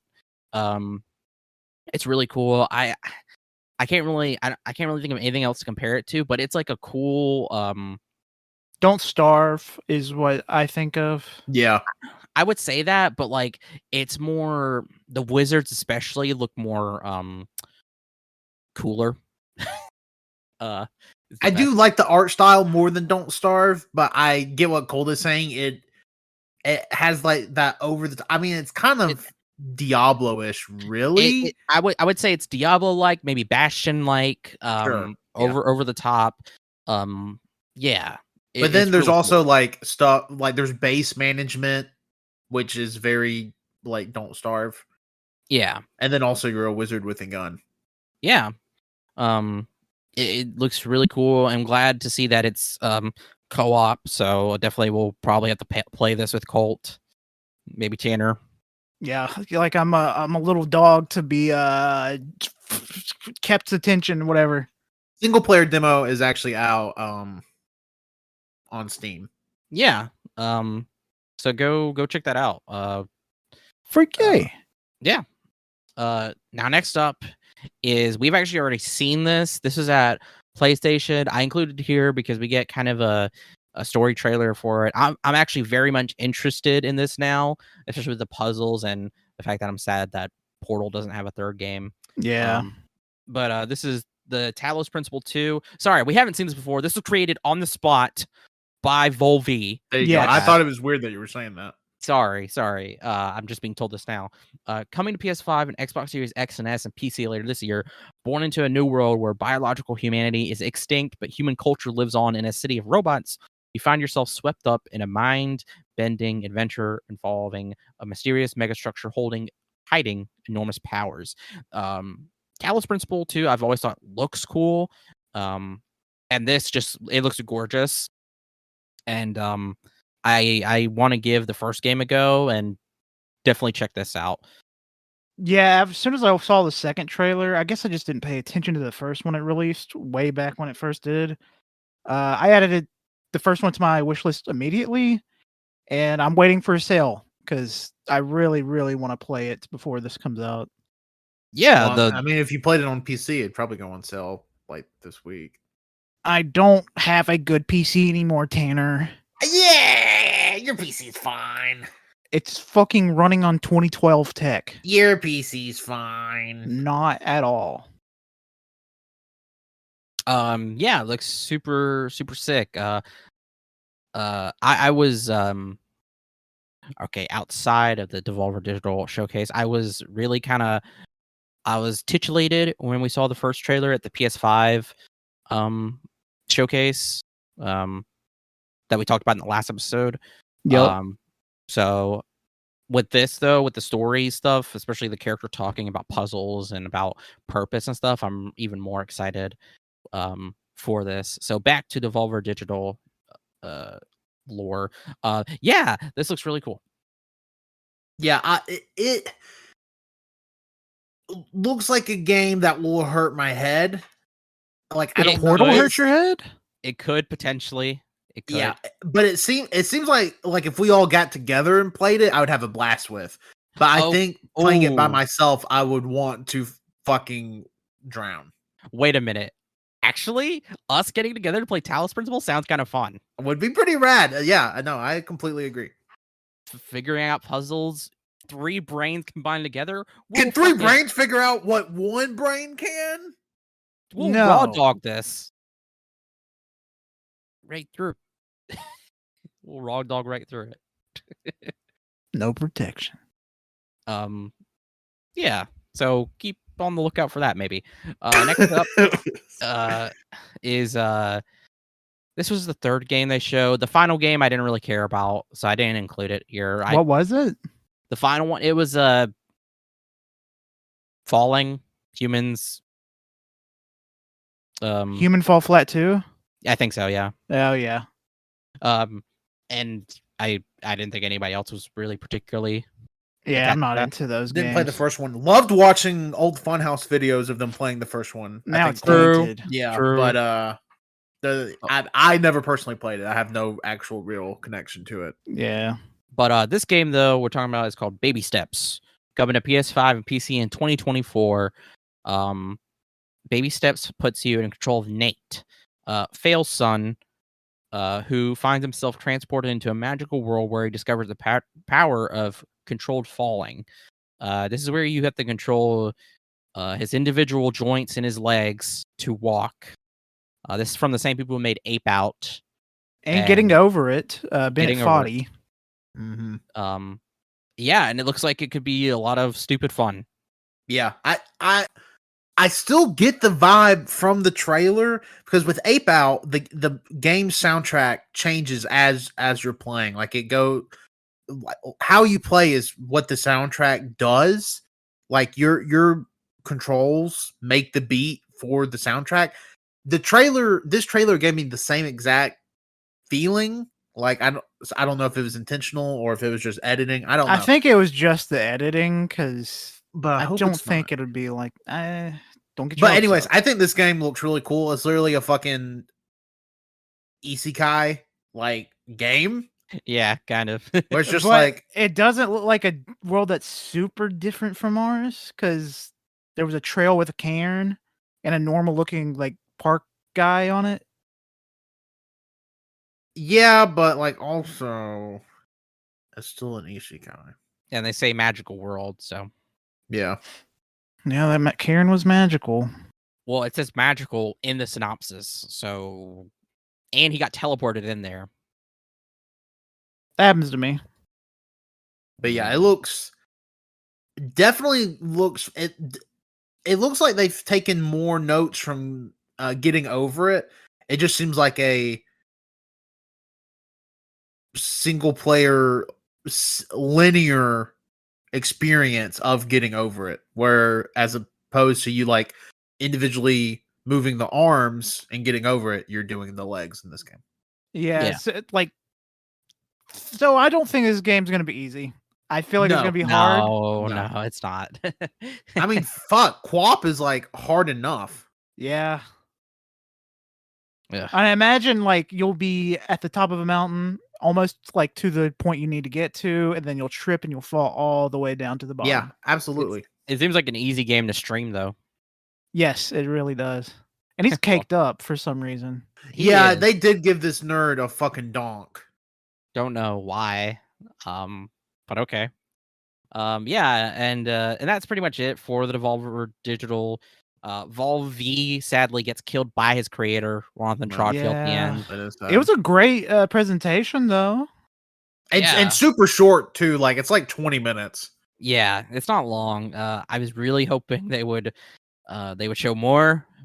But what they showed was fine. Or not fine. What they mostly everything they showed is great. I love how Wizard with the Gun looks. I love Baby Steps, and I love Talos Principle 2, how they look. So I'm excited for those. Wenzel is just waiting for Hotline Miami 3. I am too. I'm just afraid. Yeah, but Wenzel I'm the Centurion, Colt. Wenzel is definitely more vocal about it. Wenzel, I just don't think Devolver Digital is ever going to give him the milk that he needs. Yeah, they're just going to give it to it's going to be 30 years from now, and they're like Hotline Miami 3, and it's going to be nothing like the other Hotline Miamis, and it's going to be a third-person, single-player romance game, visual novel. Fuck you. Kiss my ass. I hate that. I'd still play it. You can make out with the chicken. Yeah, I've been waiting at the gates forever for them to give me Hotline Miami 3, but they haven't. So this is not a burden I'd give to anybody else. But I know people are also going through their own stuff with video games. So, but yeah, so that's it for Devolver. Really cool. Next up, we got the Wholesome Direct. I can't remember when this came out because in the chronological order of things, this came out before everything else, I think. So. Yeah, also, just want to give a heads up. We are not talking about every game from the Wholesome Direct. There was 80 there was like 80 fucking games. Yeah, so when I was making this doc, I tried to put what I never got the chance to really go through the Wholesome Direct. So this is kind of what I from where I was at, all the games that I thought looked interesting and I think everybody would be interested in. There's probably more games. Oh, there definitely is, but we're not gonna talk about every single fucking game that we thought was cool. And I'm sorry. Yeah. This is Wenzel dropped the ball thing. on that one.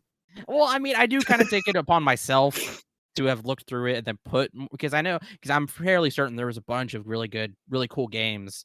I'm gonna cut off one of your fingers now. And I have a bunch of saved videos from the Wholesome Direct of games that were announced that I have not looked through. But anyway, here they are. So first up is Frog Song. I've talked about this. This has been on some of the E3 episodes. This is already out. I don't know if it's out on Switch yet because it's on the website. It says Switch, but then when I try to look it up, I should have probably just went to my Switch to look it up, but I didn't. But if it isn't, maybe it's coming to Switch, which is really cool. So this is done in a cute hand-drawn 2D style.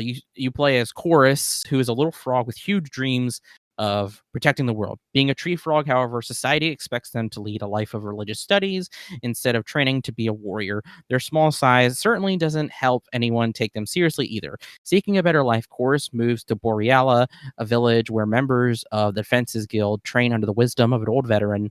They quickly learn things aren't going to be as easy as they hoped. With a powerful army and a mysterious rumor both on the rise, Chorus needs to discover how they can protect the ones they love before it's too late. This still looks cute. It still looks cool. I want to play it. It doesn't appear it is on Switch yet. Okay. But they did reach the Kickstarter goal for it to be put on Switch. It's going to be there. It will be put on Switch. Yeah, it will. I also like how in the doc, this is the second longest description for a game we have. Well, because I don't know. That's it. So to say, what do you guys think? I think it looks fun. It looks super fun. It looks like I very much want to play it. Yeah, I love the art style so much. I love how that little guy looks. I love how Chorus looks. I want to eat him. Yeah. Whoa. No. Well, I don't want to do that. Put them in my mouth. Crunch, crunch. Oh, have you ever had frog legs? Yeah, they're good. They taste like kind of chicken. Yeah. No.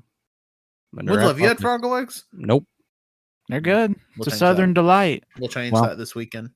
Oh, the buffet we used to, I say we used to go to. I think we only went to it together like 3 times, but they used to have frog legs. I mean, I'm sure they still do. They're still open, but that's where I first had frog legs. They're good. Well, frog legs are against my religion, so.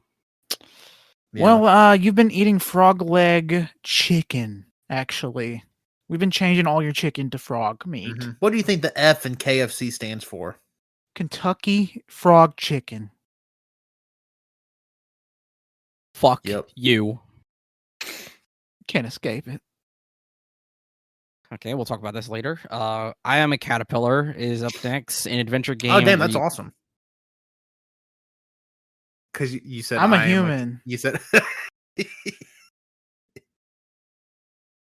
an action-adventure game where you play as a young caterpillar wandering through a plant kingdom. In your adventures, you'll befriend a range of bugs and even use your crawling skills to comfort a large frog. I do that in real life. This is Super Mario Galaxy, but you're a fucking caterpillar. No, Colt, you eat frogs. Anyway, yeah, it's exactly like that. So I comfort it until I can befriend it, and then I bite it.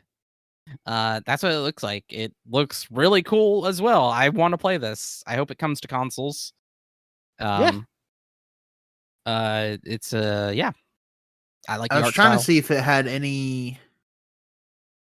Like, hey, this is the systems we're coming to. I don't remember if it said at the end of the video. I guess we'll just go to it and see. It's like a 3D cell shaded style, cartoony kind of too. Looks really cool. Just wish list now on Steam. Yeah. So yeah, I really want to give this a go. Yeah, it looks seriously. It has like hardcore. Like you can't tell me Super Mario Galaxy wasn't the main inspiration for this game. Yeah, especially when you're the a caterpillar camera. just fucking munching. I love it. Yeah, it looks real. It's a super cool idea, and like, yeah, I'm for it. I'm ready. I'm ready to be a caterpillar. Yeah. Amen. Next up is actually another creature capture game, is Beastie Ball, a combination of Poke-like monster collecting adventures and volleyball simulators. where you'll collect strange beasts and then train them to perform special moves as you climb a ladder of volleyball greatness. This game is now on Kickstarter.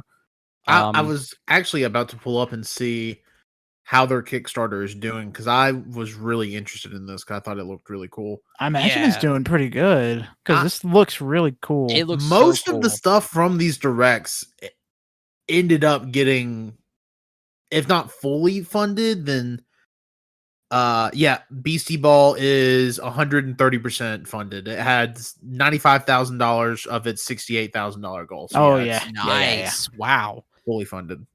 That's great. And it still has 12 days to go. I'm actually looking right now, and they've just so it's being created by an indie game designer in Vancouver. So 90,000 Canadian is the base game funded, and so far a randomizer mode has been met, an Iron Man mode, online matchmaking, a bonus area, and then there's going to be, if it hits 135,000 Canadian, which it's close to. Yeah, it's close to. It'll hit that. It'll get some more localizations, and at 140,000 Canadian, you can upload and download different Beastie Ball teams to use online. Oh, wow. And there's 2 other stretch goals that could possibly be unlocked. Okay. That's really neat. And there's a demo out for it. Oh, wow. Is there anything that says about consoles? I do not see anything about consoles. I would imagine that is one of these stretch goals that are like question marked out, would be my guess. Just looking at it, it seems like a game that it'll be on PC first, and it definitely will come to console at some point. Yeah, I mean that's fine too. I mean I doubt it will require a lot to run, because the style is cartoony, 2D. 2D, so it's like completely stylistic in its own. Nothing like Pokemon. I would say even the creatures don't even look like anything that would be in Pokemon. So I think that's cool. I think that's cool too. And it's AYCH. Is that right? AYCH. This is the same team that did Wonder Song and Chicory. Yeah, I did not realize that. So they've got some pretty good games. And they have collaborators working on them that worked on stuff like Celeste and Night in the Woods. So they got a pretty like all-star like indie game developer team here. Okay, yeah. I was under the assumption it was just this one dude. Okay. Huh. No, yeah, it looks rad. Yeah, I need to download the demo. I wasn't aware that it had a demo out. Definitely want to try that demo. Yeah, be on the lookout for that. If you can, go to the Kickstarter.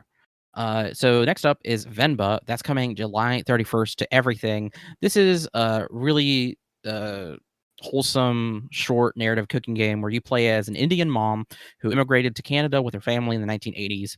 Players will cook various dishes and restore lost recipes, hold branching conversation, and explore in this story about family, love, loss, and more. This looks really cutesy. The art style, it looks like something. It looks like something drawn directly in like Procreate, or maybe you can say even hand drawn. But the way it's drawn is like reminds me of the brushes in Procreate. This might be a little rude, but it reminds me of corporate, like Google corporate art style. It's not bad, but it's really Google corporate looking. But it does look like a really fun game. Wow, you just broke Wenzel's heart. Yeah, that was extremely rude. I mean, it does. No, it doesn't. Okay, Google corporate. Google art.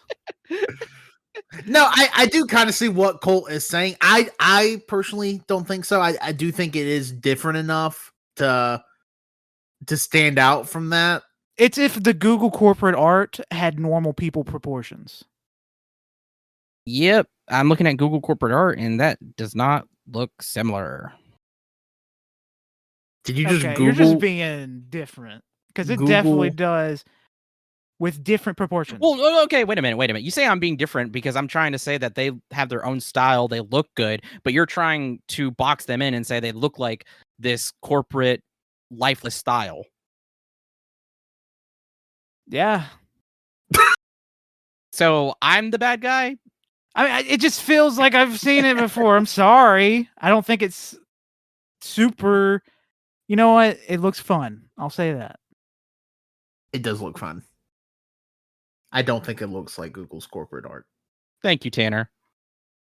Thank you for being nice. But I can see how you do see that just because of this particular style it's going for. Because one thing I will say is that with the bold lines, a lot of people associate that with the Google corporate. I mean, you can look at it. I mean, it is similar. Everything else is different, though. It just has like the same lines. Yeah, it's the people that I'm talking about. The Google corporate. Well, I don't think the people look alike. I think it's just the lines. I don't think the people look alike. Also, the food looks delicious.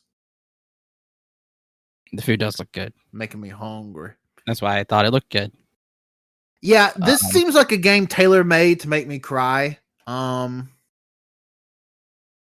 a sucker for these fucking like visual novel, like kind of interactive visual novel game. Florence is a great example.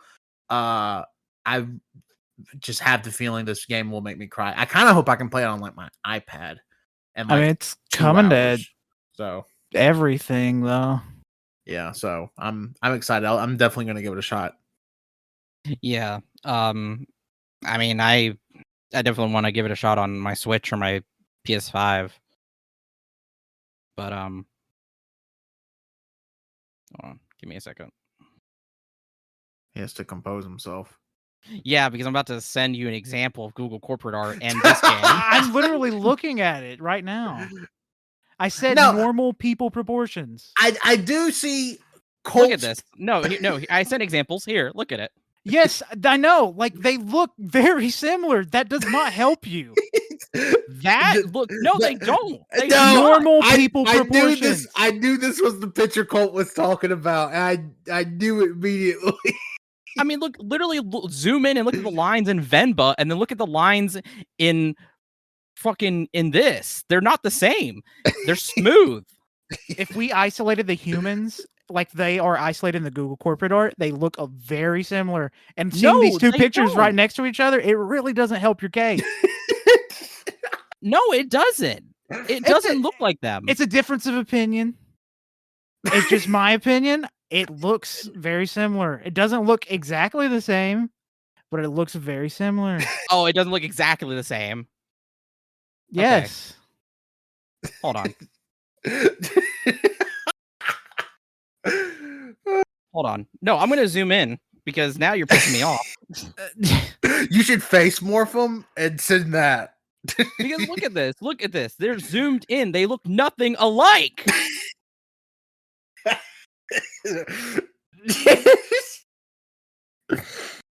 Normal people proportions. They look nothing alike. What are you fucking talking about? Less detailed, normal people proportions.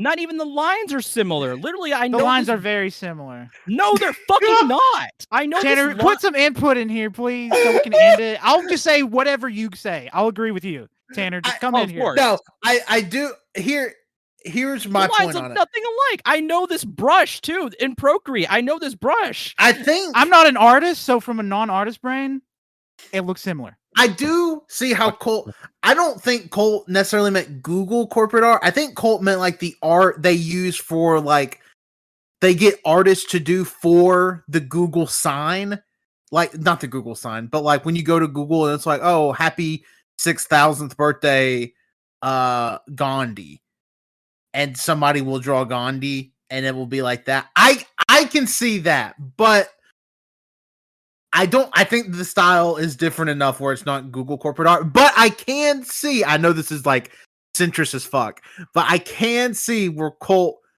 can see a similarity in them. It's fucking stupid. That it doesn't help your case. It absolutely helps my case, but okay. Not really. Yes, it does. They don't look. All right, listeners, you decide for yourself. Art is in the eye of the beholder. I mean, sure, you could say art is subjective, but when we're talking about process and techniques and like the actual I'm tools, not. when you're talking about the tools, you can't say that an ink brush looks the same as a pencil. You can't. And these are digital I'm not tools. even talking techniques, man. I'm just saying visually in my eyes. We are talking techniques because I just said the lines look different. That you is a know technique. more about this than I do. Then I'm right. Not necessarily. It's because it's in the eye of the beholder.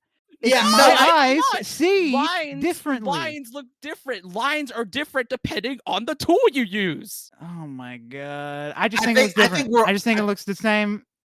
I think we're all in agreement. The game looks fun, and some of us are more iffy about the art style than others. God damn! Hey, I was ready to go on. You're the one that got on it. Because I'm an artist.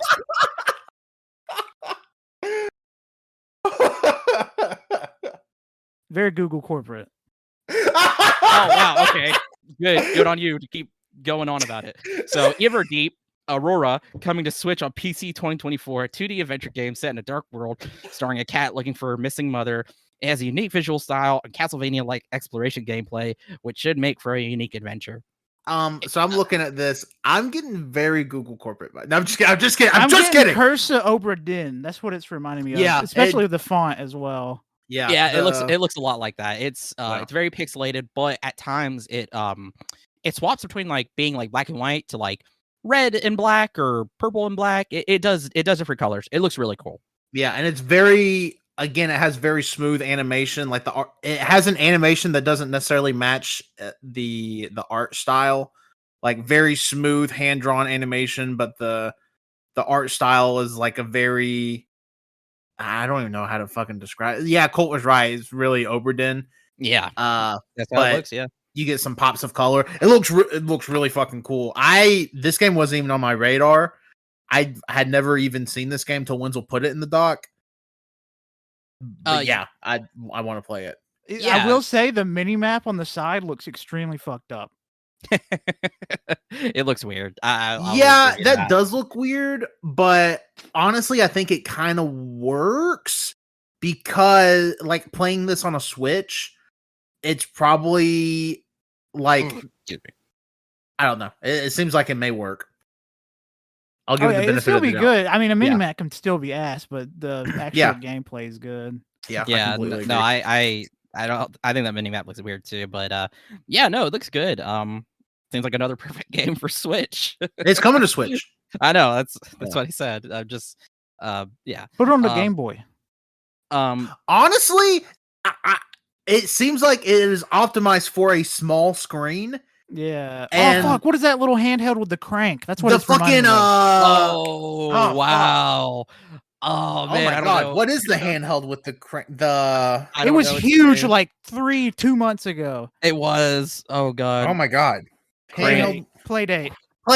Yeah. Playdate. Okay. It seems like it would be a game tailor made for that thing. Yeah. I was looking through all the games for Wholesome, and this popped up. This is one of the games that was like big.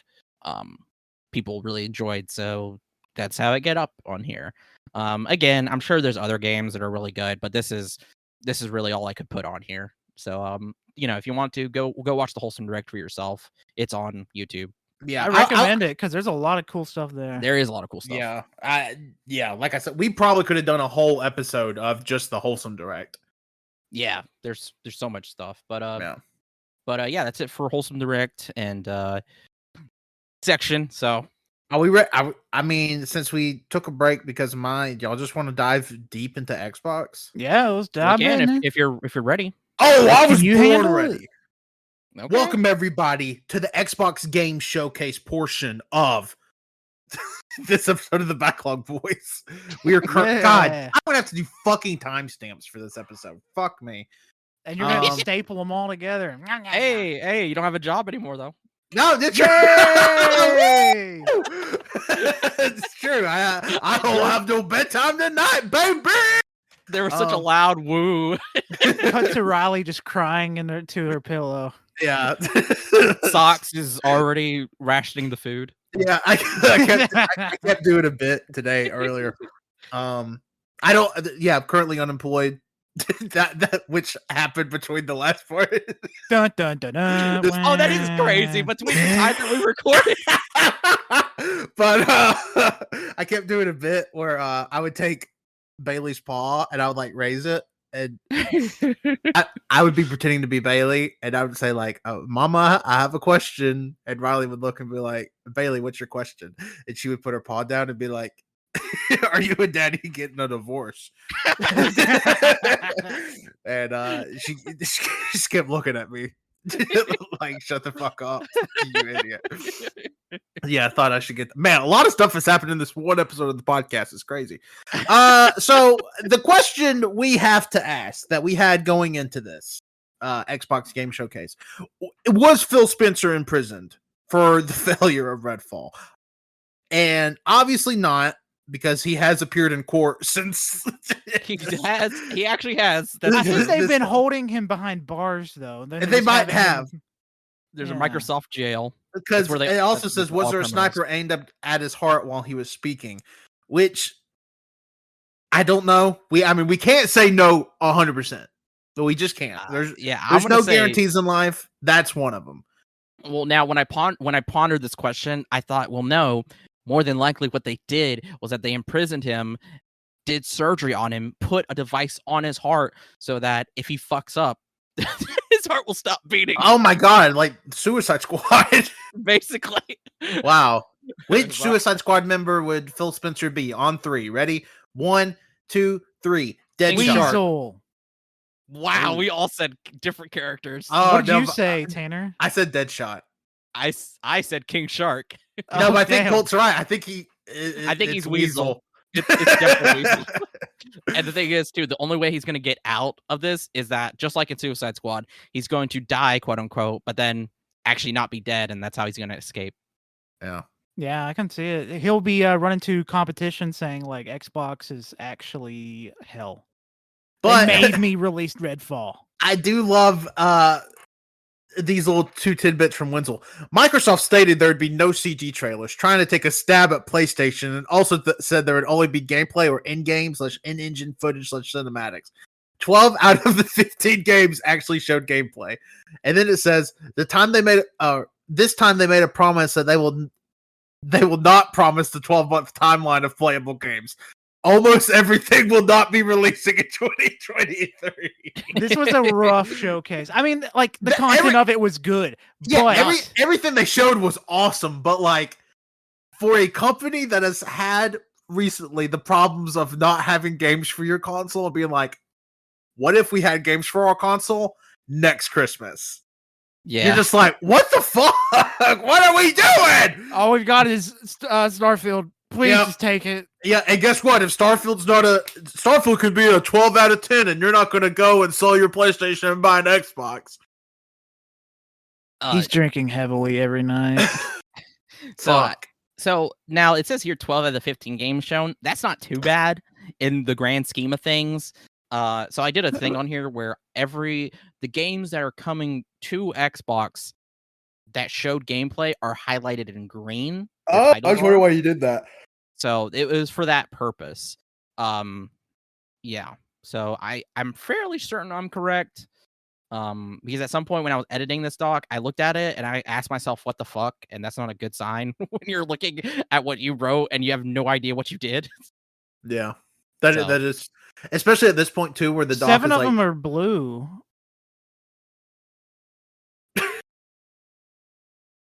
Those numbers don't add up. Yeah. No, so okay, this is where I thought I messed up. So it was 12 out of the 15 games for Xbox. Okay. Yeah. That makes sense.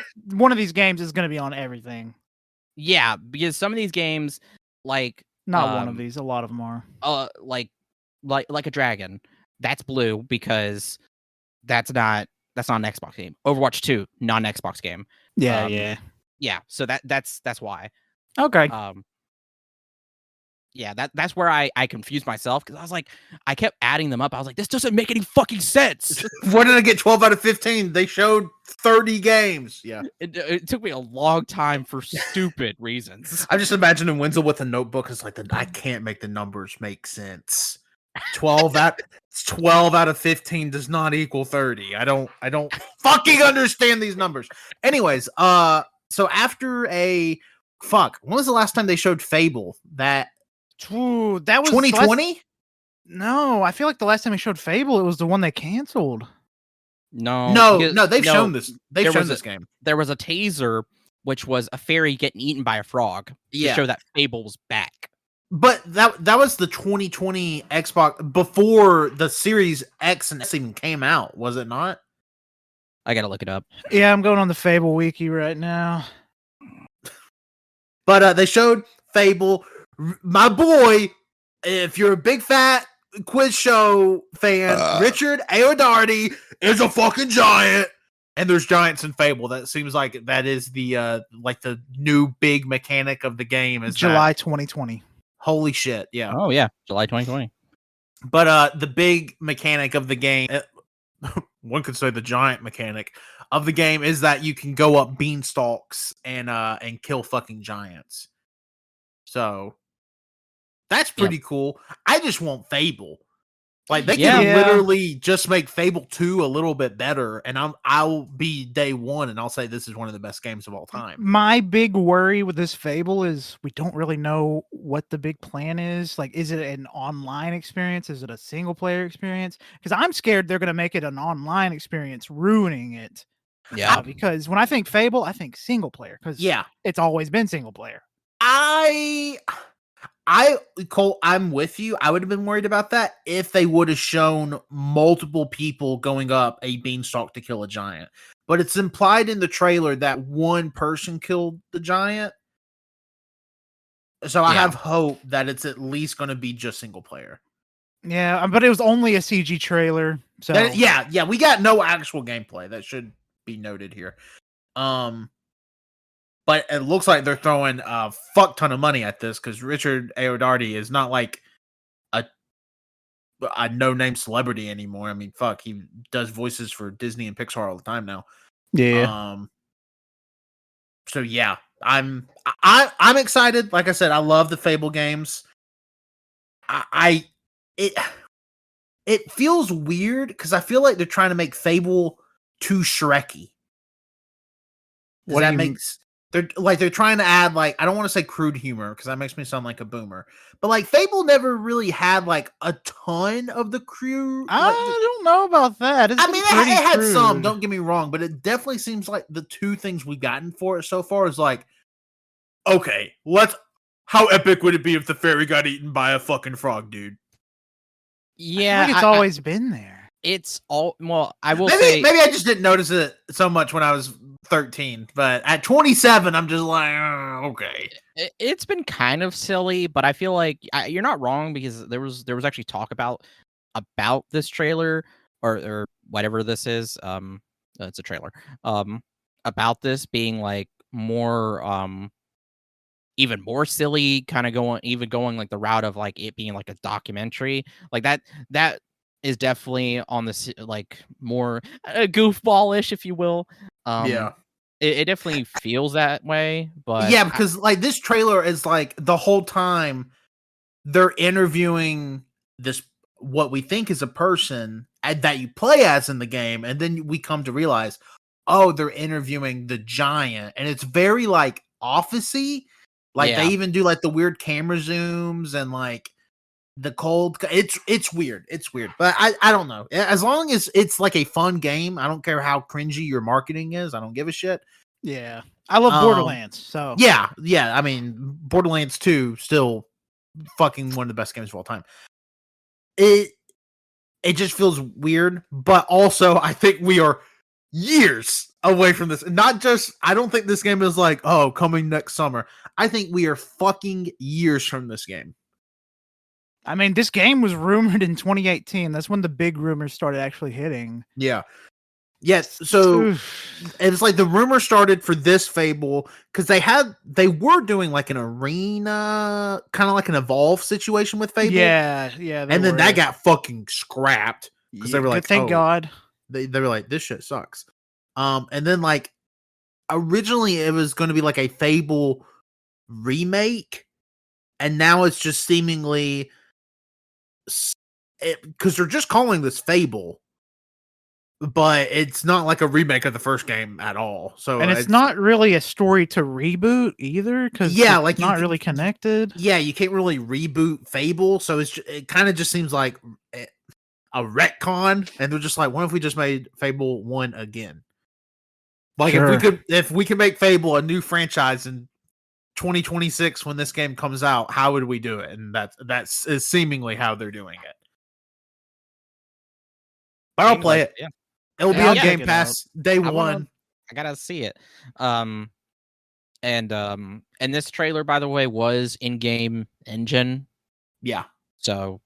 Yeah, that's where they're like, it's not a CG, it's in-game engine. Which, yeah, it's nice to see that, but also I would rather see gameplay. Oh my god, there was a trailer at the Microsoft conference that because I remember as we're watching it. Because they're talking like, oh, all this is in engine, whatever. But one of the things was literally being ran on a PC, and it had the footnote saying, "Oh yeah, what was that? Oh, I can't remember which fucking game it was, but it said it was being ran on a PC. Oh, it said it was being ran on a PC, but with settings comparable to an Xbox Series X. I want to say it was Hellblade. It might have been Hellblade. But I mean, we'll get to that. But I just thought that was funny. It was like, you're not even running this on your fucking hardware. Okay. Up next, we had a little game called South of Midnight. I'll give you a little synopsis real quick. And a magical version of the modern Royal South. Protagonist Hazel is on a quest to repair a broken world by taking on mythical creatures drawn from Southern folklore. Style is macabre, which was the word on the tip of my tongue when I first saw it. It'll be third person as well. That was oh, sorry. Macabre. Wait, I did knew you that not too. know that? No, I knew that too. I don't know why my brain said it's macabre. Yeah. Yeah. I mean, to be fair, I rated it in my mind as that too, macabre. Yeah, I just like my brain just was like, no, that's macabre. Yeah, no, this trailer it fucking rules. It's really nice. The like style the is so good. I like how Spider-Verse is rubbing off on everyone in like all sorts of different mediums. Yeah. Because this like the way the art here looks is very Spider-Verse-y / Puss in Bootsy. Mm-hmm. It reminds me of macabre, because I'm the one that put that in there. The style is very macabre. That was the word I was looking for when we originally watched it. When I was looking up for details as well, there's just one small detail I was able to find, which is that it will be in, like Tanner said, it'll be in third person. Even though we don't know when it's gonna come out, this trailer hooked me. I want to. Yeah. It looks so cool. Yep. I don't even care there was no gameplay. It looked awesome. Yeah. See, I don't. If it's the first time you're showing the game and you want to hype up a game, if it's not ready to show, I mean, that's just how fucking marketing works. That's how that's how it is with video games. You're not always going to get a gameplay trailer as the reveal. It's just it can't happen like that.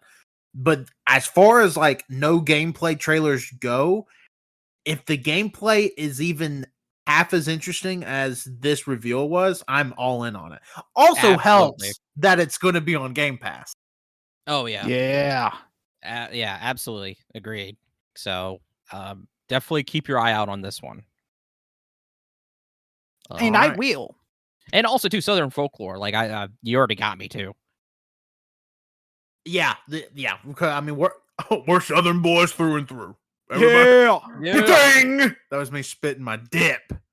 This is me. I was gonna say smoking a cigarette, but that's not really in the South. So no. Also, we did a smoking a cigarette bit yesterday. Oh yeah, we did. Shit, no more cigarette bits. We're promoting. We've got so many bits. Up next, we have a little game set in a little universe you may be familiar with. Star Wars. Indiana Jones. I wish. I wish. Star Wars Outlaws, which is an Xbox exclusive Ubisoft title. Wait, it is? What these notes say. Is it Xbox exclusive? I don't know. Let me Google this. I'm Googling it. No, it's coming to PS5. Okay. All right. God damn. Why do I not include more notes? I think fuck, it might be a limited time thing where it's on Xbox for a bit and then it comes to PS5. I think it's limited time marketing, like they're doing with. They probably have the brand. Obviously, with it being at the fucking Microsoft conference, they probably have the marketing rights to it. But anyways, experience the first ever open world Star Wars game set between the events of The Empire Strikes Back and Return of the Jedi. Explore distinct planets across the galaxy, both iconic and new. Risk it all as Kay Vess. I'm going to assume that's how that's pronounced. An emerging scoundrel seeking freedom and the means to start a new life along with her companion Nyx. Fight, steal, and outwit your way through the galaxy's crime syndicates as you join the galaxy's most wanted. I'm so fucking glad Lucas is giving more studios a chance to make Star Wars titles. Yes. Yeah, I'm looking at gameplay now for the first time because all I saw was a CG trailer during the thing, and they showed gameplay at the Ubisoft event. We can go ahead and talk about it here because we'll talk about it later then, but it doesn't matter. This looks pretty awesome. Yeah, it looks really sick. Yeah. I haven't seen the gameplay either, but the CG or not CG because it's in game engine. The trailer for this though, when they first show it hooked me. I was like, yeah, Star Wars Outlaw. Like, I'm glad. Like more.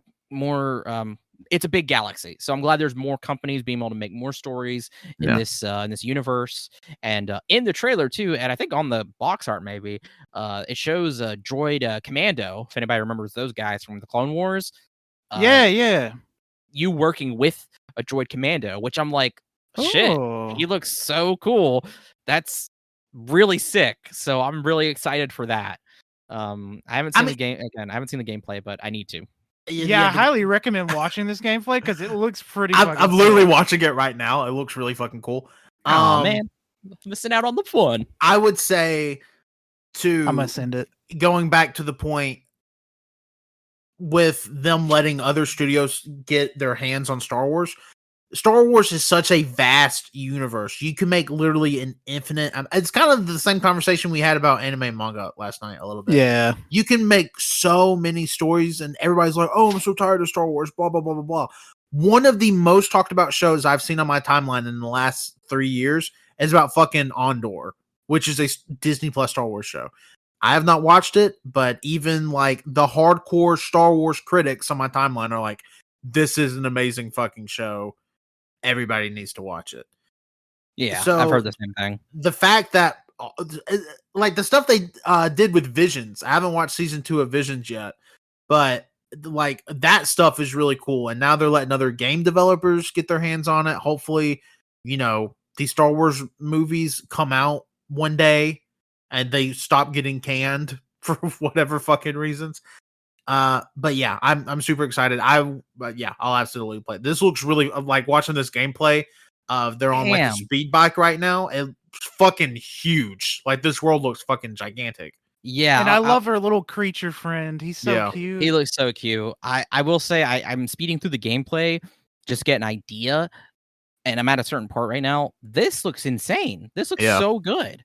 I'm so glad that quality control has come to Star Wars because they haven't really had great quality control over their games because you've either had good games or you've had absolute hog shit games.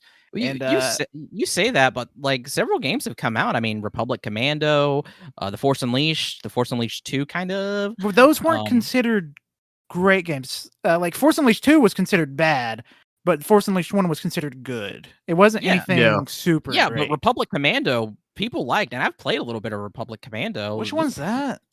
It's where you get to play as clone commandos. Here, my opinion, best Star Wars game. Oh, but I will say, I mean, this game came out in 2005. I'm talking recent. Well, I should mention though is that Republic Commando is getting redone. I'm pretty sure there's there's either a remake or a remaster coming out of that game. So pretty hyped for that, I believe. I could be making shit up. But I mean, recently Jedi Fallen Order and Jedi Survivor are really good. Those were like, I point at those games and I say great. Those games are great. I don't really consider any games before this. It's probably a hot take. I don't consider any other Star Wars game like great. I consider them either good or bad. I do see what Colt is saying. Like, Star Wars games seem to have a very high ceiling. Like, a great Star Wars game, like even Knights of the Old Republic, is still considered a fucking phenomenal game. Say Knights of the Old Republic is even getting that's even getting remade. Yeah, which is like, and it needs it because the gameplay is not great. Yeah, you can't. Yeah, like you can't. After playing modern games, you can't play Knights of the Old Republic. True, but I'm saying though, I mean, Knights of the Old Republic though, that's highly regarded, and the fact that it's getting remade is why people are so hyped for it. Oh yeah, I'm super hyped for it because I remember that was a game I used to watch my older brother play all the fucking time. I'm super hyped to play Knights of the Old Republic, but now, also there is a ton of really shitty Star Wars games. Yes, way more than there is good. Well, yes. I gotta ask because I can't think of any besides Force Unleashed 2. Pretty much. All Battlefront of the 1 and 2 were extremely disappointing. The new ones were extremely disappointing ones. Now and the old ones are okay. Fair. I have I have rose-colored glasses for the old ones. I think Battlefront 2 is one of the best games fucking ever. To be fair, this is another hot take. The only games that really hold up from the PlayStation 2 era are ones that are story heavy. Honestly, probably the only true Star Wars game that holds up from a gameplay perspective from that era, probably the Lego games. Well, I was going to say the Skywalker saga, that just, that all got put together. I was going to say that's a good game too. That is a good game, but also 6 out of 9 are already made. True. But I'm glad it's somebody other than fucking EA getting to make Star Wars games. Yeah, true. But they're doing really good with Jedi Survivor. Just optimize it better. Oh god, someone else is gonna say. Also, this will be open world, which is crazy. Yeah, and watching that gameplay. I mean, it looks huge. I'm sure it will be huge. And the droid commando looks sick. He wears a jacket. Oh, I love how he looks. I hope, unlike every other Star Wars project, it doesn't get canned or delayed 1,000 times. I just come out next year. There is a whole bunch of gameplay. I don't think it will. This is not a 1313. This is not a 1313. That is true. That is true. But we'll see. Up next, we saw 33 Immortals coming 2024 and day 1 to Game Pass. 33 Immortals is a co-op action roguelike for, you guessed it, up to 33 players. Play a damn soul and rebel against God's final judgment. Pick up and raid, cooperate to survive hordes of monsters, defeat massive bosses, and face the wrath of God in a fight for your eternal life. This sounds interesting, but a 33 player matchmaking. Only if there's matchmaking. Yes, because I don't even know 32 other people. I don't have that many friends. Don't worry, buddy. I'm making the calls. Oh, shit. Hit Elon up. See if Elon will play with us. It's like the Avenger moment where it's like, on your left, Cap.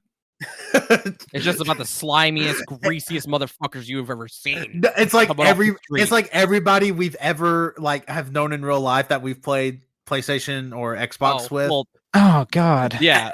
It's like just the world's worst people. I was gonna say the good people that we know.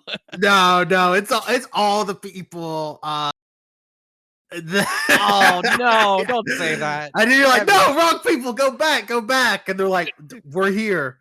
You see me try to close the portals. Yeah, we cut one of their arms off, because they're not all the way through the portal. But yeah, we just have to play this game with the shittiest people we know. Oh. Not that we know, because we haven't talked to some of them in 7 years, right? Yeah, it's for the best. Please, God in heaven. But yeah, this game looks interesting, but don't know how it's going to play with 33 players. I'm curious how the health scales for enemies. Yeah, that would be interesting. Also, just frame rate wise, how are we doing 33 at once? I think it'll be fine on the Xbox. So if there's 33 hopefully. people, that means that we're gonna say, how about this? How about we say that the enemies, the health is like it's gonna be an insane number. Give me a second. 33 people. We'll say 33 times 33. Their health will be 1,089. And every player doesn't gets seem that bad. Every player does 1 damage. Okay, that's bad. Yeah. Another thing too, like if the big appeal for this game is like 33 players, like are the bosses just going to be bullet sponges?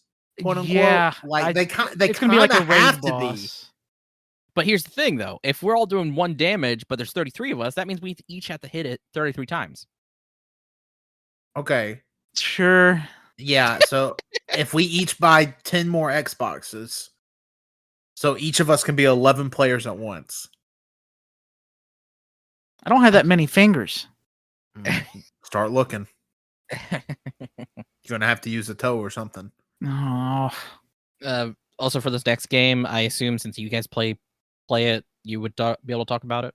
I've never played this one, but we'll talk about it. Persona 3 Reload. It's the Persona 3 remake coming early 2024 allegedly, and going to be day one on Game Pass. Yes, sir. It looks. I've always wanted to play Persona 3. I've seen a lot of people. They're a little upset that apparently it does not include the portable stuff or the Fez. You cannot play as the female protagonist, which is fine because there's a weird pedophilic storyline that you can go through if you wanted to have a what the fuck a romantic relationship with one of the little kids. But that's different. You can't do that now. They canceled it. Cancel culture is ruining our games. Well, yeah, hold it's on. good. It's good. It's good. I'm glad they didn't include it. This looks fantastic. I've played Persona 3 Portable. I absolutely loved it. It's a fantastic game. It plays nothing like what we're going to get here, considering it's going to play similar to Persona 5 and Persona 4. It's just going to be great. It's going to be great. But I kind of wish they did it with Persona 1 and 2 instead. Because Persona 1 and 2 are like the most different compared to 4 and 5. Yeah, of any of them. I feel like a ton of people, not a ton of people, but I feel like most people people that are really into Persona have more than likely played 3 versus 1 or 2. Yeah, I haven't played 1 or 2. I'd like to, but like the gameplay's really dated. Yeah, and like, are they like how accessible is Persona 1 and 2? I think you could get them on the PS Vita store, but I don't know if that's open anymore. Well, Persona 2 was that did Persona 2 not get like kind of a let's see. You're thinking of Shin Megami Tensei 3 Nocturne. That was recently No, I'm thinking of remastered. Persona Q2. That was only on 3DS. Yeah, but I'm thinking of Persona Cutie. But is Persona Q2 tied to Persona 2? No. It's just the Persona Q2. Oh. Which Persona Q was Persona 4, 5, and I think some of 3 characters. Just what if they were in the same universe? Well, technically they are, but what if they're interacting with each other? What if they in the same universe? What do we do in the Gwitty? It's fun. Okay. Okay, yeah, I'm looking at one. How funny would it be if I bought a Japanese version of Persona 3 for my PlayStation? Be really funny. That's considered the best way to play it. Really, the best way to play it still is considered on your PS2, even I versus think so. portable. Yeah, I mean, because portable does not have any 3D models other than the dungeon stuff. Now think about it. I couldn't read the dialogue. Is that important in Persona? Okay, never mind. How much do you think a Japanese copy of Persona 3 is going for? Probably not much. Yeah, probably like $30. Japanese Persona. Shit. 35. Japanese Persona 3 is going for. Okay. That's the PSP. I don't want the PSP. I just want the fucking PlayStation 2. Maybe I should have put PS2. Well, that's a lot of. I can buy Persona 3 and Persona 3 Fez Appment Edition for $44 together. Damn. Yeah, that's not bad. I thought What's the difference between Fez and base Persona 3? Is Fez just like Fez you get to wear royal- a Fez hat? A Fez hat. No, it's you get to play as a female protagonist, and it has like some more story additions. Okay. Oh, It's here it kind is. of like Royale and base game. Persona 3 Japanese game with box tested genuine, $26. That's not bad. Doesn't seem bad. But Damn, Fez this is is a the better fucking of the two. sealed copy for $35. Still has the manual and everything. Damn. All right, well, I'm unemployed right now. I can't buy Yeah. it, Save your money for the weekend, then you can splurge it all. All right, but yeah, I recently bought Persona 4 Golden on my Switch because I think that would be a really good way to play that game, and I plan on making my way downtown on that game soon. But Fantastic I didn't realize game. that was like a 1,000-hour commitment. No. But I have unlimited time right now, so who's to fucking stop me? Up next, we got a little game called Avowed, which if you haven't heard, Obsidian's cooking it up. Action role-playing game played from the first-person perspective. Players assume control of an envoy from the Say it. Aider. Sure. I don't know. Aider Empire, who has arrived to a remote region named the Living Lands to investigate a mysterious plague. Players can use magic, melee weapons, and firearms, such as a pistol, to defeat enemies. It looks fun It looks because like it's got guns. Yeah, this is coming early to 2024 into Game Pass. It looks like Obsidian's answer to Elder Scrolls. Yeah, I mean it was before they bought Bethesda. Yeah. So, Oh yeah. this is my Skyrim with guns. Yes, actually, it's going to be more linear, like Outer Worlds was, which is I'd say a good thing because Outer Worlds it's not. I mean, it's got zones of open worlds. It's not necessarily super linear, but I think that's good. I like that. Oh, that's fine. Yeah. And Yeah, it also takes place in the Pillars of Eternity universe. Is that right? I don't know about that. No, that's not a question for me. I'm not that big of a nerd. Yeah, that's not in my notes, so I'm gonna Pillars say no. of Eternity. Avowed. Yes, it is. It is Huh. in the Pillars of Eternity universe. Interesting. Okay, cool. No, I don't know what that is. Something else in the Pillars of Eternity universe. Microsoft Flight Simulator 2024. Oh. But I before care. that, we're getting the Dune Omnihopter. Ornithopter. Ornithopter. What the fuck was that? Loser. Oh my god! Holy shit! Yeah, that does say. Yeah, we're getting the Ornithopter, Dune doesn't it? Orbidopter. Oh, Yeah, we're getting no, the Doom. We're getting the no, Doom. I'll be okay, okay. So let me tell you what happened. Is my Don't burn your glasses are a little glasses. fog. My glasses are a little dirty right now. And the R and the N looked like an M, and I'm like, Omni. I was like, Wenzel definitely just forgot the N. Wow. So- that's- Are you cleaning your glasses with Cheetos? That's no, racist. they're just not clean right now. That's They're a totally little racist. smudged up. That's totally racist, Tanner. No, but Say I would mess that up. Microsoft Flight Simulator 2024. It's more. I'm ready. Fun. It looks. I mean, it still looks pretty. You're getting objectives now.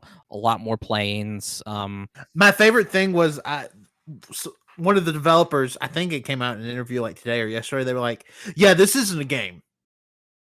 This is a Okay. simulator." Yeah. Yeah. You could do like you can help do like You can put out wildfires. wildfires. You can do like you can Death Stranding. You can get all the stuff I ordered from Japan on eBay and fly it to my house. you can do flying like challenges or exercises or whatever where you like whatever. Yeah, you can do more than you could in Microsoft the first one. Sorry, Not the First one? Oh, no. The last one. sorry, the last one. Yeah, that was pretty embarrassing. What if I bought a flight stick? That'd be cool. Yeah, do it right now. Yeah, do it. Maybe later. Okay. Yeah, and the Dune Ornithopter is coming to the last game on November 3rd. Which is the same Yes. day Dune 2 or Dune Part 2. Which one is it? Is it Dune 2 or Dune Part 2? It's Part Dundee. 2. It's Dune Part 2. Don't listen to Colt. Dunny. Sure. I All don't right. care. It's Microsoft fucking Flight Simulator. Up next, after years of hiding from us, they showed us, they give us a little taste and say, all right, you'll see it again in 3.5 years. Hellblade 2 coming 2024. And again. Wow, you couldn't even say I do it. You avoided to say her name. Is it Senua? Yeah, Senua. Senua? Senua returns in a brutal journey of survival through the myth and torment of Viking Iceland. Intent on saving those who have fallen victim to the horrors of tyranny, Senua faces a battle of overcoming the darkness within and without. Are you doing a bit where you're just saying words weird? Yeah, it felt like you just said it like wrong, but Tyranny. right. It was weird. I said tyranny. No, you said tyranny. Oh, did I? Yeah, you did. Oh, yes. It can probably be pronounced either way. Maybe if you're British. Yeah. Are you British? Oh, shit, the game's up, I've been caught, boys. Oh my god, you've been waking us the whole time. What? Oh, what do y'all want for breakfast? Oh, I'm just feeling some baked beans. What? I would love some baked beans and a fucking red ass tomato for breakfast. Oh shit. And boiled chicken. And then every time Riley's like, "What do you guys want for lunch?" Tanner's like, I would like some fish and chips." Fuck. And then Tanner always asks us, "Hey, you guys want to go down to the pub?" He does. He does.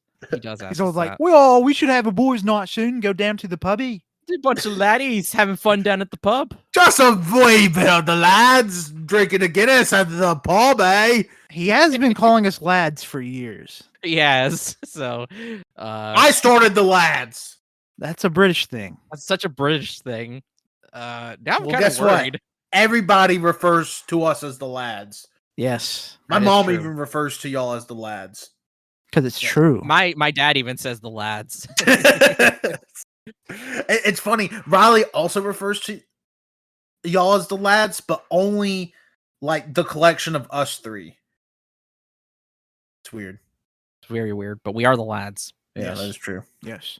Hellblade looks cool. I mean, it was I know it was in engine. It was in But engine, but it was It nothing. still looks cool. It was just. I mean, don't get me wrong. Like, I'm gonna love the story when we get it, but it's just Senua, just talking to herself And tripping shit. Because there's like a cool portal thing going on. Yeah, that's it. Like the last time we saw this game, it was actual gameplay of them fighting a giant. Yeah, a giant baby looking thing is freaky. It was freaky, and I mean, it says I'm in 2024. So We'll see. Open. I think they yeah. scrapped the one they showed last time and they made a new game. Damn, Possible. that's crazy. You remember everybody was under the assumption this was going to be a launch title for the Series X. Yeah. Because this was the first game they ever showed for it. When did the first one come out? I feel like we were in high school still. Maybe no. Probably. First one probably came out in Maybe. like 2016. Oh, maybe 2016. Yeah, you're right. Let me see. Oh no, it came out August 2017. So we just Oh, yeah. graduated in May. Yeah, because I remember I played it in 2017 or 2018 and platinumed it. Yeah, it was an easy plat.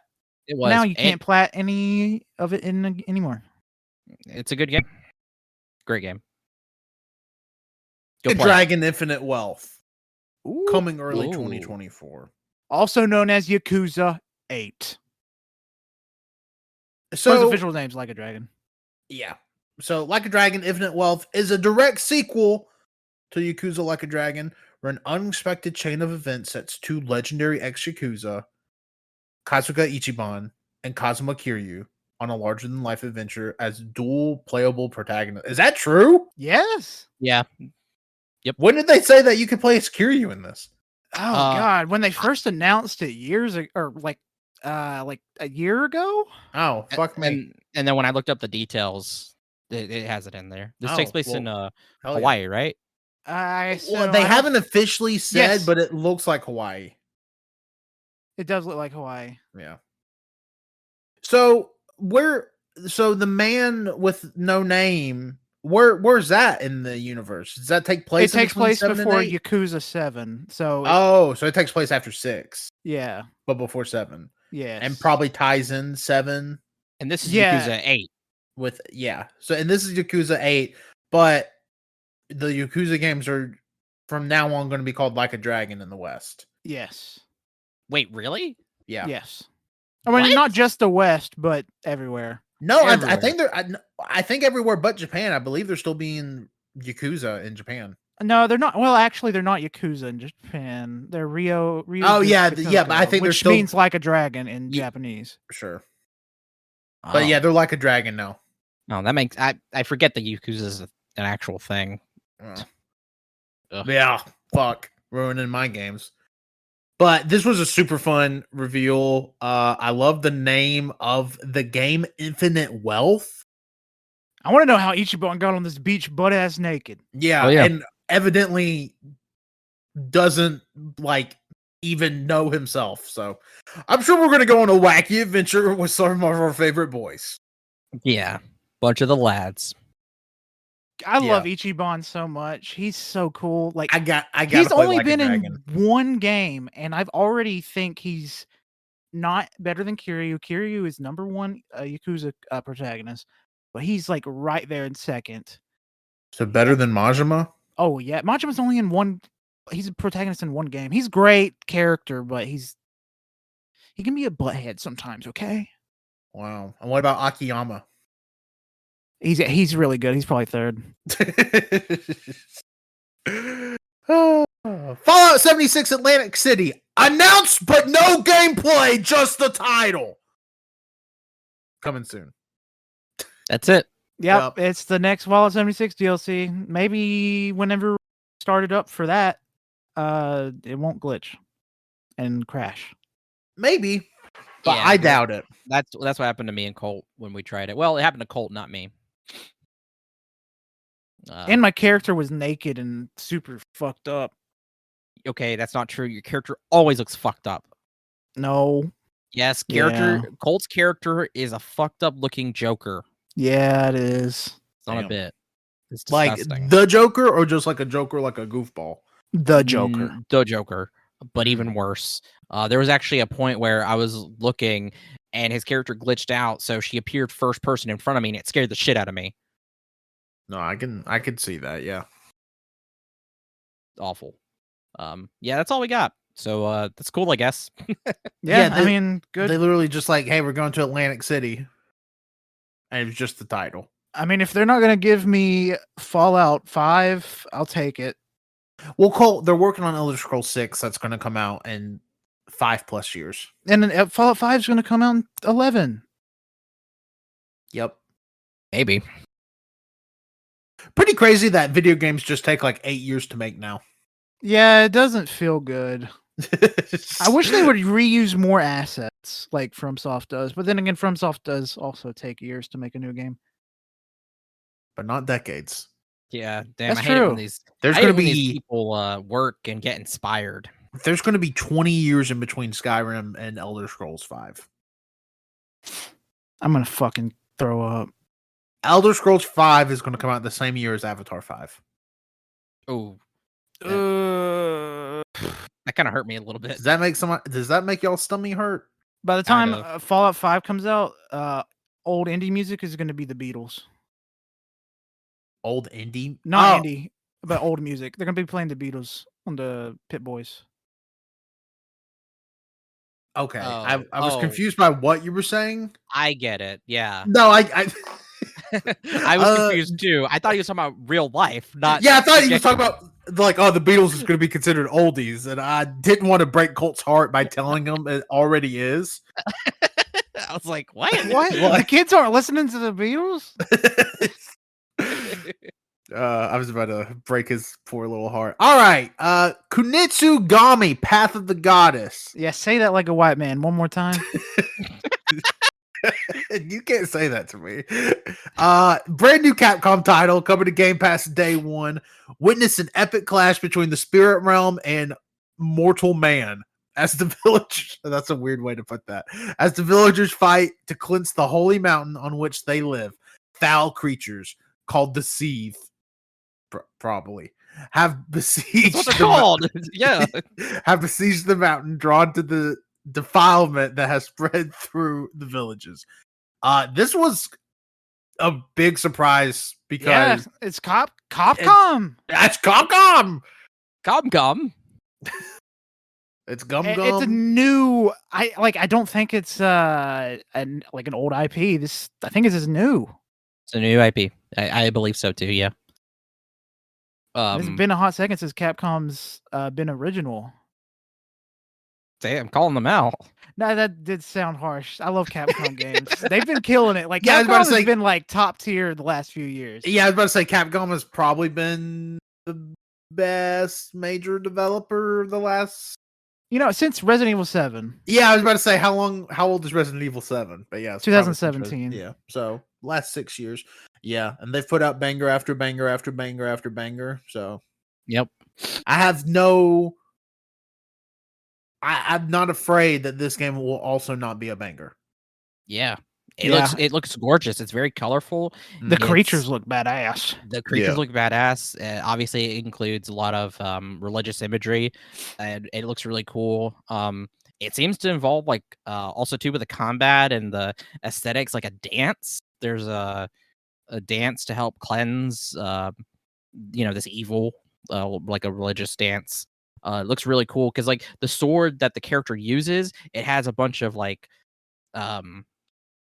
it's like a bunch of ribbons that come out of it, and it looks really cool. Yeah, I'm excited for this. Definitely will be day one since it's going to be on Game Pass. Yep. Also interesting that Capcom has, a couple of years ago, I say couple, whenever Street Fighter V came out, there was the big rumor that Sony was going to buy Capcom because that was the only way Street Fighter V was going to be able to get made. And then how they've just completely turned that company around in the last decade. And now they're making an exclusive title for fucking Microsoft. Oh, yeah. Oh, that's what it reminds me a lot of Onimusha.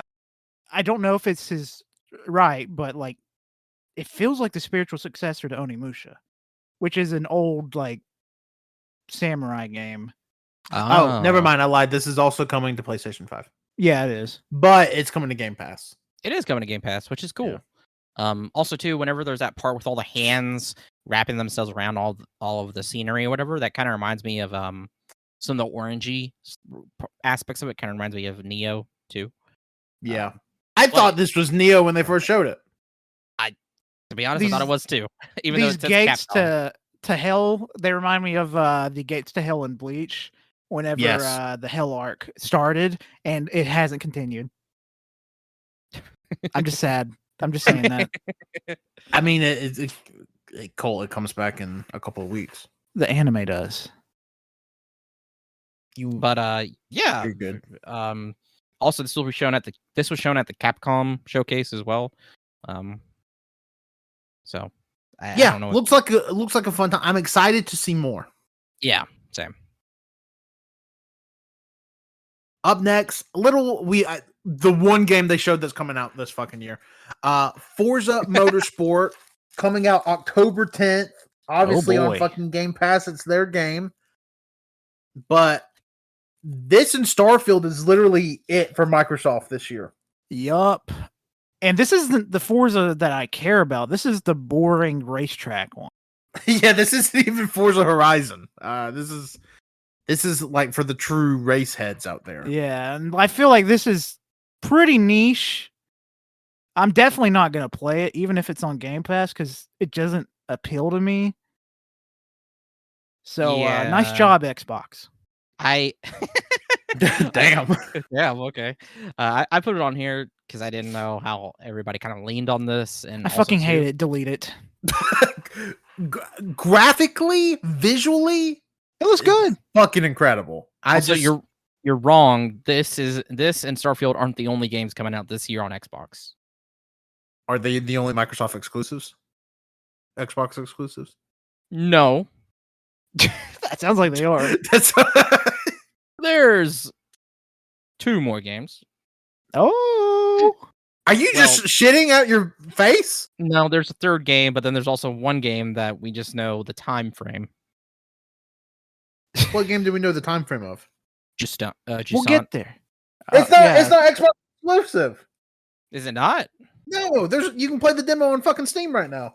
Oh, blow my dick. Damn. Never mind. God of War is Xbox exclusive. Well, it's just not gonna be on PlayStation. I don't fucking know. I didn't ask. Look, it's coming to Game Pass. That's all I care about. Yes, it is coming to Game Pass. But talking about potentially maybe soon Xbox exclusive, Overwatch 2 coming August 10th. Not really. It's Season 4 coming August 10th. With a surprise tease for the next support hero. This is going to be the Colt and Wenzel segment of the show. Flashpoint game mode announced. Hero mastery challenges, which have been delayed since the game has come out. Coming during the mid-season patch in September. They're adding a co-op event and a firing range. What do y'all think? I mean, these are small things that, like, I honestly don't care about that much, but it's nice to have, I guess. The firing range seems kind of silly because we already have a firing range. There's a practice arena. Yeah. So which is literally just a better firing range. Yeah. I don't really care. Flashpoint seems interesting, seems fun. Co-op event seems cool. Like the story stuff that they've shown, I'm interested. I want to see what that adds. And the hero mastery stuff seems really cool for people who want to learn new heroes and shit. Want to learn the heroes, have courses dedicated to those heroes, and then possibly like what this opens up for them for like getting like maybe like cool stuff for those characters. I think that's really neat. This has been a long time coming, in my opinion. It's just funny that it's been delayed to September. But that's not even the important thing. The important thing is we got a tease for the new support hero. Yeah, and she's a Peruvian person. She's Peruvian, and it looks like she has a big ass sword. Support hero. That's all we know. That's all we know, and we've been needing support. And I mean, people have done their own renditions of what she possibly looks like from brightened images and stuff like that. She looks like she'll be really sick. And I believe she will, especially if that sword is a sword and a railgun, as some people are hypothesizing. Yeah. It's ripping off Sojourn style. Yeah. But there is another thing that we didn't write down here is hero level, like, things that are coming in. I can't remember what they exactly called, but your heroes are going to be level upable, which are going to go towards your account rank, which they're bringing account ranks back. And every hero you level up adds up together so you can get your new borders again. I imagine they're going to be a new style of border. But if you've played Overwatch, you know what I'm talking about. It's a small thing that should have been in the game at launch, but it's nice to finally have it soon, hopefully. Yeah. What else? What else can I just talk about Overwatch with? Stop saying slurs, please. Yeah. There was actually recently a game we were in where a guy just straight up says the slur, even though we were having a bunch of fun banter in the chats. The game started and we saw the enemy team had nothing but pride flags. We're like, oh hell yeah, none of them are gonna say a slur. We're good. That's one of them said a slur. That's what Colt said. And then I made a joke like one of them is just gonna say the most absolutely rotten slur ever. They did. They made up a slur. No, it was a combination, I assume, of the N word and the F word. Yeah. Wow. Yeah, it was pretty bad. It was bad. Yeah. Please stop. We're just trying to play the game. I feel like we had a lot of fun bits from the last time we played together, but I can't remember them. I know Tanner would have enjoyed them. Yeah, Tanner would have like let's see. I keep trying to have sex with people in the chat. Okay. That's it, really. Go on. That's it. I don't know what to say. Wow, I don't know what to say about that. Sounds like I am missing just a fucking hoot. And also, too, with no context, that sounds really weird. Yeah, it does, but no, I'm not really. No, the context is that we just say like random shit, like we just say "I want you." That's mostly it. I want you, or suck my toes, or I don't know. I couldn't tell you. We just usually say "I want you." I do bully people that cry when they complain. I say mean stuff back to them. Yeah, we're starting to be a little bolder with that, though. Now. That doesn't sound good. What It's do you good. mean? It's because they're being rude. They're being like, Okay. "Wow, insert name sucks," and I'll be like, "Shut up." That's Kill literally yourself. Okay, that's I not. don't say that. I'll be like, "No, you suck. Your stats suck. Stop rushing in. Eat my butt." Stuff like that. No, oh my god, there was something we did recently. Oh no, what was it? It was so fucking funny because the guy says something and like several people say something back to him, and then I finally chime in and I start cackling because I just think I'm so fucking funny. Wenzel said the most basic joke, but It he was lost so his basic, fucking mind. but I lost my mind. That's been Wenzel's MO for years in the group. So Yeah, Overwatch 2, a lot of stuff, just a lot of stuff that needs to be done. I really wish they would bring back the little icons to show you like what season of competitive you've been in.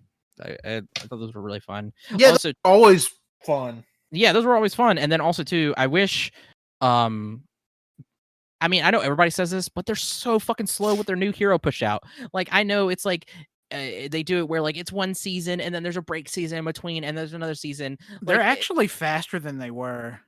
I Because know it was usually like one hero a year. I know comparatively, like, yeah, they're faster, but you know what? Push out a new hero every 1 month. No, don't. Do that would fuck up balance real bad. There's Two new quality heroes every week. One hero a day.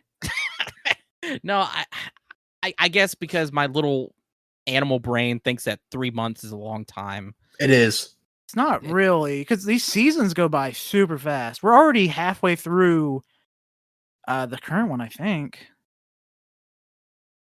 We're close to halfway. We're close because the new season doesn't come till August, so we're close. Yeah. So, nothing much else to say. Just excited for the sport hero. Well, hell yeah. I say we skip Starfield till the end since the Starfield. Yeah, that'll be the last Xbox. Oh no, that there I put right there is a bit. Oh. Okay, great. What? Well, because in the middle of it, they put a Starfield trailer. Oh, they did. That's why I put that in there. Yeah, they did. Yeah, I'm fucking crazy. They didn't. I'm fucking stupid. They didn't. I'm gaslighting you. Just saying. Coming fall 2023 and the Game Pass, but also coming to Steam and maybe PlayStation. We don't know. It's coming to PlayStation. I googled it. Just saying is a brand new action puzzle climbing game and a meditative journey to the top of a tall tower. Challenge yourself at your own pace, explore different paths, and unravel the secrets from a bygone civilization. With people playing the demo from Steam Next Fest, people are saying this game is fucking phenomenal. That's what I hear. Love That's what I've heard. Uncharted and Lara Croft's Tomb Raider, the newest ones, the climbing section specifically. So this game is appealing to me super hard. Yeah, and you have a little guy that sticks on your back and helps clear stuff up. Yeah, so I like this game is on my radar solely because of all like the glowing reviews from the Steam Next Fest. The art style too reminds me of another game that I can't think of. Yeah, I'm with you.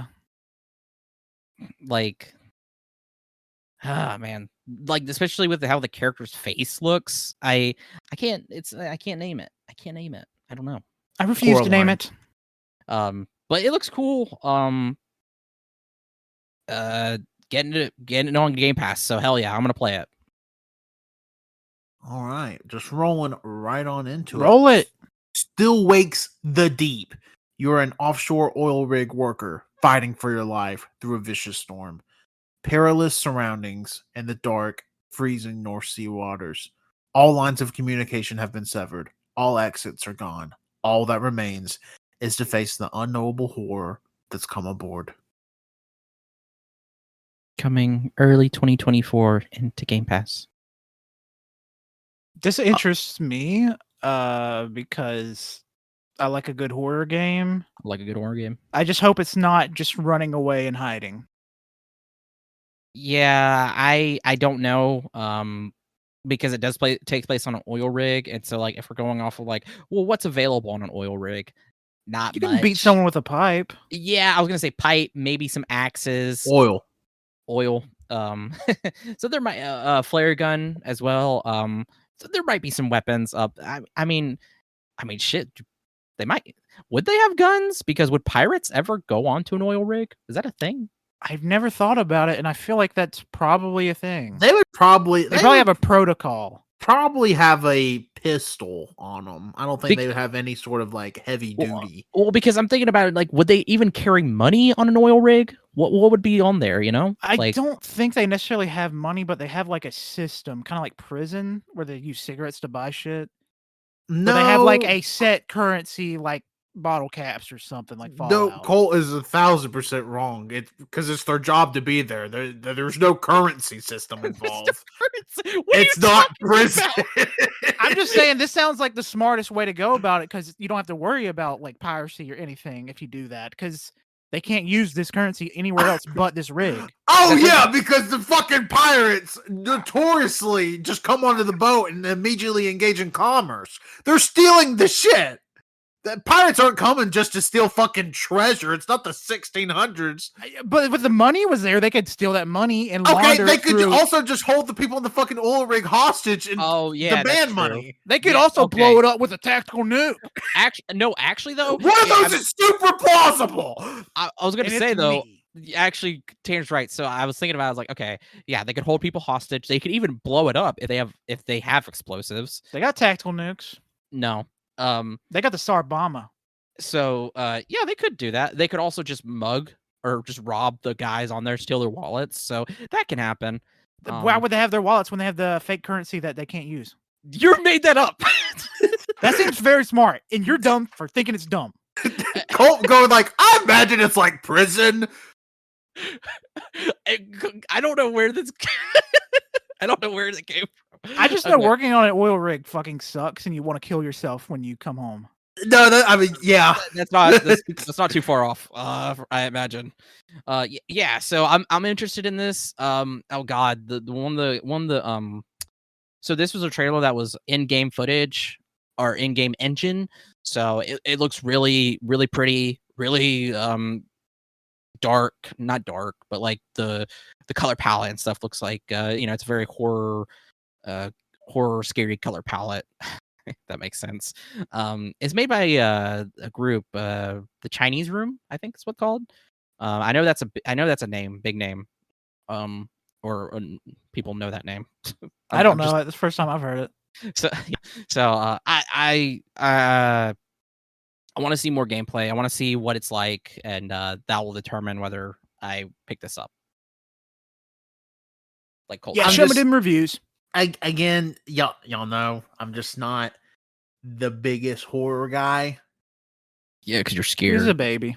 So unless people are just like hyping this as like one of the must-play games of the generation, I'll probably not play it. But again, I also could see this again being a very fun game we all got in the same room and play together. So like a horror game like this. You're just saying that because you're scared. Yeah. I'm not scared.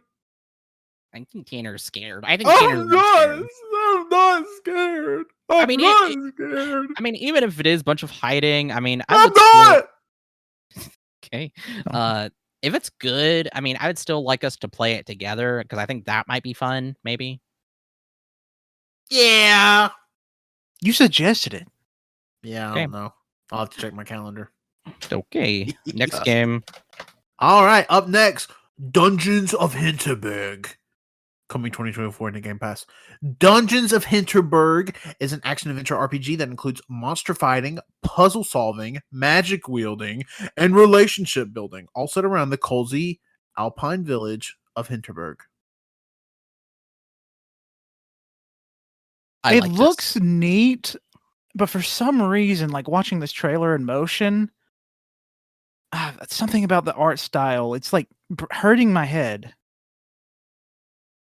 It's giving me a little bit of a headache watching it in motion.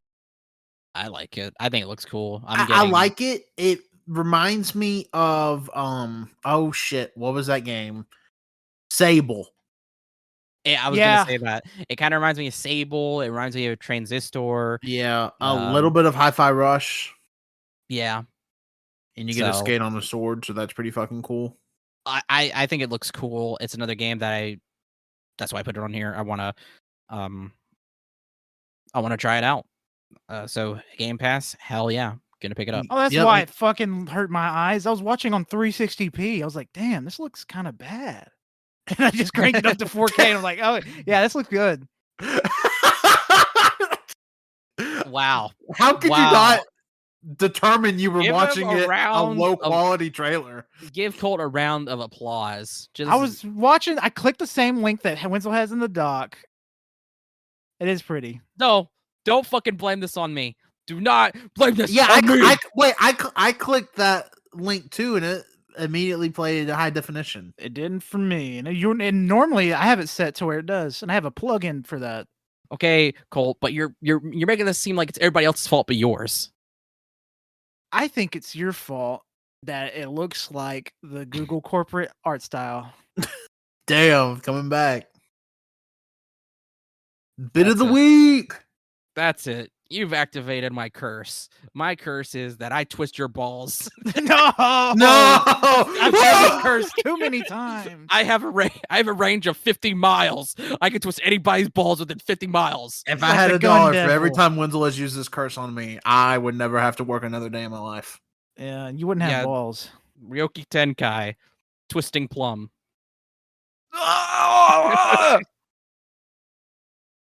Sorry, Tanner, you're affected by this too. Oh man, I'm wearing a cup. Oh shit, that's the only defense against this. But every other animal, though. What? Why would you do that? What the fuck? I know Sox doesn't have his, but Luke still has his, right? He's old. Why would you do that? Why would you do that? I can't turn it off. It's my domain expansion. What about Monkey? He doesn't have his. Why about your dad? You're screaming.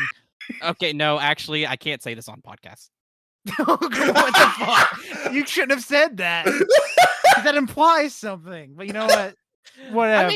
I mean, I don't know what you want me to say. He has a vasectomy. I mean, they're still there. That doesn't get rid of your balls. Damn, Dad, I'm sorry. It's not like a cat where you. God, I gotta know what Wenzel thinks a vasectomy is now. Well, I mean, I know what a vasectomy is. I don't know why I. Never mind. I don't know what I was thinking either. Actually, also too, this would. Never mind. I thought you were implying his balls just got cut off in a war accident or something. I don't know what I was thinking. Funny bit though, right, guys? You guys laugh. Wenzel just says thought for the last 20 years. No. I did not think that. But okay, buddy. Oh, I don't know. Tanner, speak about that next game that I don't care about. Oh no, you probably can't see it. I should have. No, I can see it. This one? Yeah. Okay. Oh shit! I didn't see that. Yeah, I knew Colt would be the one to miss this. You didn't highlight it. So up next, I Cyberpunk missed it. That's why 2077 Phantom Liberty coming out September 26th. And Wenzel also wanted to know that Keanu I don't know why he put his last name too. Keanu ran off stage to evade capture. Why wouldn't you put his last name? We're not That's his name. We're not. Yeah, I just never friends with him. Speaking for yourself. If anything, you should have just put Mr. Reeves. I was gonna say also, if anything, if we're being formal, I would just put Reeves. No, Keanu. Also, I enjoy how enthusiastic he is about Cyberpunk. I love him. It's clearly something he doesn't really know that much about. He's just super happy to be there. I'm a huge fan of him. Well, I mean, he'd have to know a little bit about Cyberpunk. He did Johnny Mnemonic. I mean, yes, but I'm talking the game. The game, yeah. No, I see what you mean. But yeah, this expansion for Cyberpunk may be what gets me to play Cyberpunk because it seems like they're just completely fucking overhauling the game. Yeah, Cole has talked about this with me. It's like a new game. It's a completely different game now. I'm waiting for the DLC to release before I jump back in because the new game stuff, like the aspects of the AI shit and blah blah blah, new additions, damage. I think that update's already out. Yeah, no, there was a. Oh, you mean so the non DLC, like the game fixes, are already out? I think so, because you don't need the DLC to actually get those. It's free to everyone that owns it. I just assumed it was coming out the same day as the expansion, and that was going to be a free update, and then you could get the expansion. I don't know. But, I mean, everything that was in the expansion was, like Colt said, I think is already or going to be part of the regular game, which is what makes it such a big deal, was that it makes it better, and that's great. Because obviously everybody knows Cyberpunk did not have a good launch. And slowly over time they've been doing better with it, and on new gen, not last gen. Not last gen. And Phantom Liberty, I assume it's just just an unplayable mess on PS4 and Xbox One. Yeah, I don't want to think about that hell. And Phantom Liberty seems awesome. It has Idris Elba. You're rescuing the president, and it's a bunch of story stuff. So yeah, going to Dogtown. I said that like Keanu does. Dogtown. I'm going to Dogtown. Are you ready, Space Cowboy? John Wick 4. John Wick 5. John Wick 5. John Wick 6. He killed my dog. I'm thinking I'm back. Yeah, I'm thinking I'm back.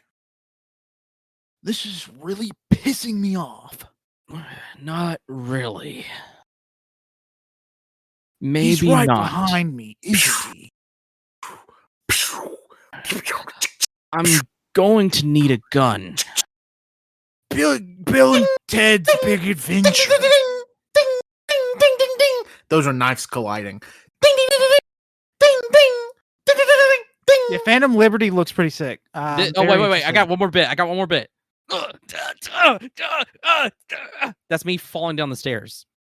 Oh. Cole hasn't seen John Wick 4. I have not. So there's a great bit. me and my dad and my mom were yelling in the theater when we saw that. Yeah, I saw John Wick 4 in like a pretty packed theater, and people were hooting and hollering. Yeah, our theater too. It was pretty. It was. Yeah, really mine bad. too.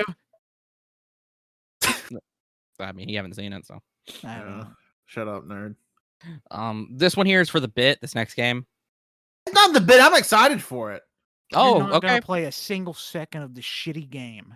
Oh, City Skylines 2 coming October 24th. It's going to come out on Game Pass. It's more City Skylines. Seems like they're adding a lot more depth to it. So you can get your weird fucking sim city building game fantasy dream paradise on. City Skyline 1 is the one where they had the diarrhea city where the sewage backed up into a massive poop mountain. Are you asking or telling me? Asking. No fucking idea. I'm asking too, actually. I don't know. Okay, Google. I'm gonna Google cities skyline poop city. Actually, simplify it. Okay, Google, look up diarrhea mountain. Diarrhea mountain. Hey, Alexa. Oh yes, it is. Cool. So Ooh. hopefully this game can have more poopy. Well, You my can make promise poo to you, rivers. You can make poo volcanoes. sick. As in, what sort of sick fuck would do that to the citizens? You. Oh, You. yeah. But yeah, that comes out October 24th. You want to play that? Up next, Something really big, actually. Halo 7. No. No. Metaphor Fantasio. Or Yes. Fantasio. Nope. You No, had it. Fantasio, I think. Is it Fantasio? Or it might be Fantasio. I don't know. But Fantasio. write your destiny and rise above fear as you step into a fantasy world unlike anything you've seen before, fraught with unsettling mystery. The kingdom stands on a precipice. Now you must embark on a journey, overcoming obstacles and forging bonds with friends. So this game was announced like fucking 10 years ago. Yup. And Xbox showed it and said this shit dropping next year. It is coming out on everything, so it's coming out on PlayStation. So don't, oh, you Sony ponies. Yeah, I would actually be pretty upset if this was only on Xbox. Well, now you don't have to be upset. Yeah, I know, because this looks absolutely fantastic. It's Atlas, peak Atlas. It really is. The creatures, they're not Shin Megami Tensei creatures. It's looking like they're completely new designs. Yeah, it's like its own little design, and I mean it is an Atlas game, but it does look like as far as like the world and like what you're actually doing is quite different than Shin Megami Tensei or Persona.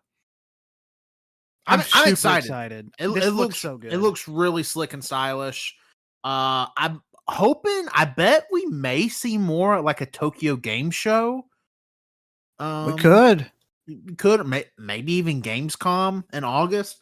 So especially if it's allegedly coming out next year. So I'm excited. Like we don't know a whole ton right now, but it looks really fucking cool. I'm excited to play it. Amen. Beautiful. And up last. Yep. For from Xbox. Microsoft.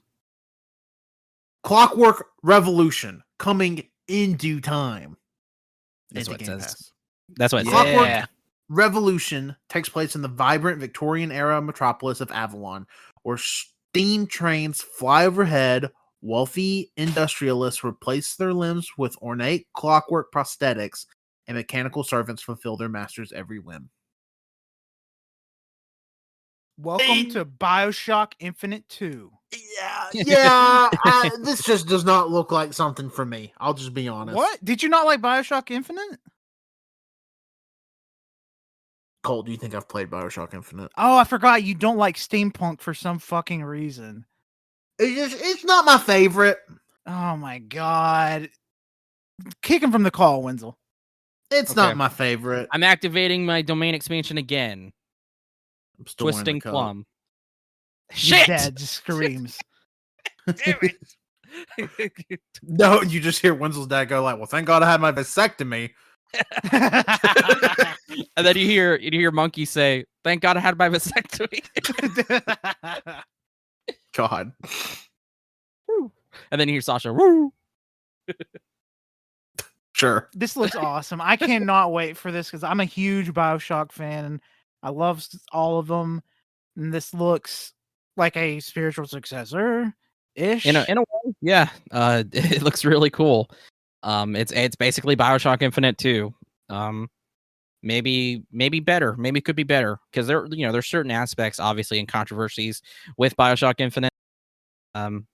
But the things that I did like or did enjoy about BioShock Infinite, I really enjoyed, and hopefully this will take that and take it even further.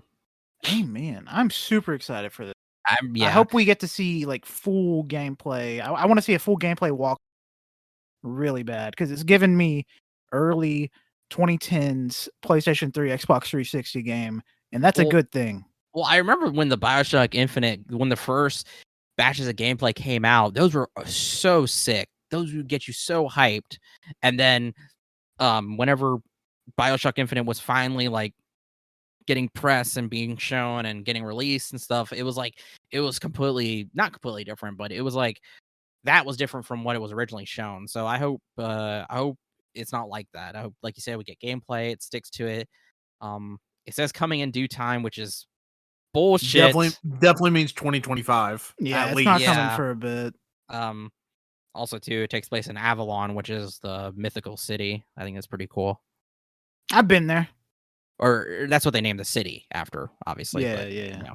So what did we think of Xbox before we get into the Starfield thing, because it was like its own thing?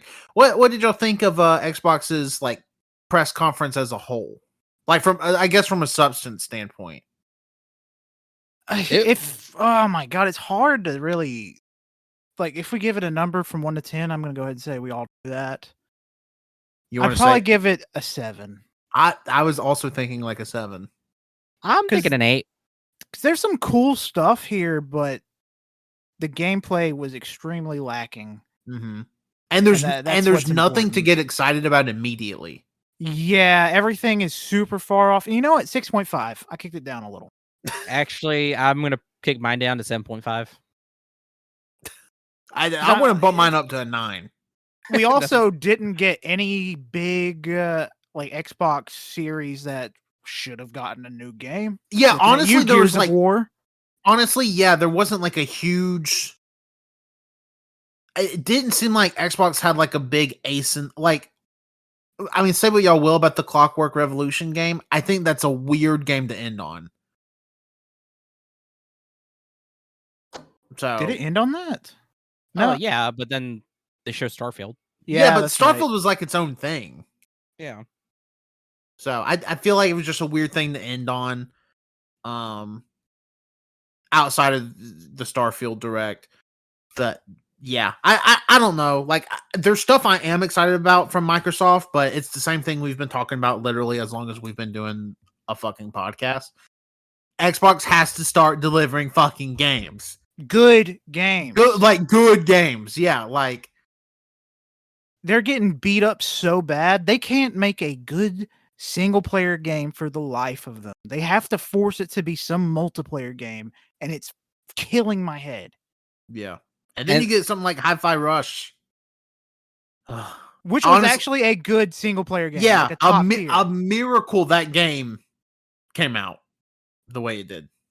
And like they said, you know, all this stuff is none of it's coming out. Almost none of it's coming out this year. So it's... No, you have as far as actual Xbox exclusives, we got Starfield and you got Forza. That is it.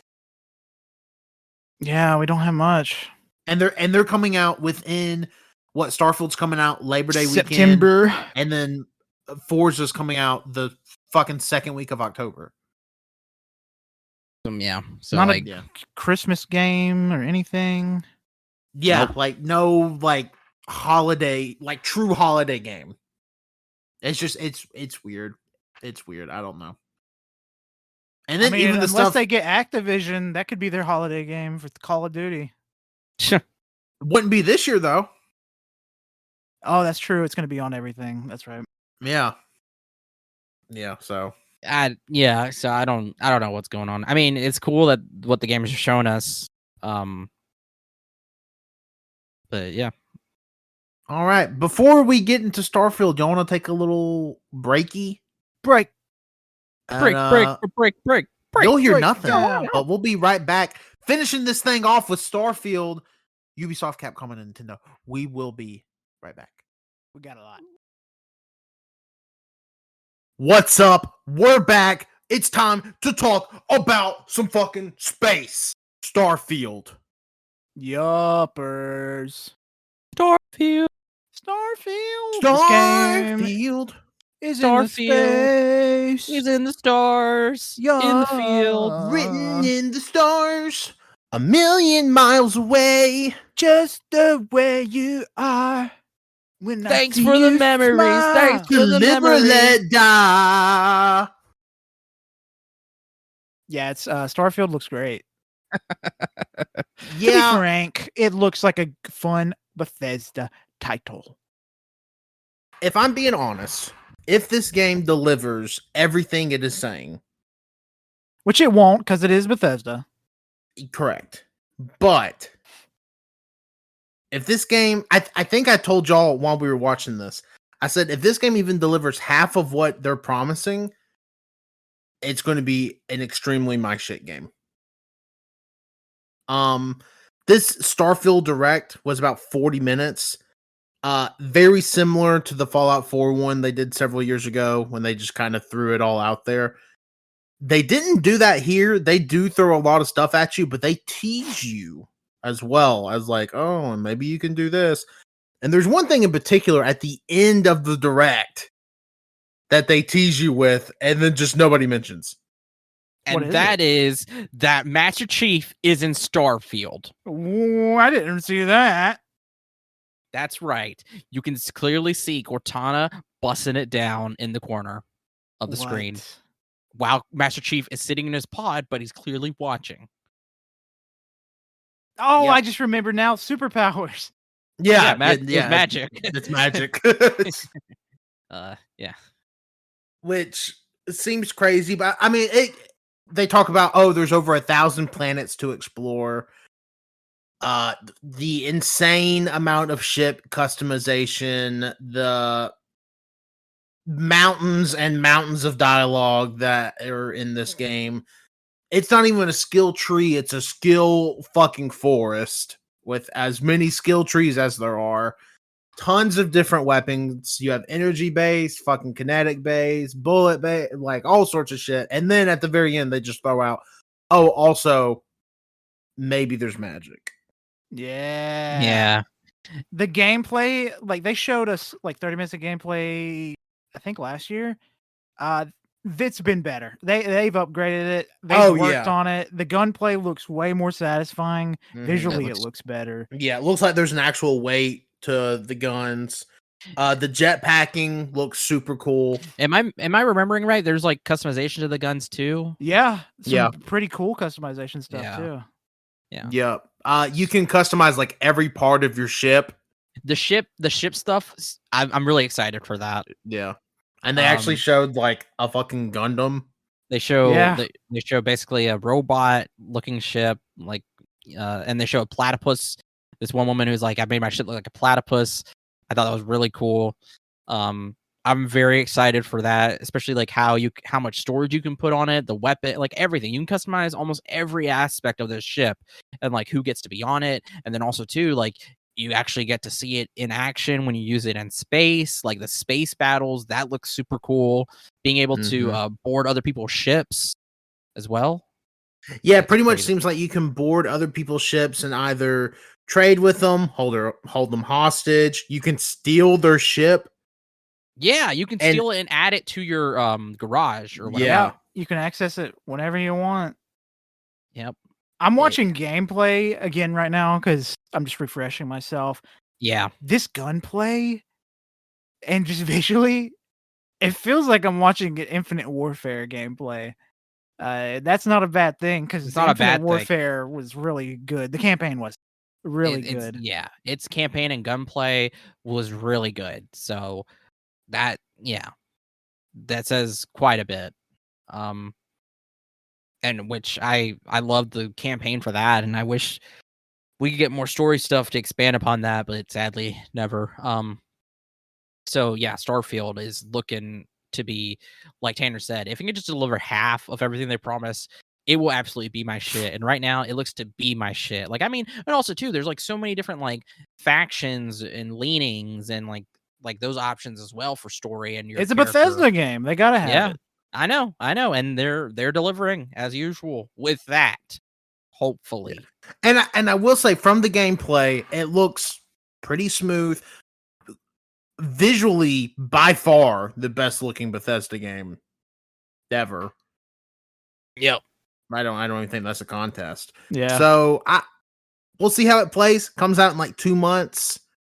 Which feels insane now that you're saying it out loud. Jesus. Yeah, even though we've known about this game literally since the inception of AYCH. I'm hoping that this game is good, mainly because Xbox needs a win. and just because I love Bethesda RPGs. More like Phil Spencer needs a win. Am I right, boys? Please.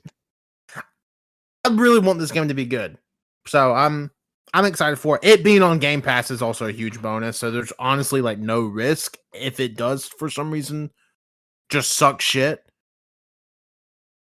So I don't know. I don't know about that. The risk is that Phil Spencer might lose his life. There's no risk to me personally. Yeah, True. yeah. True.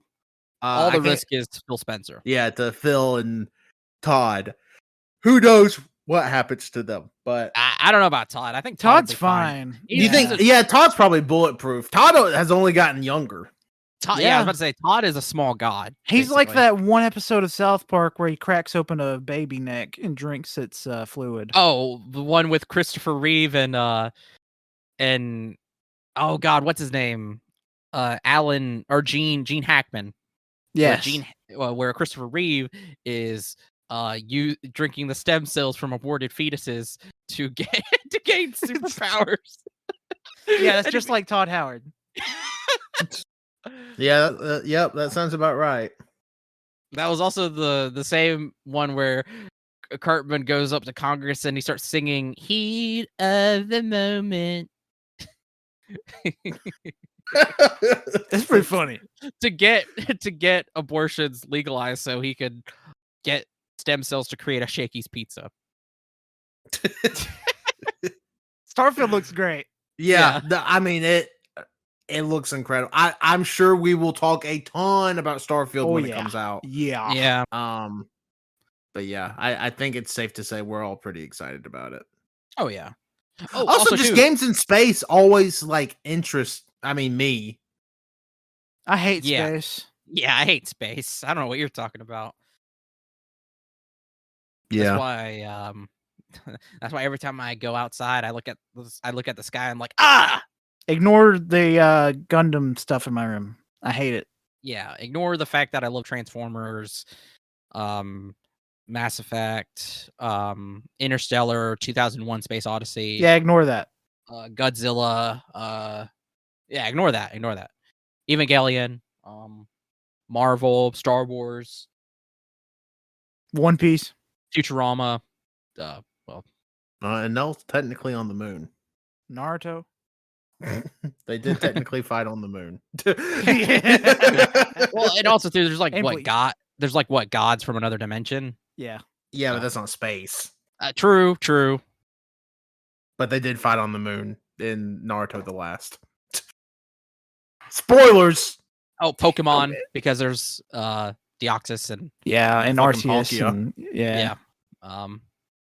Anyway, Starfield. Oh, and there's also like a Western style town which looks really cool. Yeah. Me and Colt were talking. It'd be cool if there was like a radio frequency that you could find that played Fallout music. I'd love it too. If it just call it like not Fallout Radio. I mean, they could, but Mojave Radio. I can't remember what they called it in the actual game. Well, New Vegas was like Mojave Radio or something, and then Fallout 3 was like what? Oh god, it had $3 or whatever. Yeah. Anyway, and then Diamond something for Fallout 4. Diamond City Radio. Yeah. Well, I'm sure there will probably be a ton of references, considering one of the big things they showed in this is there's a reference to a fucking companion you can get in Oblivion. Yep, that was a crazy one. Your biggest fan. And you can kill him. You can also kill your parents. That was a big part of it. They did tease that you could kill your parents. You could possibly kill your parents. You could like completely change your decisions. Yeah, that was pretty cool. There's a whole perk or like a attribute system where you have parents, and they said if you don't like your parents, you can kill them. Yeah, you can. Goddamn. Yeah, I forgot about that. Yeah. So, like I said, we're like 2 months away. So, which means this game's going to go gold in like a month. Yeah. So I guess we'll know stuff pretty soon. You can count on the Backlog Boys. Oh God. To play the Starfield. Yeah, you can count on, and I just like shit my pants to play Starfield. It's on brand. I mean, yeah. For us. I mean, do we have anything else to say about Starfield, the Field of Stars? I Just don't think so. just I feel excited. like we've been talking about this game for fucking 6 years. Yeah, it's been a long time. Just excited. I want to play it. Yeah, Yeah, I'm just ready to play it. So y'all ready to talk about some other stuff? This stuff will probably go by super quick. Y'all ready? Who? Ubisoft Forward. Woo? Ubisoft Forward was an event they had where they showed off their games. First up is Star Wars Outlaws. We already talked about it. Awesome. Cool. Up next, we have Avatar Frontiers of Pandora coming December 7th to everything except Switch, but it's coming to Amazon Luna. Yeah! Yeah, so I didn't put this on here, but quick premise. It's played in a first-person perspective. Players take control of a Na'vi orphan raised and trained as a soldier by the RDA, being put into suspended animation, waking up 15 years later in an abandoned facility. The player must embark on a journey across the western frontier, a never-before seen region of Pandora, discovering their origins and organizing the local Na'vi tribes to fight back against the RDA as they attempt to exploit the natural resources of the western frontier. The game's story is said to be partially tied to the films while remaining standalone. The game will also support 2-player cooperative multiplayer. So it's Far Cry. It's Avatar Far Cry. Yeah, it's Avatar Far Cry.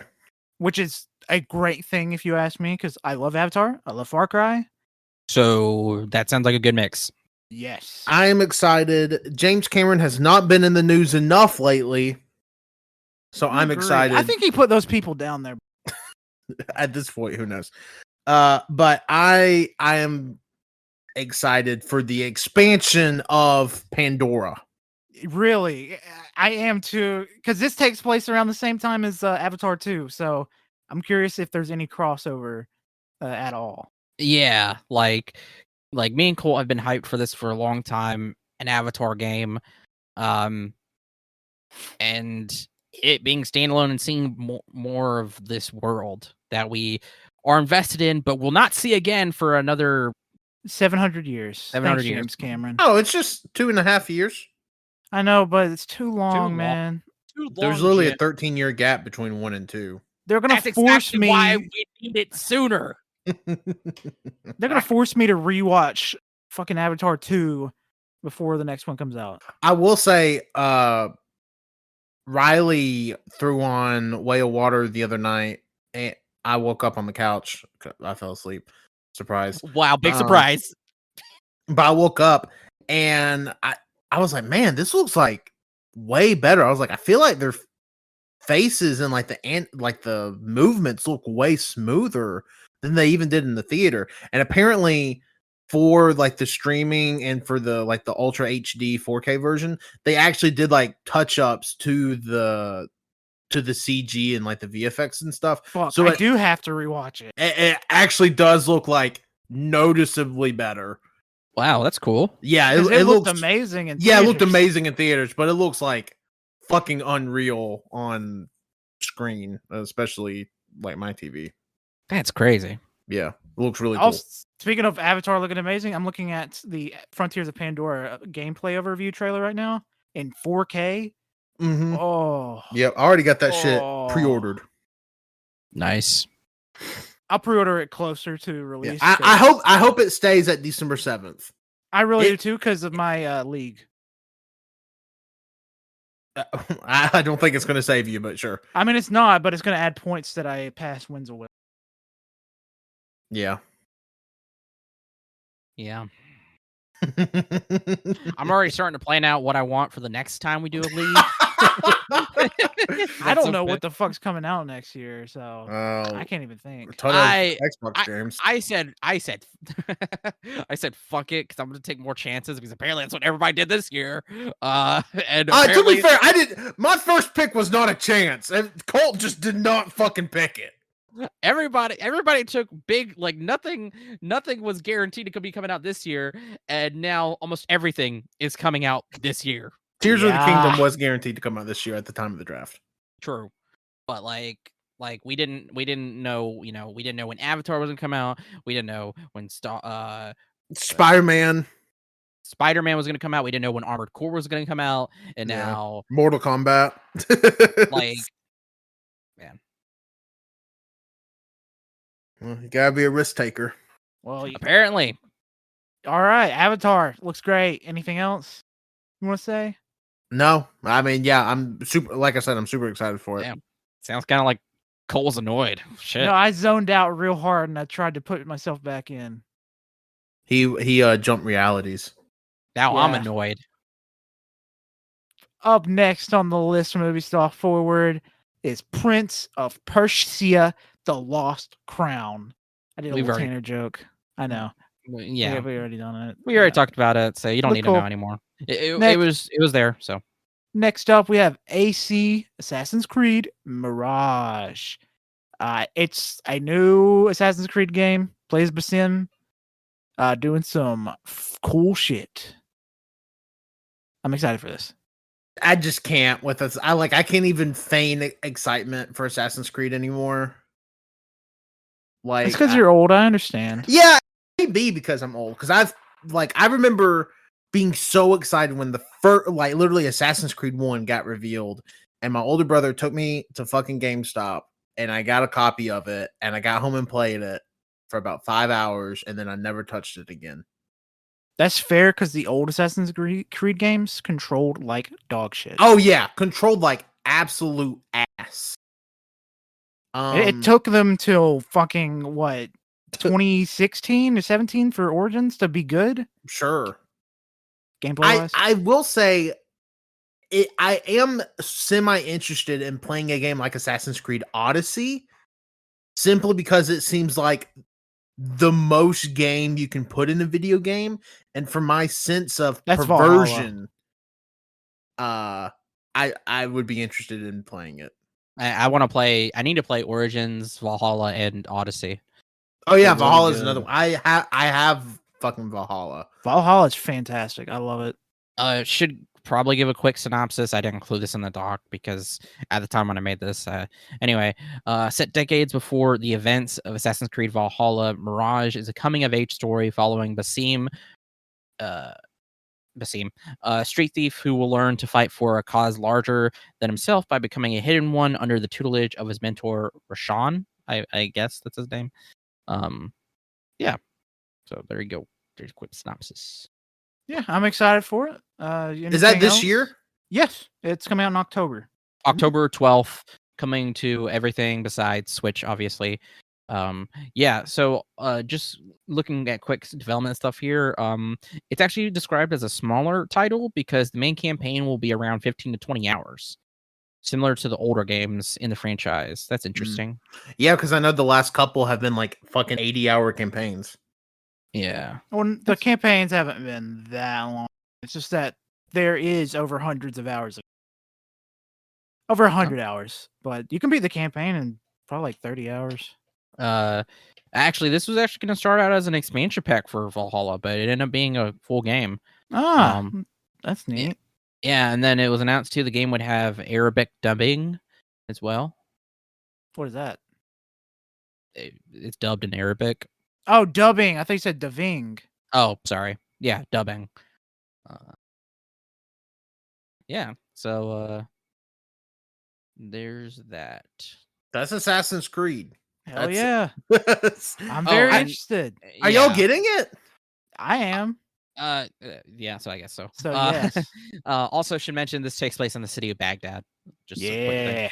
But yeah, no, I mean it everything we've seen, I haven't seen the footage from their Forward event, but from the footage that we've seen before, it looks cool. And I mean, for some reason I've been hyped for the Assassin's Creed games that have come out so far. Haven't played them, and now it's just will it be added to the pile, or will I actually step into it?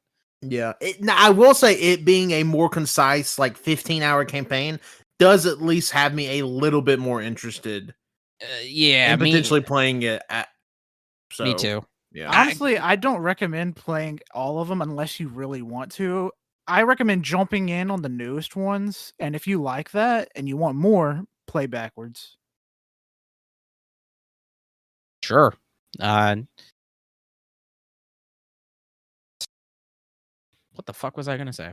I'm sorry, I didn't mean to take your words Damn, you from just derailed him, Colt. Yeah, you did. Oh yeah, I'm not dissuaded from longer stuff, but like Tanner said, the 15, 20 hours sounds kind of nice. Yeah, it just seems like you can't get too fucking cutesy.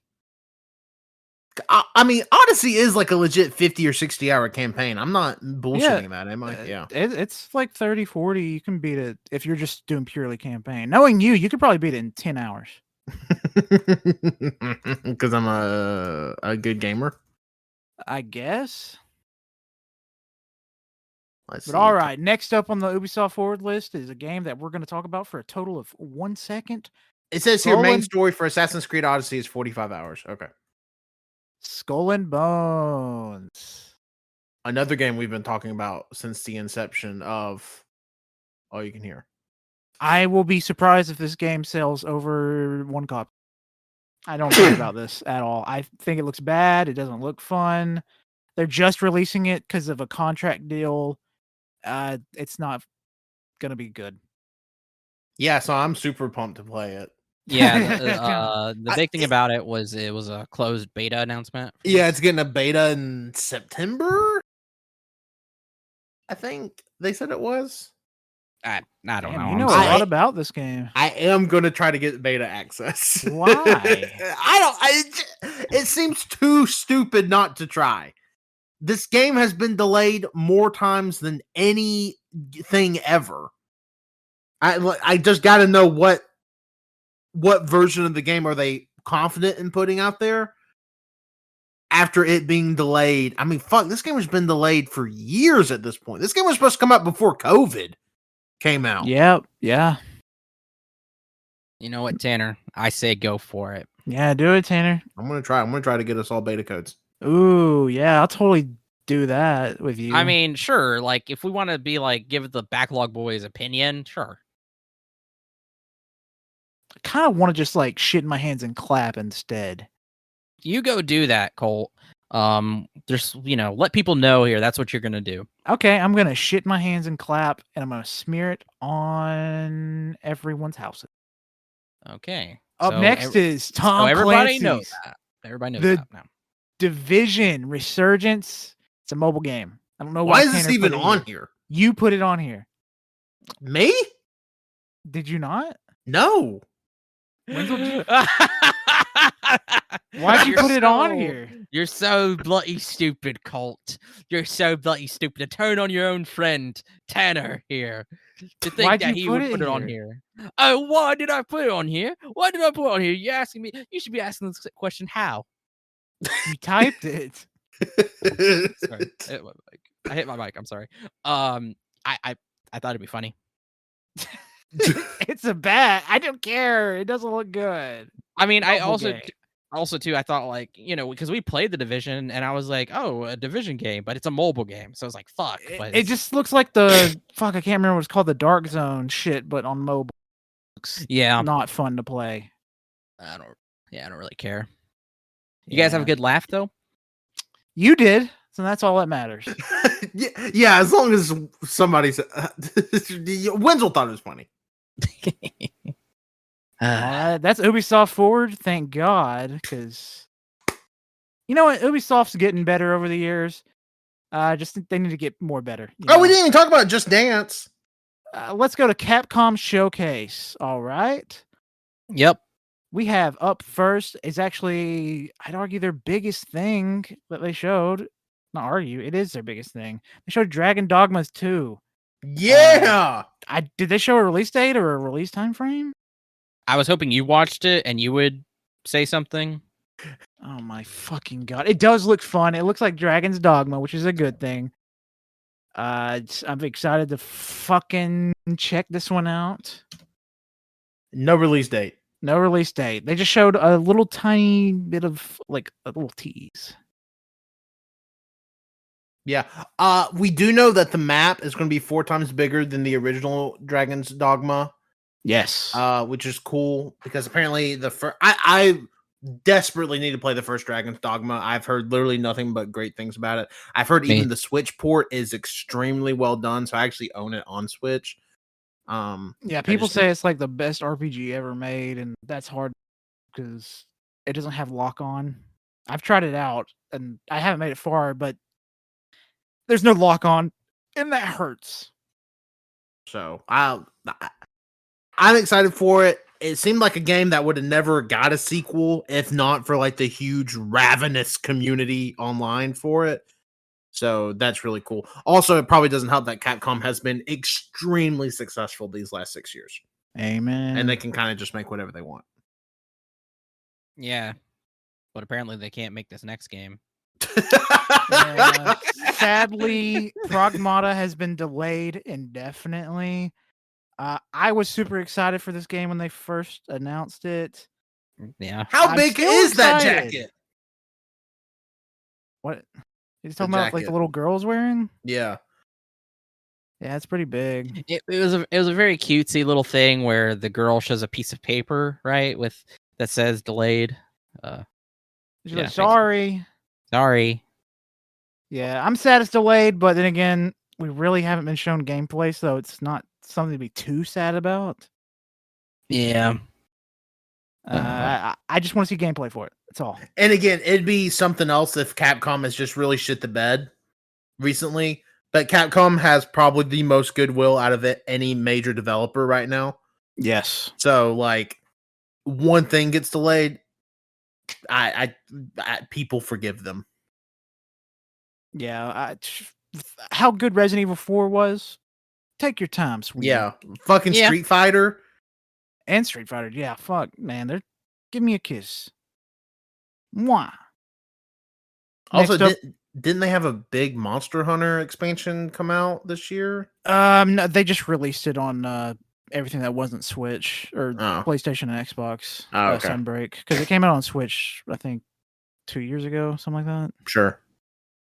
Next up, we have Apollo Justice, the Ace Attorney trilogy, the final amount of the Ace Attorney games. I think this is all of the games are going to be playable on Switch, Xbox, and PlayStation. Yep. Every single game that was on the DS. Yeah. Yeah. And 3DS. So I'm very happy about this. I still got to go back and beat the originals because I got those remastered and they're extremely fun. So I'm very happy that I can play them all on my PlayStation. Yeah, I really want to get into it. Seems like something I would greatly enjoy.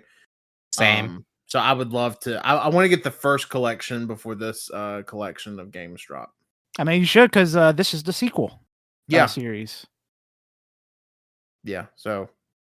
Yeah. So big news for Apollo fans, obviously. No, Ace Attorney fans. Apollo, this is just... Oh, my bad. Ace Attorney fans. Sorry. Yeah. Apollo Justice is a character. Yeah. But yeah, the Capcom showcase, they showed some gameplay for Kunutsugami, Path of the Goddess, which still looks really nice. It looks really good. We've already talked about it, so no need to go into any more detail.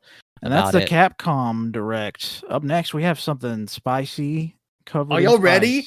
That we wouldn't even have been able to cover if not for delaying the podcast. Yeah. Let's get into the Nintendo Direct. Somebody make the Nintendo Direct noise. Click. Click. Yep. All Click. right. I don't know the noise. So yeah, this Nintendo Direct, Nintendo yanking our tails as usual. It was Tuesday afternoon. They're like, guess what? Tomorrow morning, Nintendo Direct. And you always know, morning Nintendo Direct, that's crazy that you're doing it in your regular E3 time slot just a week later. Fucking nuts. So, we knew this was going to be a pretty big one. And I think they delivered. So let's get right into it. First things first. They showed the DLC for Pokemon Scarlet and Violet. We already knew it was coming out. I wanted to draw attention to it because I think they are teasing us in the trailer. They show a lot of Johto Pokemon are being added. Specifically, they make reference of Apom and Gliscor or Gligar. And I really think next year's Pokemon game is going to be a Pokemon Legends, Lugia, Suicune, Ho-Oh, however they want to go about it. But I think next year's big Pokemon game is going to be a game done in the Legend style in Ancient Johto. That's just my prediction. I'm sticking to it. Why wouldn't they do Ancient Black and White? Oh, Uno, not Uno. What is that? Unova? Oh, it is Unova. Unova. Yeah. Because I think Black and White would probably just get like a straight game. Yeah, they're definitely going to get a remake because that's fucking Nintendo. I mean, shit. Legends Arceus and Scarlet and Violet came out the same year. Why can't next year can they not do Legends Johto and fucking the 5 remake or port or whatever they decide to do? I'm excited. I fucking love Pokemon. They could do it. I guess it looks all right. They also showed some new Pokemon whose names I don't remember.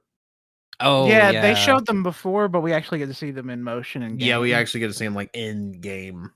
They look pretty neat. Yep, they look pretty neat. Yep, they look like little boogers.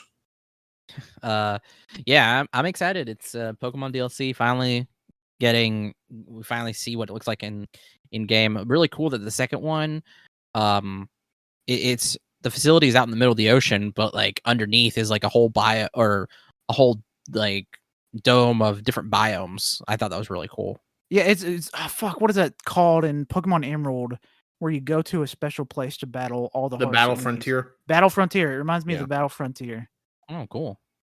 Yeah, and I'm glad we get in Johto Pokemon. So I'm feeling it in my bones. Feeling it in your wee little bones. Mm-hmm. My bones. I could see the September Direct. Them being like, guess what? Pokemon Legends Lugia coming February 2024.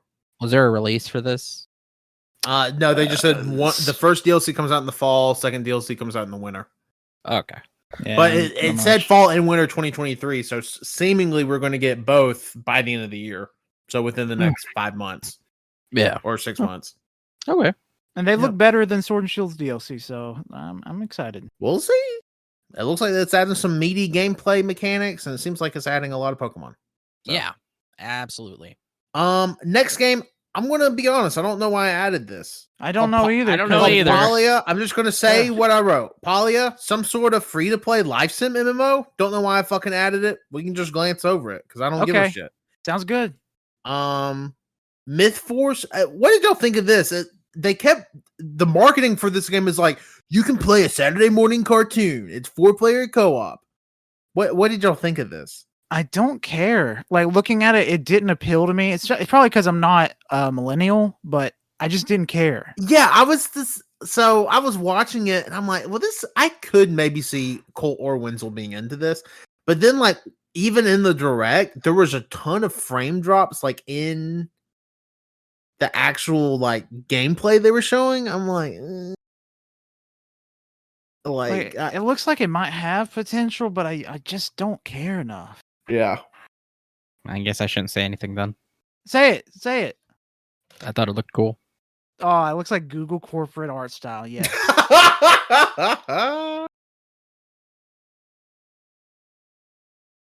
All right, I'm activating my domain expansion. Not again. Yeah, Twisting Plum. Aw, you hear squirrels scream. Hey, y'all, guess what? What?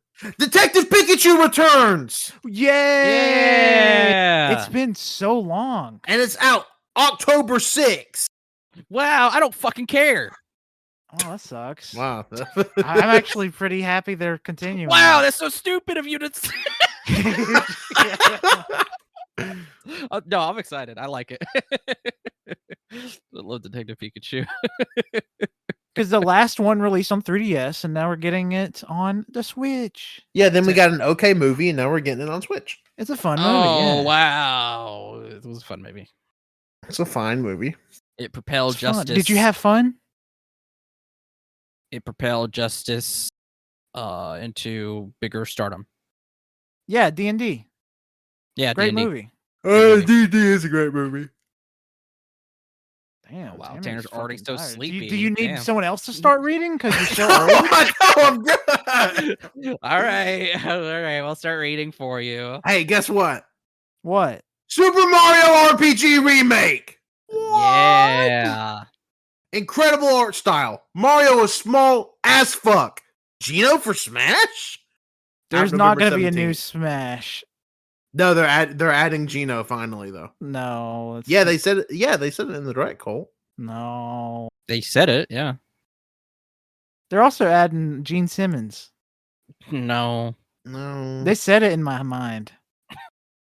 Did you forget that they announced that they were adding Gino to Smash? Did you forget they're adding Gene Simmons to Smash? Jesus talks to me. Wow, did you forget that they're adding Jesus Luigi is telling to me to like hit Did you forget really did you hard. forget that they're gonna add Luigi to the Bible?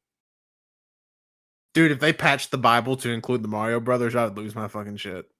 Super Mario RPG Remake looks absolutely fantastic. It looks like great. you said, Mario looks like a tiny little freak. He's so small. And the music is fantastic because the original's music is great. They really didn't have to do much to it, but what they did looks. Well, we're getting the sounds original great. music, and the original composer is coming back and making new music as well. Yeah. So, hell yeah. I'm can't- ready. Like I said, out November 17th. So that's fucking soon. Also, for some reason, they tack onto that announcement. We're getting Luigi's Mansion Dark Moon Remastered, which is the awesome. which is the 3DS Luigi's Mansion game coming out next year, and a Princess Peach standalone game next year. We don't know anything about other than she's not wearing her crown. Yeah, so that's fucking crazy because we've had one Peach standalone game ever. And that was Super on the Princess Peach. Yeah, on the DS. I believe it was the DS. It might have been the fucking Game Boy. It was been DS. Yeah. It was DS. I remember. I remember my cousin playing it when I went and visited in 2007, 6. It's been forever. Yeah, I was trying to see what year it came out in. It was early 2000s, I imagine.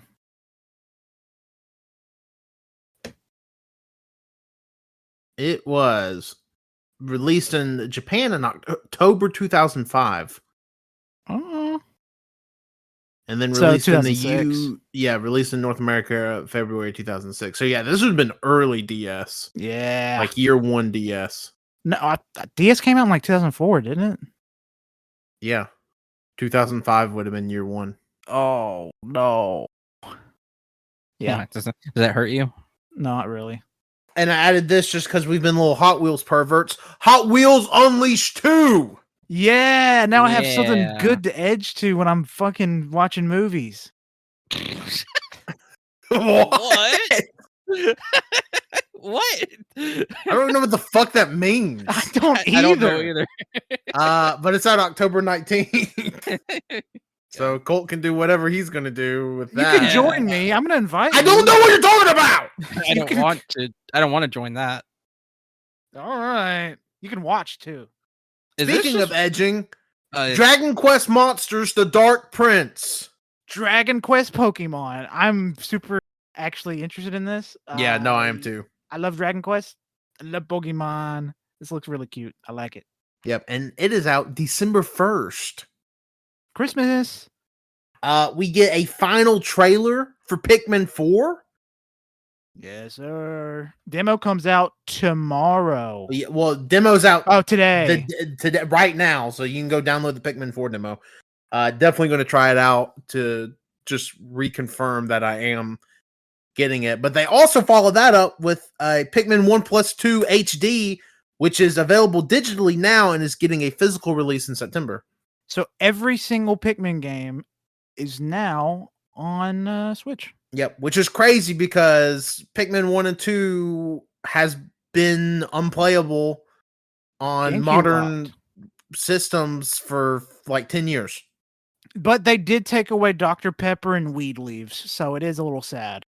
That is true. They lost the rights to marijuana and Dr. Pepper. Damn. Brutal. Super sad. Vampire Survivors coming out on Switch. Yeah, I honestly don't know why it took so long. I bet Microsoft paid for exclusivity or some shit. Maybe, but we're getting fucking co-op. Yay! So yeah, Switch is a perfect system for fucking Vampire Survivors. Vampire Survivors co-op seems insane. I can't just imagine becoming little garlic boys and just fucking walking around causing mayhem. Or just have like 2 max out garlics standing like right next to each other. You're basically immortal. I mean, you're already basically immortal with 1 garlic. 2? Well, shit. I wonder if just like the people stand by, like, would your garlics stack? And because they would have to stack. I think they would stack. So, and if it's up to 4-player co-op, are you telling me you can run a 4-ski garlic run only? Yeah, foreskin garlic run. Damn. But yeah, super excited for that. I believe they said August. I don't know why I didn't write a date. I think it was because I was so excited. But this comes out soon.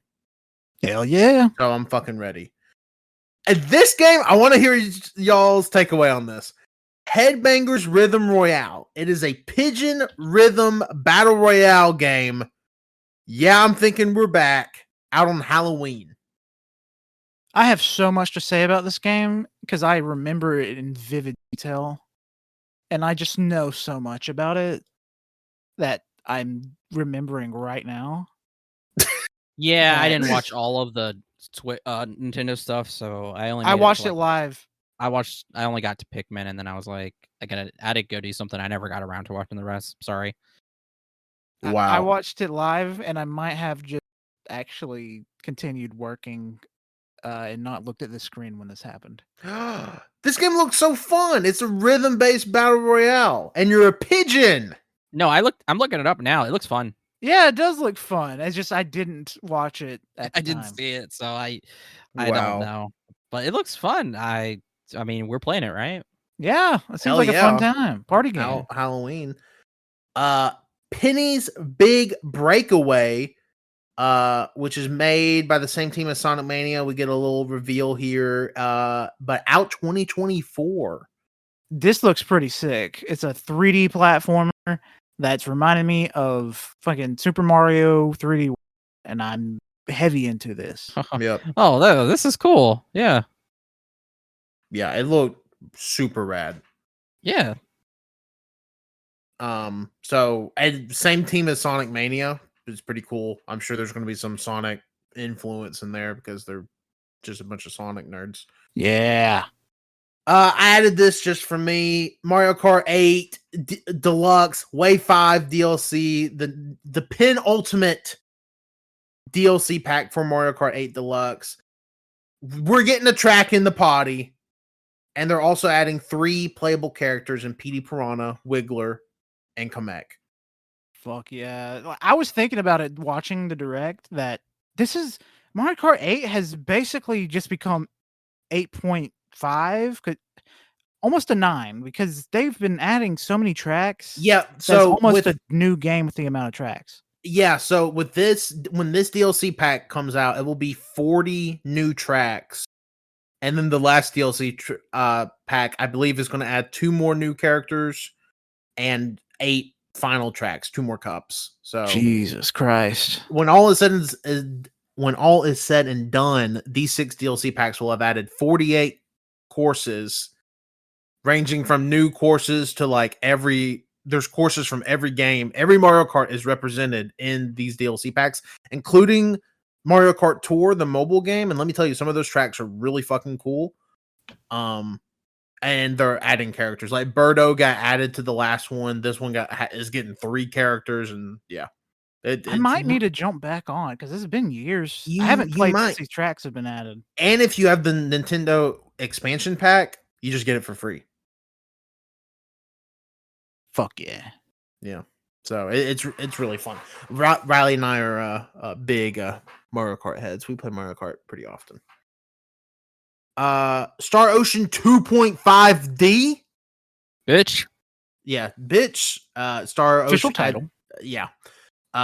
It's coming out November 2nd. It's just, I believe, Star Ocean 2 getting remade in like that Octopath Traveler 2.5D style. Yeah, that's what it is. Coming to everything. Oh, is it? It's not everything, but PlayStation and Switch, I think. Only. Nice. Looks beautiful. I'm yeah, it looks gorgeous. A huge fan of the style, like I've said before. Can't wait.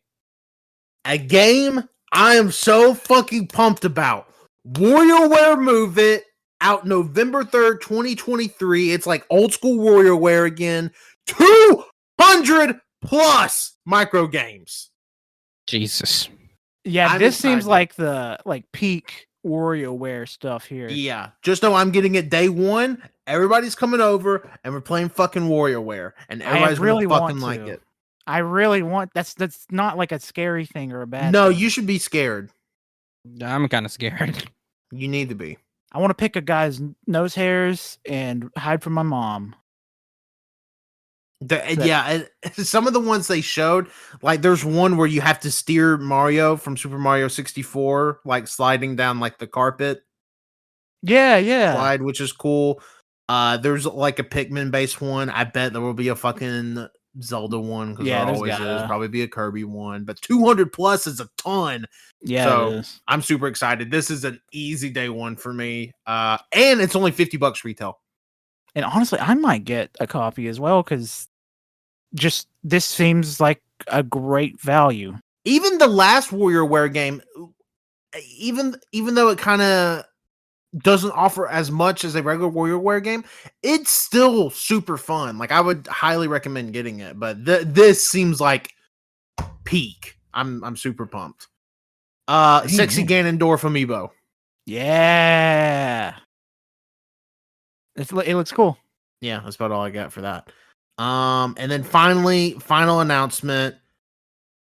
We're getting a new 2D Super Mario Brothers game, Super Mario Brothers Wonder, coming out on October 20th, 2023. Has a whole new animation style, like even just a whole new style in general. Looks like they're trying to channel the old art style that they used to do in the 90s. Yeah, like pretty much any promotional piece you saw in the 90s is kind of what they're going for, but then like the animation is a lot more zany because this game is supposed to be like crazy. Mario can turn into a fucking elephant. Yeah, I'm looking at gameplay right now. It looks so fucking beautiful. It looks super fun. I'm super excited. 4-player co-op.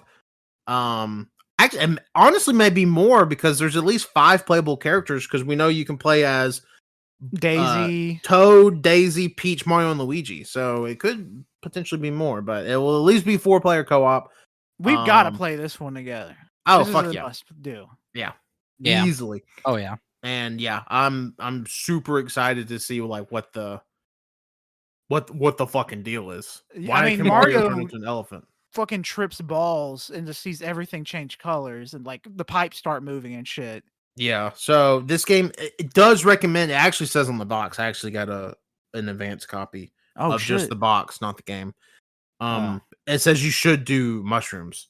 Oh shit! Oh shit! I feel like Nintendo would not like that. Well, I will say it was a sticky note on a copy of New Super Mario Brothers Luigi. What? For the Wii U? Damn.